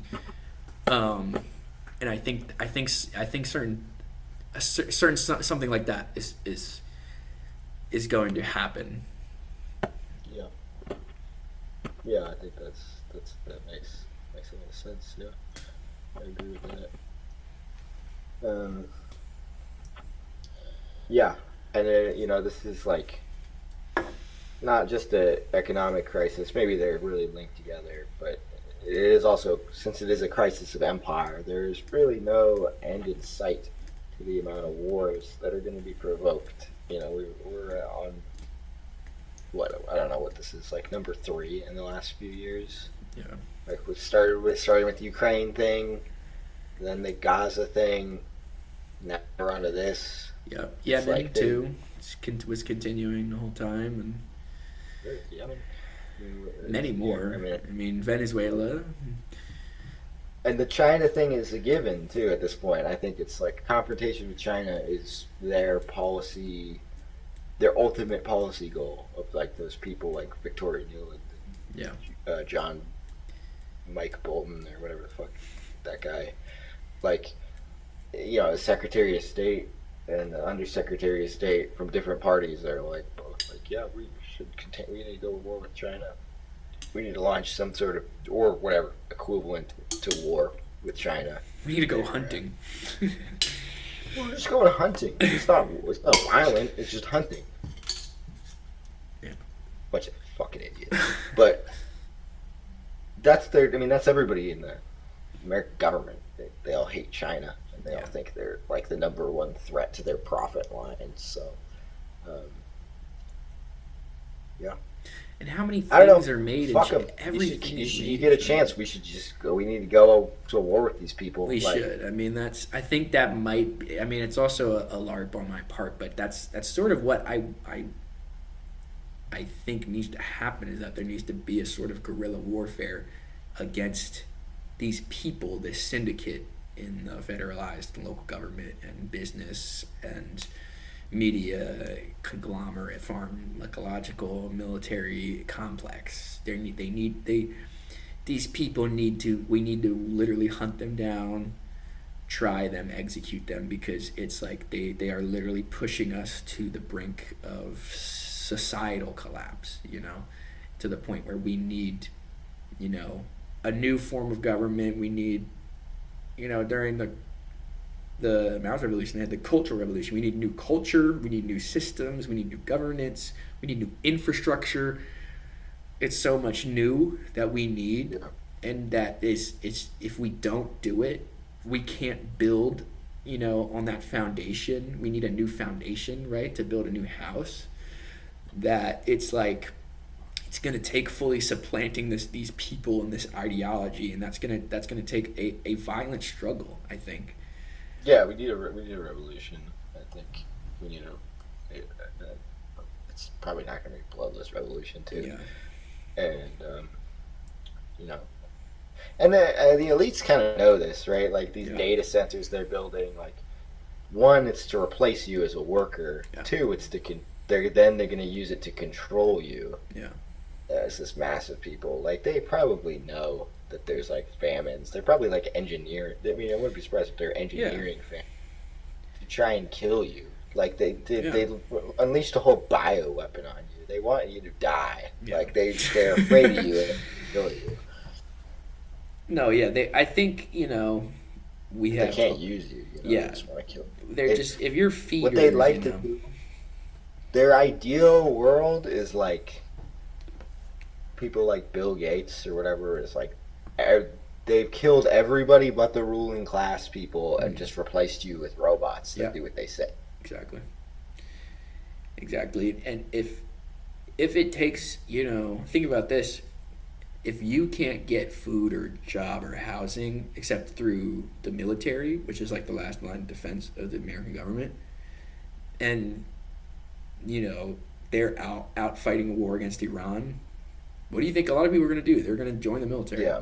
Right? Yeah, so maybe sure. this is, maybe in a weird, twisted way, this is sort of part of their plan, right? Or like you said, if there's all these rich people here and they say there's rising unemployment, you know, there's too many eaters, too many feeders, you know, we have to kill them, we have to cull them, you know, maybe we should just crash the economy a little bit and just get rid of them. What do you think COVID was? That was killing a lot of the senior population too, so that we didn't have to do Social Security as much.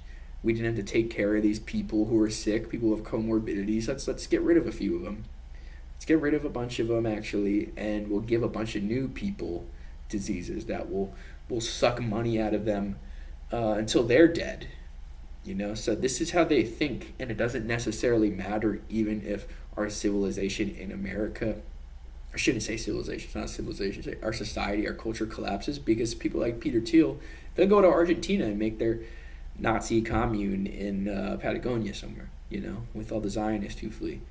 You know, so they'll be jet hopping around while it burns here, and where they go, then it burns there, then they'll go somewhere else.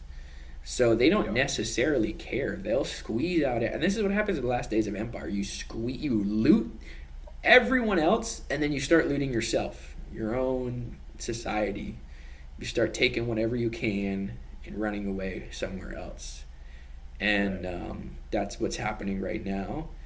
And yeah, you're right about the data centers. Larry Fink, I believe, was at the WEF, I think, one of those, evil person forums, and he was talking about that we need to invest in anti-drone technology domestically, because he's saying we have all these data centers, and people, the way that Hezbollah fights a war, will come home to America, and there will probably be people in America with little 3D printers printing out drones to fly into data centers, and that's a possibility that we need security,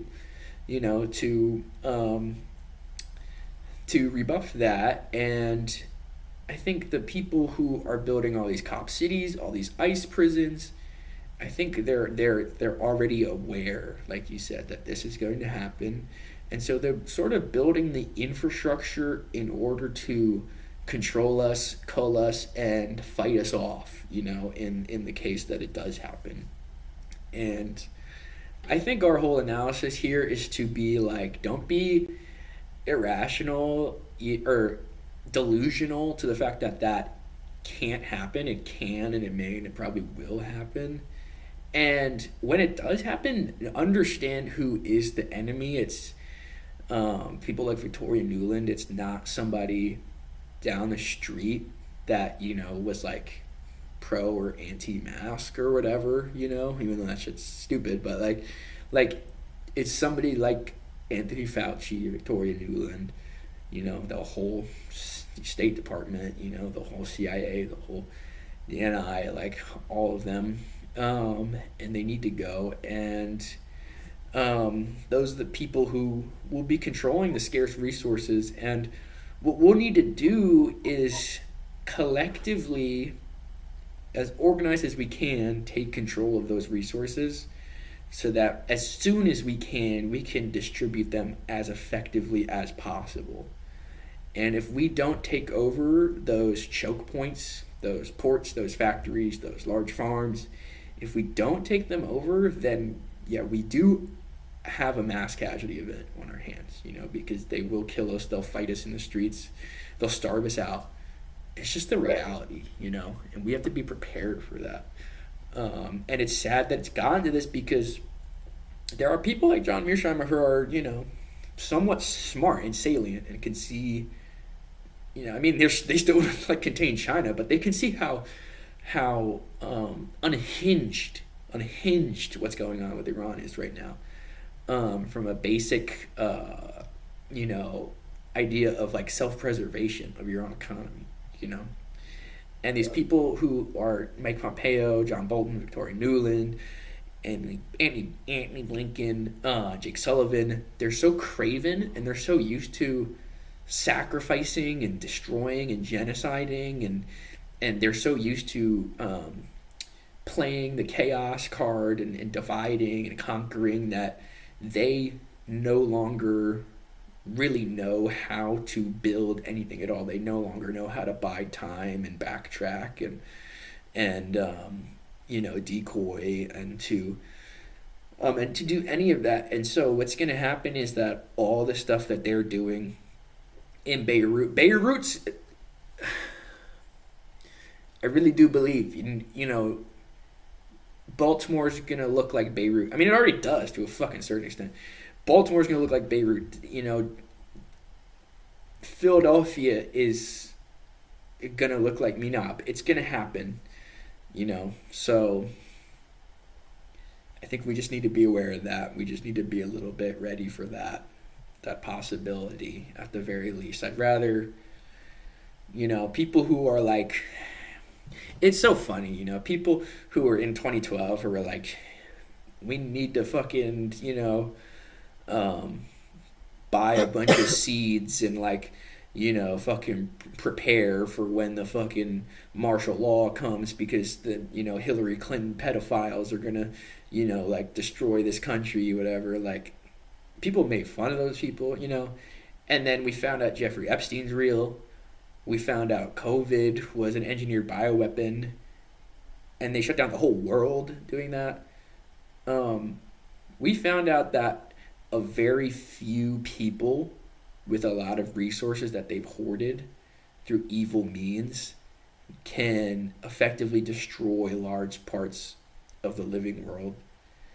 And we can't be in denial about that. We can't just say whenever the next thing comes, oh, it's climate change, or oh, it's it's just the monsters Iran, or oh, it's this or that, and we just got to go along to get no. We really have to understand what's happening here, because it is a fucking sea of mirrors. It's a hall of mirrors, and I'm sure what's going to be happening is going to be contradictory and insane and crazy. But people are waking up more and more, and I am hopeful that the population, at least, once shortages really happen, that people will understand what's going on, Right. So I'm hopeful, but, yeah, we need to be ready. We need to be ready. I think it's just what we keep saying, and in all the last episodes, I think we just harped on know your neighbor, buy gold, silver, get out to China if you can, leave if you can. Oh, yeah. Now's the time to leave if you can, fully leave if you can. Today's a good day to buy gold and silver. It's kind of pulling back to pretty support levels right now. Yeah, I think I will today. Yeah, do you see where it's at right now? Like 75 still. No, for gold. What is it? I haven't looked at it. It's down a lot. I think that's what some of that technical analysts say might be like a bottom before it. 43 right now. Yeah, it's probably one of the best deals you'll get. Yeah. Silver's 68 right now. Yeah, so and it's Friday, so you know what it means on Monday. So oh yeah. So yeah, just be aware of that, guys. It's serious. We had some fun today. It was fun looking at these freaks, seeing them get, actually have to contend with people who know things a little bit. But it's scary. Yeah, this was pretty long. Are we doing this all together? It's pretty long. I might split it up. It's been like 3-4 hours at this point, honestly. You can just put it on for 4 hours, see if it People fuck with that, Maybe we should start doing Twitch streaming and just fully streaming this. This was fun. I really did like this, though.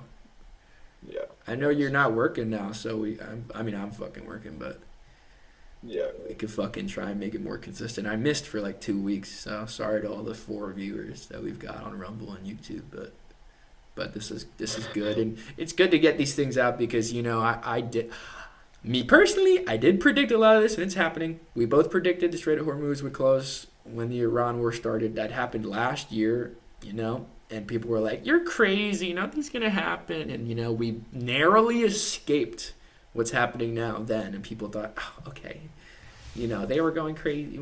Now it's happening. First episode, I was so freaked out, and I thought gas is going to go up $1. It's going to go up $1.50. Now, look at where it's at. It's up $1.50. We both predicted the negotiations would stall. Now look where they're at. They're both stalled. So I don't think we take any pleasure in making these predictions and analysis and having them come true. I do a little bit, seeing America just falter because I hate this country, but like, it's just happening, and I think it's important for us to document this, even if it's just us and like 1 or 2 people looking at it, because this is really historic time, and not a lot of people. People are getting criminalized for just talking about things now. We used to do a lot of political organizing. We don't. The level of just saying things now is like political. So I'm just glad to at least have a place for this. Because we might look back and be like, damn, that's crazy. We, talked about this so long ago. And it's happening now. So I think it's important, I think it's important to have these conversations. Not a lot of people are having these conversations right now. Yeah. Yeah. All right, well, I think we can probably wrap it up now, but yeah, that was good. Any parting words? Oh God, yeah. Good luck, everybody. Hope you all are thriving and doing well, and keep going. Yeah, and if you're really suicidal, please just like strap a bomb and like go take out like Jeff Bezos or some shit. I mean, allegedly, it's like don't do that for your own well-being, but also I wouldn't do that because that would be illegal and against the law. But if you were in Minecraft and you wanted to do that,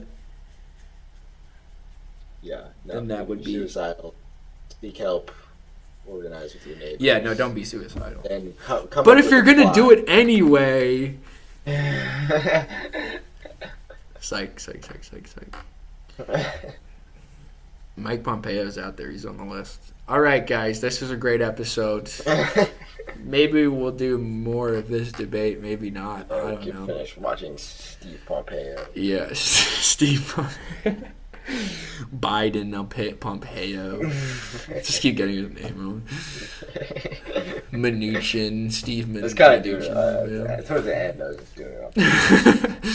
Fucking. You just gotta disrespect these people, honestly. Like, they don't even deserve names, bro. They deserve, like, demon names. They should be like part of Moloch and Succubus. Like, they go to the gulags. They don't get names anymore. Yeah, they're numbered. War criminal number 5,462 of the 21st century of America.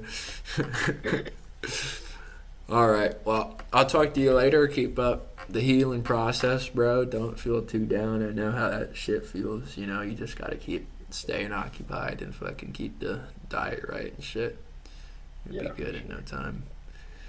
All right, man. All right. See you. See everybody. Thanks for watching. Peace.